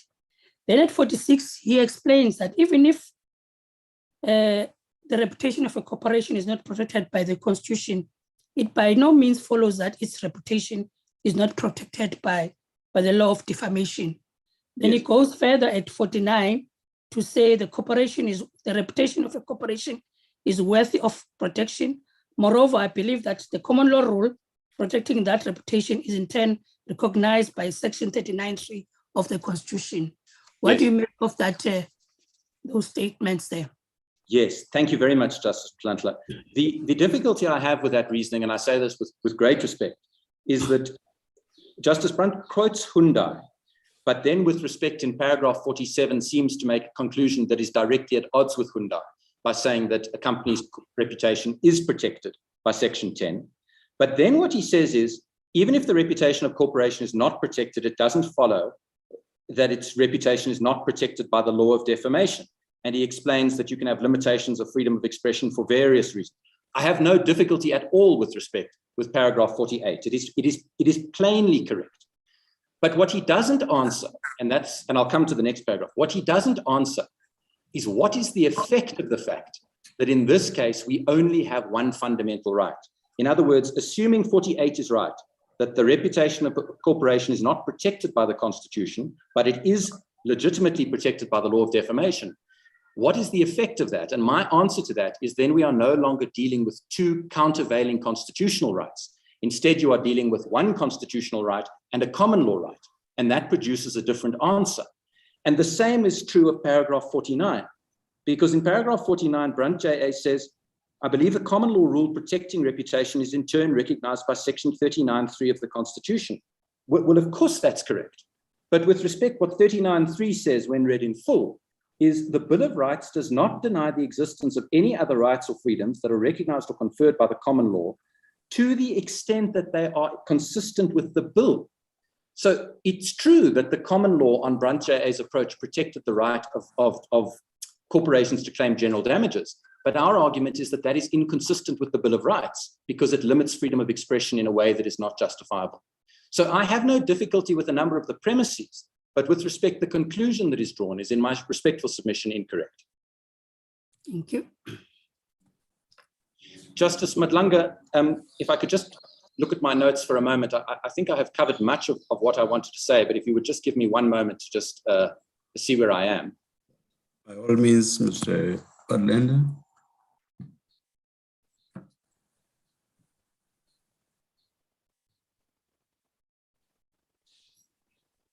Yes, I think,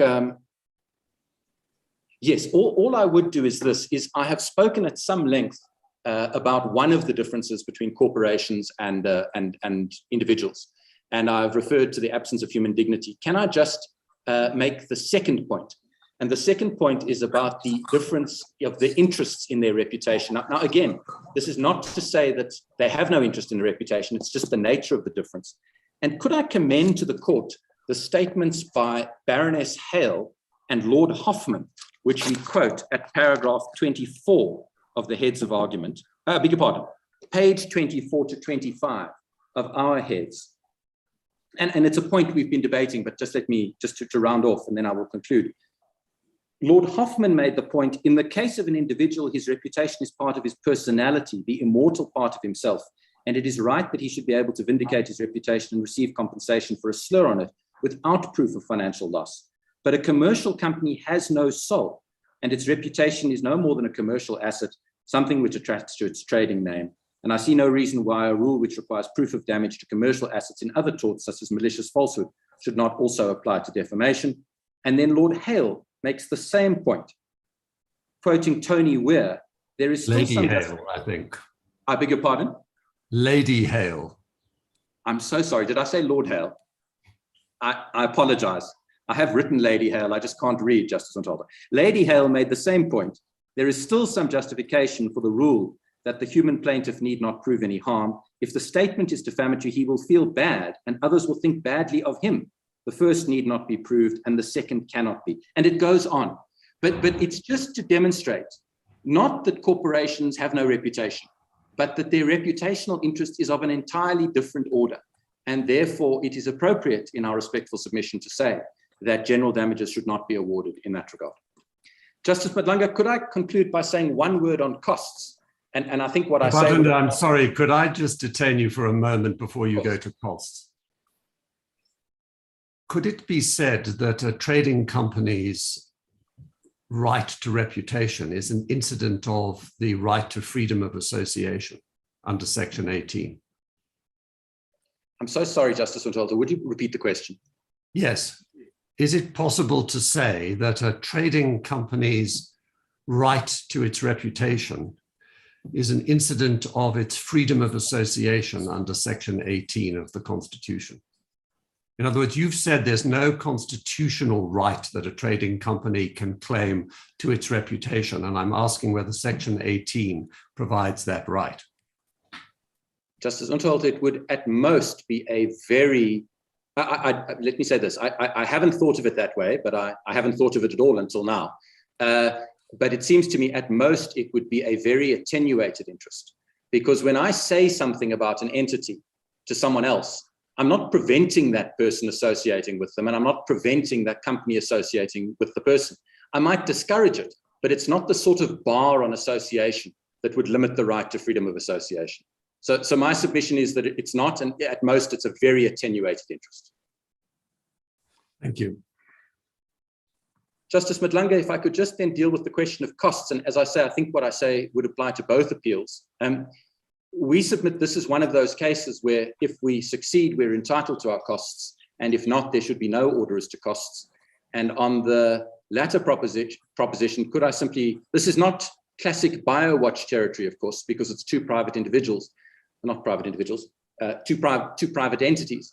But could I refer the court to Barkhuizen versus Napier, 2007, volume 5 of the South African Law Reports, page 323, the decision of this court at paragraph 90, where this court said, having dismissed a challenge to a provision in a contract, this is not a case where an order for costs should be made. The applicant has raised important constitutional issues relating to a proper approach to the constitutional challenges to contractual terms, and then goes on to say that it will affect many people. And we submit that although this is not classic BioWatch, we submit that if we succeed, we should have our costs. And if we fail, there should be no orders to costs. Thank you, Justice Madlanga.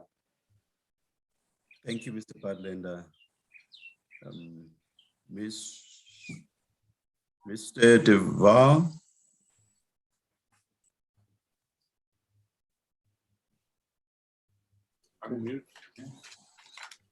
Thank you, Justice Madlanga.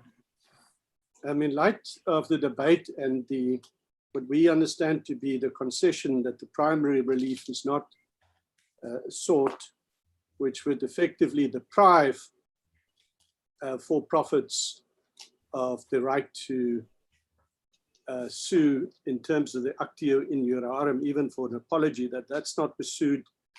I shall be brief, and I apologize if I deal with stuff that's not strictly speaking necessary, because as we understand it now, the only dispute before you is whether general damages should be part of the bouquet of remedies that a court can grant if a company successfully sue in terms of the actio in jurarum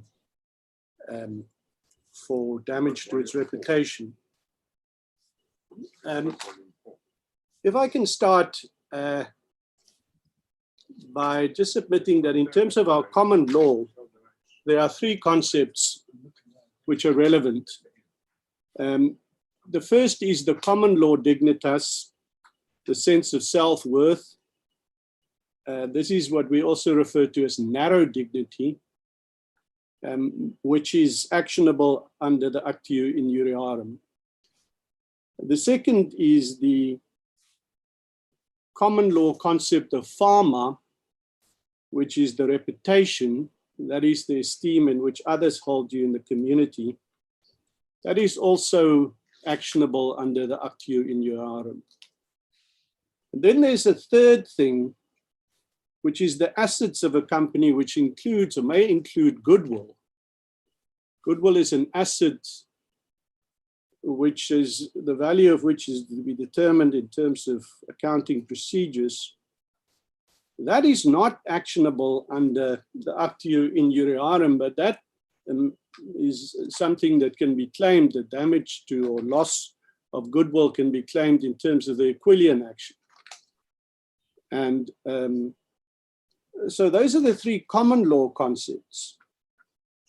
Now, for purposes of the Constitution, it cannot be in dispute that the Constitution under Section 10 covers both dignitas and pharma. So it covers both the narrow dignity and the reputation. Goodwill is not covered by Section 10. It may be covered by Section 25, but Section 10 also covers reputation. That is what was decided in Khumalo, but it is spelled out in great detail in Leroux and Day at paragraph 138. So there the majority of the court said, in terms of our Constitution, the concept of dignity has a wide meaning which covers a number of different values. So for example, it protects both the individual's right to reputation and his or her right to a sense of self-worth, in other words, dignity or dignitas under common law. Now,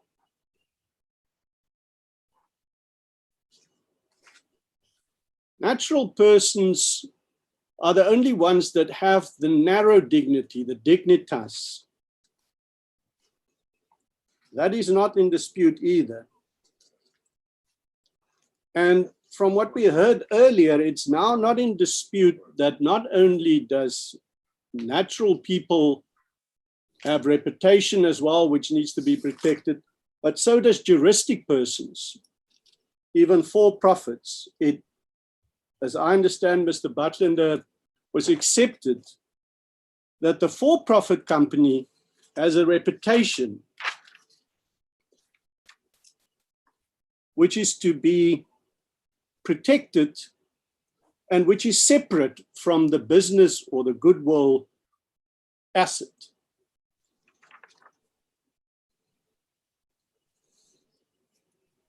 So, what then is in dispute is whether the for-profit's reputation is protected by the Constitution and Section 10. And on that score, we cannot really take it much further than what Brian J.A. said in SA Taxi at paragraph 47, because he refers in terms to Hyundai, and the same statement in Hyundai was later repeated in Tulip. He refers to the statement that juristic persons are not the bearers of human dignity. And then says, in light of this historical development, it will be anomalous if the corporation's right to reputation, which through inferential reasoning gave rise to the acknowledgement of its right to privacy, would be held not to enjoy the same constitutional protections as its right to privacy.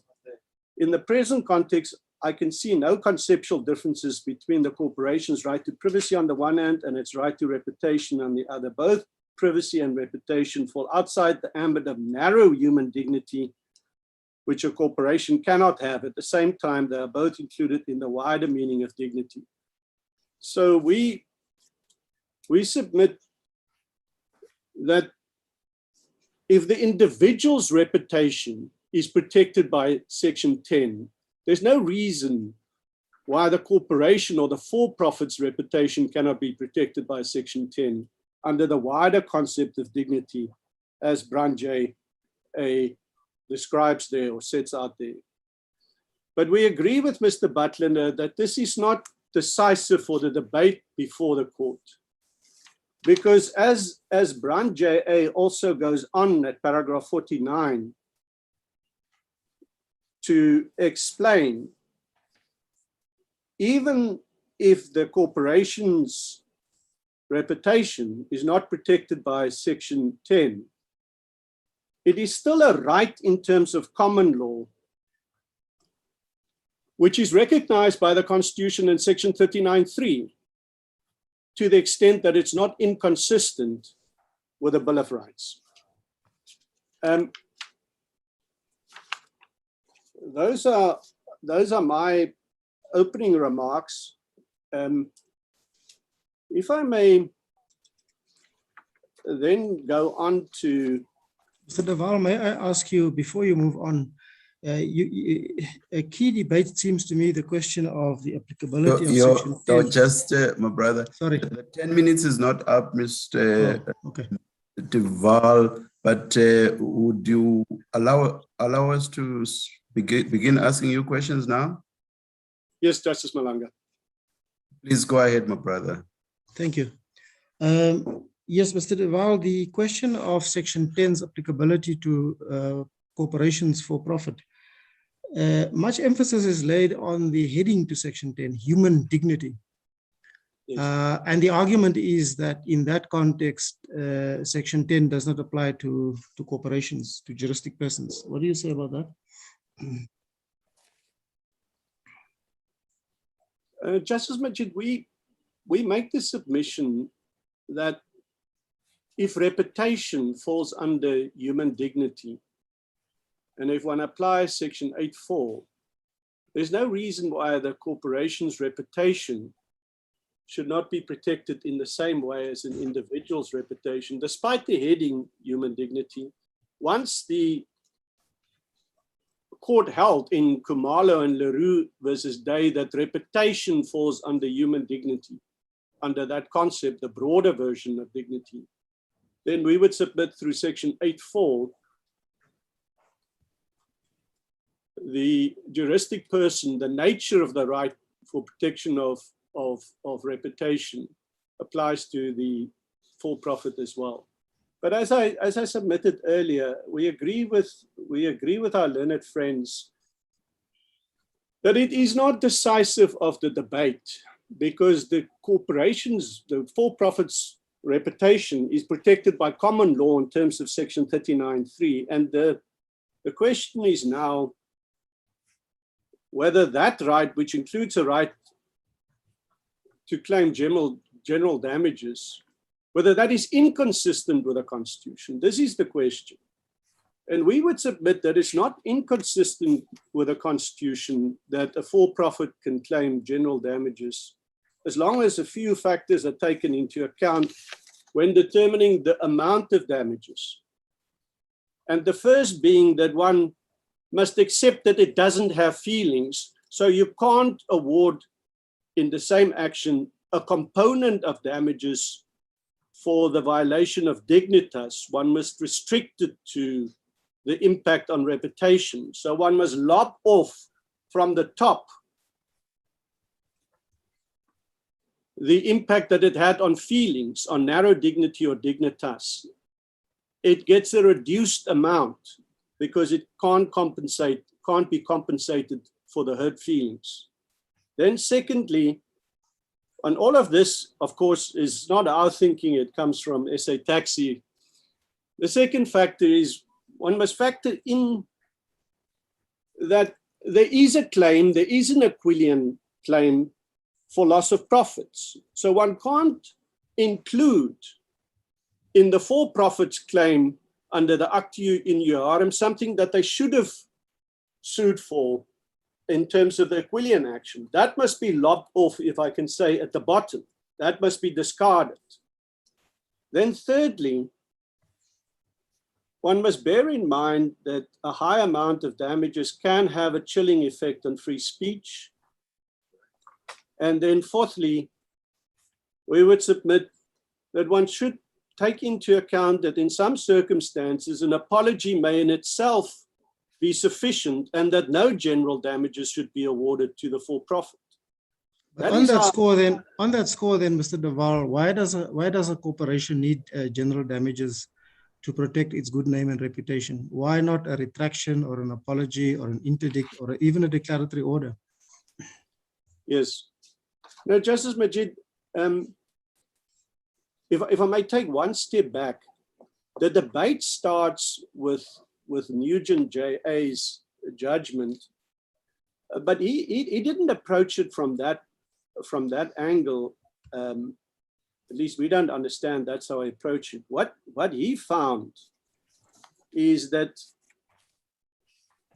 because the for-profit cannot show that its feelings were hurt, there was a damage to its hurt feelings, therefore the award will always be punitive because it is awarded for something that the corporation cannot have. But in fact, if one accepts that a corporation has a reputation that's different from goodwill, that's different from profits, then you don't compensate it for its hurt feelings. You compensate it for the impact on its reputation. And as Justice Brandt says, when considering the impact on reputation, the position is the same for for-profits and natural persons. So the doctor who sues for damage to his reputation doesn't have to show hurt feelings. In the same sense, the company doesn't have to show hurt feelings, or it's not a factor when it puts a claim in. But if I can get to your... But sorry, Mr. Duval, just on that point, if the objective is for the vindication of its right to its good name and reputation, surely that can be achieved by means other than a claim for general damages, such as the ones I've mentioned. Yes, may I just begin to say that in that debate, there's no difference between the for-profit and a natural person. A natural person's reputation can also be dealt with by way of an apology. And this is in a sense how the law developed, because if I may refer you to how this notion of an apology developed, it started off in the context of natural persons, not for-profits. And so in the Koko judgment, you will recall Mohoro J in that judgment introduced the concept of an apology for natural persons as a remedy to be included in the bouquet of remedies which may be granted for the actio ignorarum. And in that case, it wasn't decided, but ultimately the court recognized in Leroux and Day that an apology may be granted as a remedy. But the question is always whether the apology must be the only remedy or whether general damages should be excluded both for natural persons and corporations. And if I may refer you to the COCO and the concurring judgment of Sachs J there at paragraph 120, this is not the majority of the court, but we would submit he explains cogently why general damages should remain an option in addition to an apology or instead of an apology. He says at paragraph 120, given special emphasis to restoring the relationship between the parties, which is what the apology is aimed at, does not, of course, imply that awards of damages should completely fall out of the picture. In our society, money, like cattle, can have some significant symbolic value. The threat of damages will continue to be needed as a deterrent as long as the world we live in remains as money-orientated as it is. Many miscreants would be quite happy to make the most fulsome apology, whether sincere or not, on the basis that doing so cost them nothing. It is just words. Moreover, it's well established that damage to one's reputation may not be fully cured by counter publication or apology. The harmful statement often lingers on in people's minds. So even if damages do not cure the defamation, they may deter promiscuous slander and constitute a real solace for irreparable harm done to one's reputation. What is needed, therefore, is more flexibility and innovation concerning the relationship between apology and money awards.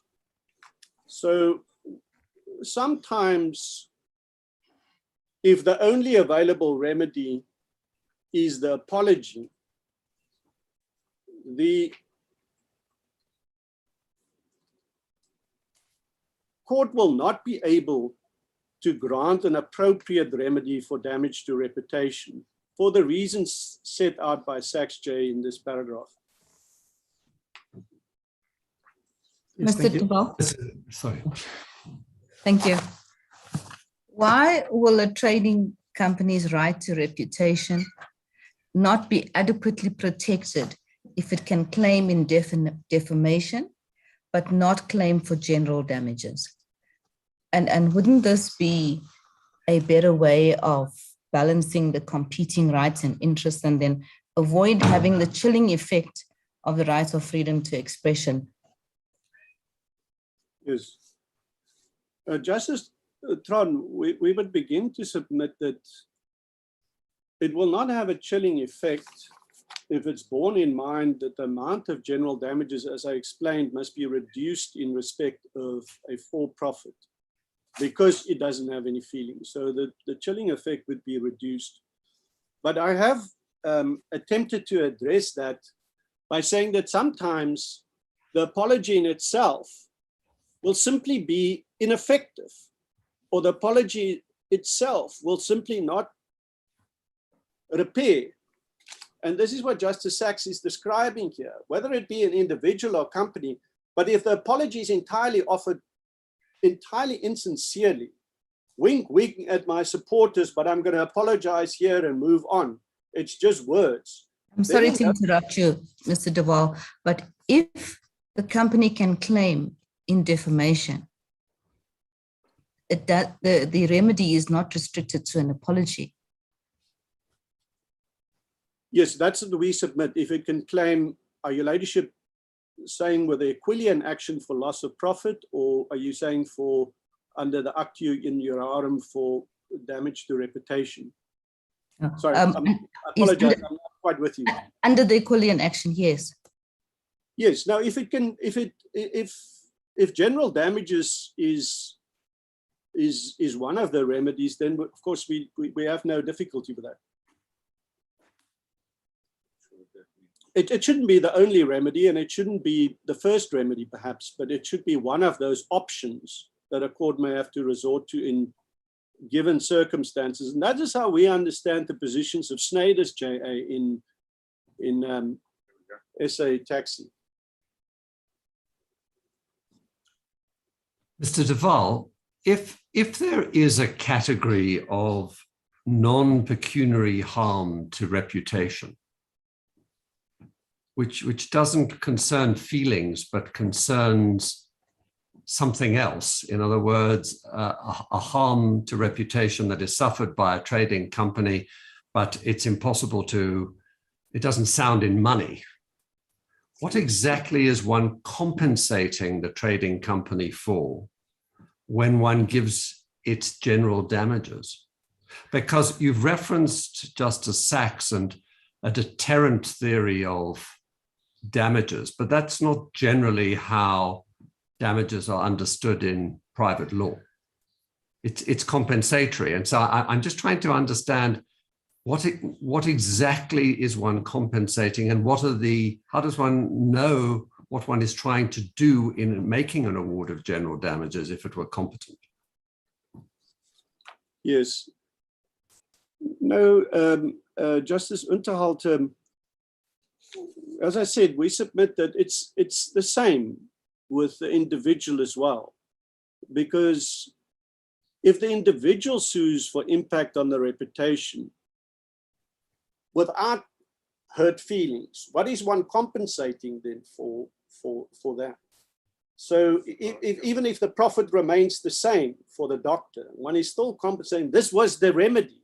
So there's no difference in our submission between the individual. Isn't it logically possible that we should recognize that neither an individual nor a corporation should claim general damages for non-pecuniary reputational harm? I mean, that would be logical, and maybe is a principled position as well, because it's hard to pinpoint what you're compensating. In the case of hurt feelings, we know from Roman law, it's a salatium. Yes. For something that we can recognize in human beings. Yes. But here we have we know that corporations can suffer reputational, non-pecuniary reputational harm, but it's hard to know how general damages compensate them for that. Yes, Justice Unterhalter, it's a general problem that extends to individuals as well. And the only thing I can add there is that sometimes, as Brand JA recognized in SA Taxi and in the passage from Sachs J in the Cocoa, one needs the deterrent. One needs that extra tool in the toolbox to restore and to address the harm to the reputation. That I can't take it further than that, I'm afraid. Yes, thank you.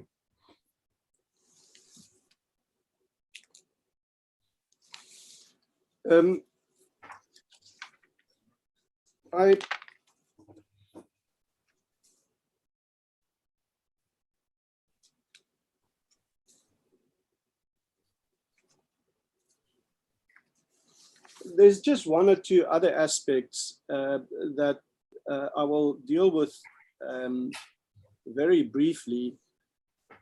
And as you know, we referred to the Steele and Morris case, where the European Court of Human Rights at paragraphs 93 to 95, said that the English law, which tracked our law at the time, was found to be not inconsistent with the European Human Rights Convention. Then the second point is that in Jamil, one must just be careful. Lady Hale, or is it Baroness Hale, didn't find in the end that for-profits cannot claim general damages. That was not her finding. What she held was that the claim for general damages can only succeed if the trading company shows a likelihood of financial loss, not actual financial loss. And this, of course, addresses the issue of how difficult it is to show financial loss in these circumstances, and all the other considerations that Lord Bingham and Hope and Scott raised with causation problems and nailing the lie, in the sense that the longer, if you don't wait for a certain period of time, the damages or the impact on goodwill will not materialize. So the longer you wait, the more the damages. And if you act responsibly and quickly, then you don't have any claim at all. And this is how we understand the 2013 Defamation Act in the UK as well. It sort of tracks, in a way, Baroness Hale's judgment, because now general damages can be claimed when there's a likelihood of serious financial loss. I'm not going to deal with the relevance of injurious falsehood and the Aquilian action. We submit further that there hasn't been a case made out for the reversal of onus in respect of proof of truth or falsity. We don't see how that case is separately made out. And we refer you to O'Regan J in the Khumalo case at paragraph 38, and how she deals with it there. In Khumalo at paragraph 38, where she says, let the risk lie with the defamer. He or she, after all, made the statement. And ultimately, as you would well know, in Bogoshi, the balance was created, or the balance was recognized because of, sorry, in Khumalo, the balance was found to be constitutionally acceptable because of the Bogoshi defense. It is the Bogoshi defense that meant that it is constitutionally permissible to put the onus on the defendant to show truth. And in these proceedings, albeit only in one of the cases, the defendants do ask for the extension of the Bogoshi defense. I think it's Justice Tron who raised it. They do ask for the extension of the Bogoshi defense to non-media defendants. And if I may just give you the reference, that would be at page 201 in volume 3. Well, you'll see there that in the Dlamini and Cullinan matter, at paragraph 8.2.1.2, they plead that alternatively, the first defendant believed the statements to be true and acted reasonably in making them. So we don't understand that if the Bogoshi defense is extended to non-media defendants, why there should also be a change of the onus in respect of proof of truth or falsity. And then as far as the reversal of the onus in respect of intention, or the animus injuriandi is concerned, we really submit that no case has been made out for that at all. The court in Leroux and Day deals with it in some detail at paragraphs 129 to 137. and explain there what the requirements are for the proof of animus injuriandi, and it would be really difficult for a plaintiff to prove that there was animus injuriandi, because it rests on a subjective belief in a grant of justification which doesn't exist objectively. So I don't know how the plaintiff would know that. Just finally, on costs, if I may go there. Mr. Duval, I just had one question. Yes, sir. I just had one question on as follows. If apology became the essentially declaratory relief and an apology became the remedial toolbox, as it were, available to a trading company that has suffered reputational harm, absent a showing of pecuniary loss, would it not have the advantage that in a case of a clear defamation, where there were no real defenses that could be put up, the matter could come to court very quickly and almost certainly on motion, notwithstanding some reservations that have been expressed about that proposition in another court. And the matter is put to bed quickly, and it doesn't linger on and become an extensive trial with all the costs and disadvantages that has. Because remedial speed is both cost effective and provides an adequate remedy within a short period of time. Isn't that something that's relevant to this?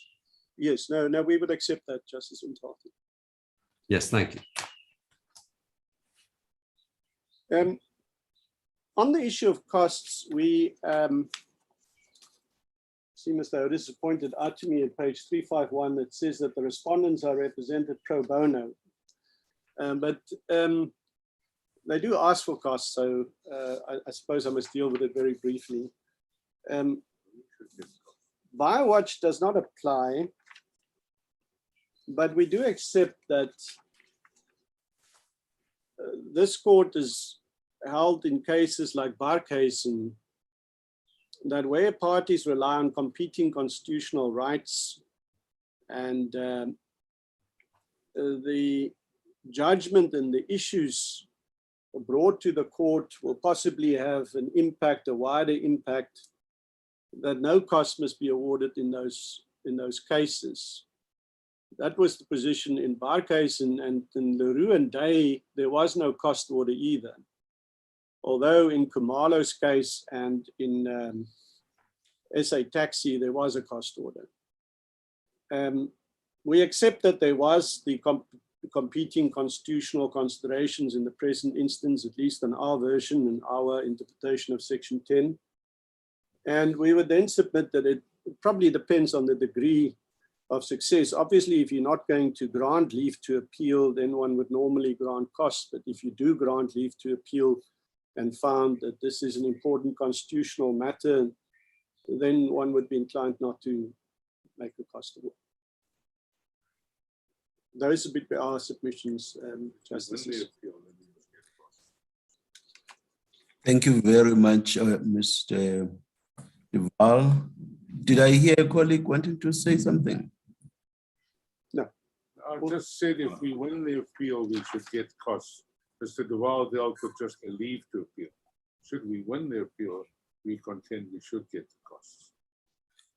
Thank you, Mr. Duval. Thank you, Mr. Hodis. Mr. Badlender.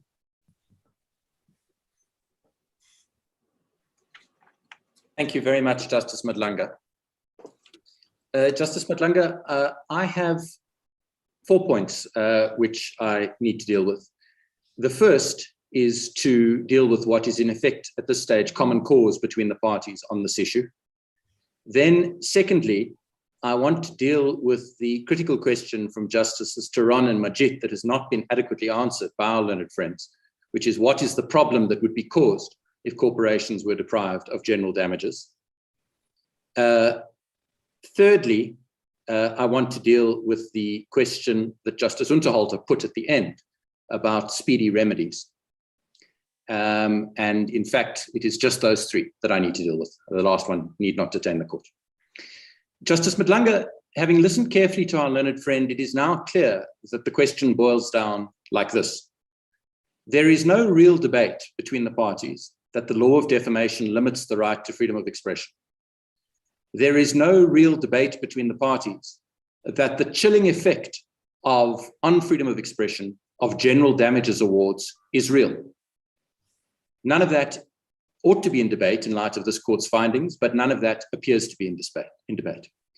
But then the critical question is the one with respect which the judges posed and which with respect no proper answer was ever given to. And that is, when you accept that the common law of defamation and the ability of trading corporations to claim general damages limits the right to freedom of expression and chills freedom of expression, has a proper rationale been put up in order to render that constitutionally permissible? Because that's the Section 36 debate. And again, I have to say, that is the debate we are engaged in. We are engaged in a debate about whether common law limits the rights in the Bill of Rights. We say unjustifiably, and it is for our learned friends to say, no, this is the critical objective that is sought to be achieved, and that critical objective is done proportionately and reasonably. That is the Section 36 analysis that this court does every day, and it is the Section 36 analysis that, with respect, our learned friends have still not engaged in, even after I raised the criticism in my opening. So let me turn to what the answer, and the bench, of course, has it, because Justice Majid and Justice Turan and others say to my learned friend, well, what is the harm that would be caused if corporations were deprived of the right to claim general damages? And it appears that the answers that were offered were really twofold. The first was deterrent. So the argument was that it is important for general damages because of deterrent. And the only authority that was cited in that regard was the judgment of Justice Sachs in De Coco. Now, with all due respect to Justice Sachs, he was speaking for himself in that case. He was not speaking for the court. And in fact, in Justice Mokhoro's judgment, admittedly also for herself, she said exactly the opposite. In paragraph 95 of De Coco, Justice Mokhoro said, equity in determining a damages award for defamation is therefore an important consideration in the context of the purpose of a damages award aptly expressed in Lynch as solace to a plaintiff's wounded feelings and not to penalize or deter people from doing what the defendant has done. Even if a compensatory award may have a deterrent effect, its purpose is not to punish. Clearly, punishment and deterrence are the functions of criminal law, not the law of delict. And somewhat curiously, with respect, Justice Sachs then concurred in that judgment, although he then went on apparently to differ on that score. So to suggest that this court has embraced the notion of deterrence as a function of damages awards is quite wrong. But let me go further, because the SCA has set its face against it. And in the case of Mokhale versus Siema, which has been cited repeatedly, and I'm sure by this court, but I haven't had a chance to chase it up, I'm afraid. It's 2008, volume 5 of the South African Law Reports, page 637, a decision of the SCA. The court, speaking unanimously, said at paragraphs 11 to 12, in paragraph 11, it cited the judgment in Estlin versus Argus and said that punishment and deterrence are the functions of criminal law, not the law of delict.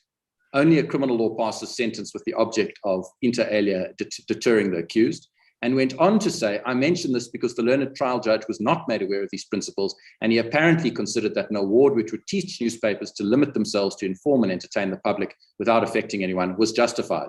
The teach them a lesson theme underlines the judgment, as the learned judge himself emphasized. In this regard, he erred. So our law has always said in the SCA, and apart from Justice Sachs in this court, that there is no deterrent effect of damages. So the first answer offered by my learned friend to the question with respect doesn't get out of the starting blocks. The next answer that was given was an answer which seemed to say this: well, sometimes in an individual case, you will be making awards where there is really no need to. So the argument seemed to be, as far as I could determine, well, why should you then have general damages for individuals at all? Well, with great respect, our learned friend seeks to suggest that individuals and individual plaintiffs and juristic persons should be treated the same, but they are not identically situated. They are not identically situated because one of them is the bearer of the right to human dignity and the other is not. And they are not identically situated because one of them has hurt feelings to assuage and the other is not. So to somehow say that there may be odd cases where general damages are not required for individuals and therefore we need general damages for corporations just doesn't flow at all.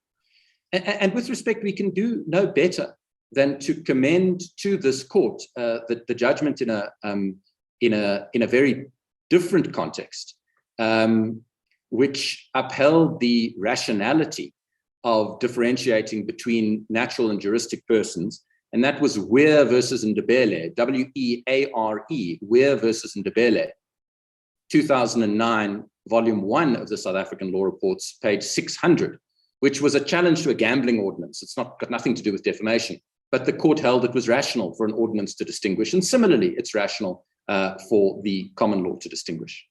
And we would add to that the reference from Bernstein versus Bester. I'm afraid I don't have the paragraph reference, but Bernstein versus Bester on the nature of a corporation. And Bernstein versus Bester, I'll just give the court the reference, is 1996-4, BCLR 449. And that was where the court dealt with the privacy rights of a corporation and made clear that there is a very different aspect of commercial law because one enters into a company in order to do business and one attracts a series of advantages in doing so. So the suggestion, so the two answers that were given really go nowhere. The first answer relies on deterrent, which is no answer. The second answer says corporations and individuals should be treated the same, which is no answer. And so you are left with common cause that there's a limitation of rights, common cause that general damages chill rights, and an absence to explain why that limitation is justified. And so the only other answer that is given is, well, don't worry, you can reduce the general damages. And my learned friend said repeatedly, you can reduce the general, but why? Why should one reduce the general damages instead of removing it from the law books if it is an unjustified limitation on the right to freedom of expression? That leads me to the very last question. And it's one that Justice Unterhalter put, and it is with respect an important issue, not just for this case, but for defamation law in general. If I could just deal with the question that Justice Unterhalter put. Justice Unterhalter put the following question to our learned friend. It was, if we got rid of damages, wouldn't that speed up the process of obtaining effective relief? And with respect, it's a question with which we agree, but I need to spend a moment just explaining why it's important. And to do so, I need to refer to two judgments of the SCA. The first is the judgment of economic freedom fighters versus Malema. That was the judgment delivered approximately a year ago, in which the SCA held that Surely, Mr. Butlander, you mean EFF versus Manual. You said EFF versus Malema. It sounded like no, you're right. You're right. An internal fight. There is no EFF versus Malema. You're quite right, Justice Majid. Yes. It's EFF versus Manual, and it was the defamation case. And there, what the SCA held is that you couldn't obtain damages on paper. You could never obtain damages on paper, even general damages. And the reference to the case is 2021-3 SA 425 SCA. And so what the court did was it upheld a retraction and order for declaration of falsity and so on, but it said the damages must go to trial. Defamation lawyers understood that as saying, you can't get damages on paper, but you can still get an apology and a retraction. And that, although many people thought that that was an unhelpful development about the damages, we all thought that was good because it's good to get effective remedies. Then came the Akani case. And the Akani case is the one that my learned friend, Mr. Hodis, in fact, referred to in the first appeal. And that is the judgment in and I'll just find the reference. It's the judgment in Akani, which was about, I'll just need to find a reference. If I can't find a reference, if the court would indulge me, we will furnish it in writing to the court. But in that judgment, the SCA went further, and it said, because an apology is a compensatory remedy, you can't get an apology on paper either. The only remedy you can get is an interdict. And I think that must have been what Justice Unterhalter had in mind when he was referring to judgments. Now, with respect, that is profoundly unhelpful and quite wrong in my respectful submission, because what it does is it says to a plaintiff who has a strong case of defamation, you cannot come on paper, even where there will be no dispute of fact. You cannot do so on paper. You have to go via action, even if you don't want a damages award, even if all you want is an apology, a retraction, and a declaration of falsity, and an interdict. Now that is a very unhelpful development in my submission on the proper balance between the right to human dignity and freedom of expression, because what it says is that even when you've got a very helpful, a very strong case on defamation, you cannot get quick, effective relief. You are going to be stuck in the trial role for a year or 2 years or 5 years. And by the time you get your apology, no one can even remember the defamation, and all you do is remind them of it. Now, why is this relevant to this case? Well, it's relevant to this case because of Justice Unterhalter's point, which is if you got rid of general damages in this context, it would be absolutely clear that a corporate entity who is defamed, a drug company or the TAC or anyone, would be able to come to court on paper, subject to the usual rules about plastic on evidence, and would be able to obtain effective relief. Now, that's not just good for freedom of expression, it's good for dignity and reputation, because it means that people can obtain effective relief. Now, what that shows is that this idea and the fixation of general damages as a way of repairing reputation is quite wrong, and it's actually unhelpful. And so far from promoting a legitimate interest, it does exactly the opposite. My junior has, via the miracle of WhatsApp, sent me the correct reference. Can I give it to you? It is NBC Holdings versus Akani Retirement Fund Administrators, 2021 for All SA 652, a decision of the SCA. And with respect, it's one of those cases, and I say this not for my clients, but for the law, that will probably never reach this court, because you would have to lose a case twice and get it to this court. And it's a case that if the court feels is wrong, that principle should be corrected, because it doesn't promote the right of human dignity at all. And the proper balance is struck in the way that I have articulated. So, Justices, we submit with great respect that the appeal should be upheld, that the exception should be dismissed, and that the issue should be resolved in the manner that we have articulated. Thank you to all counsel. Judgment is reserved. As the court pleases. Today's proceedings have concluded. The host will now terminate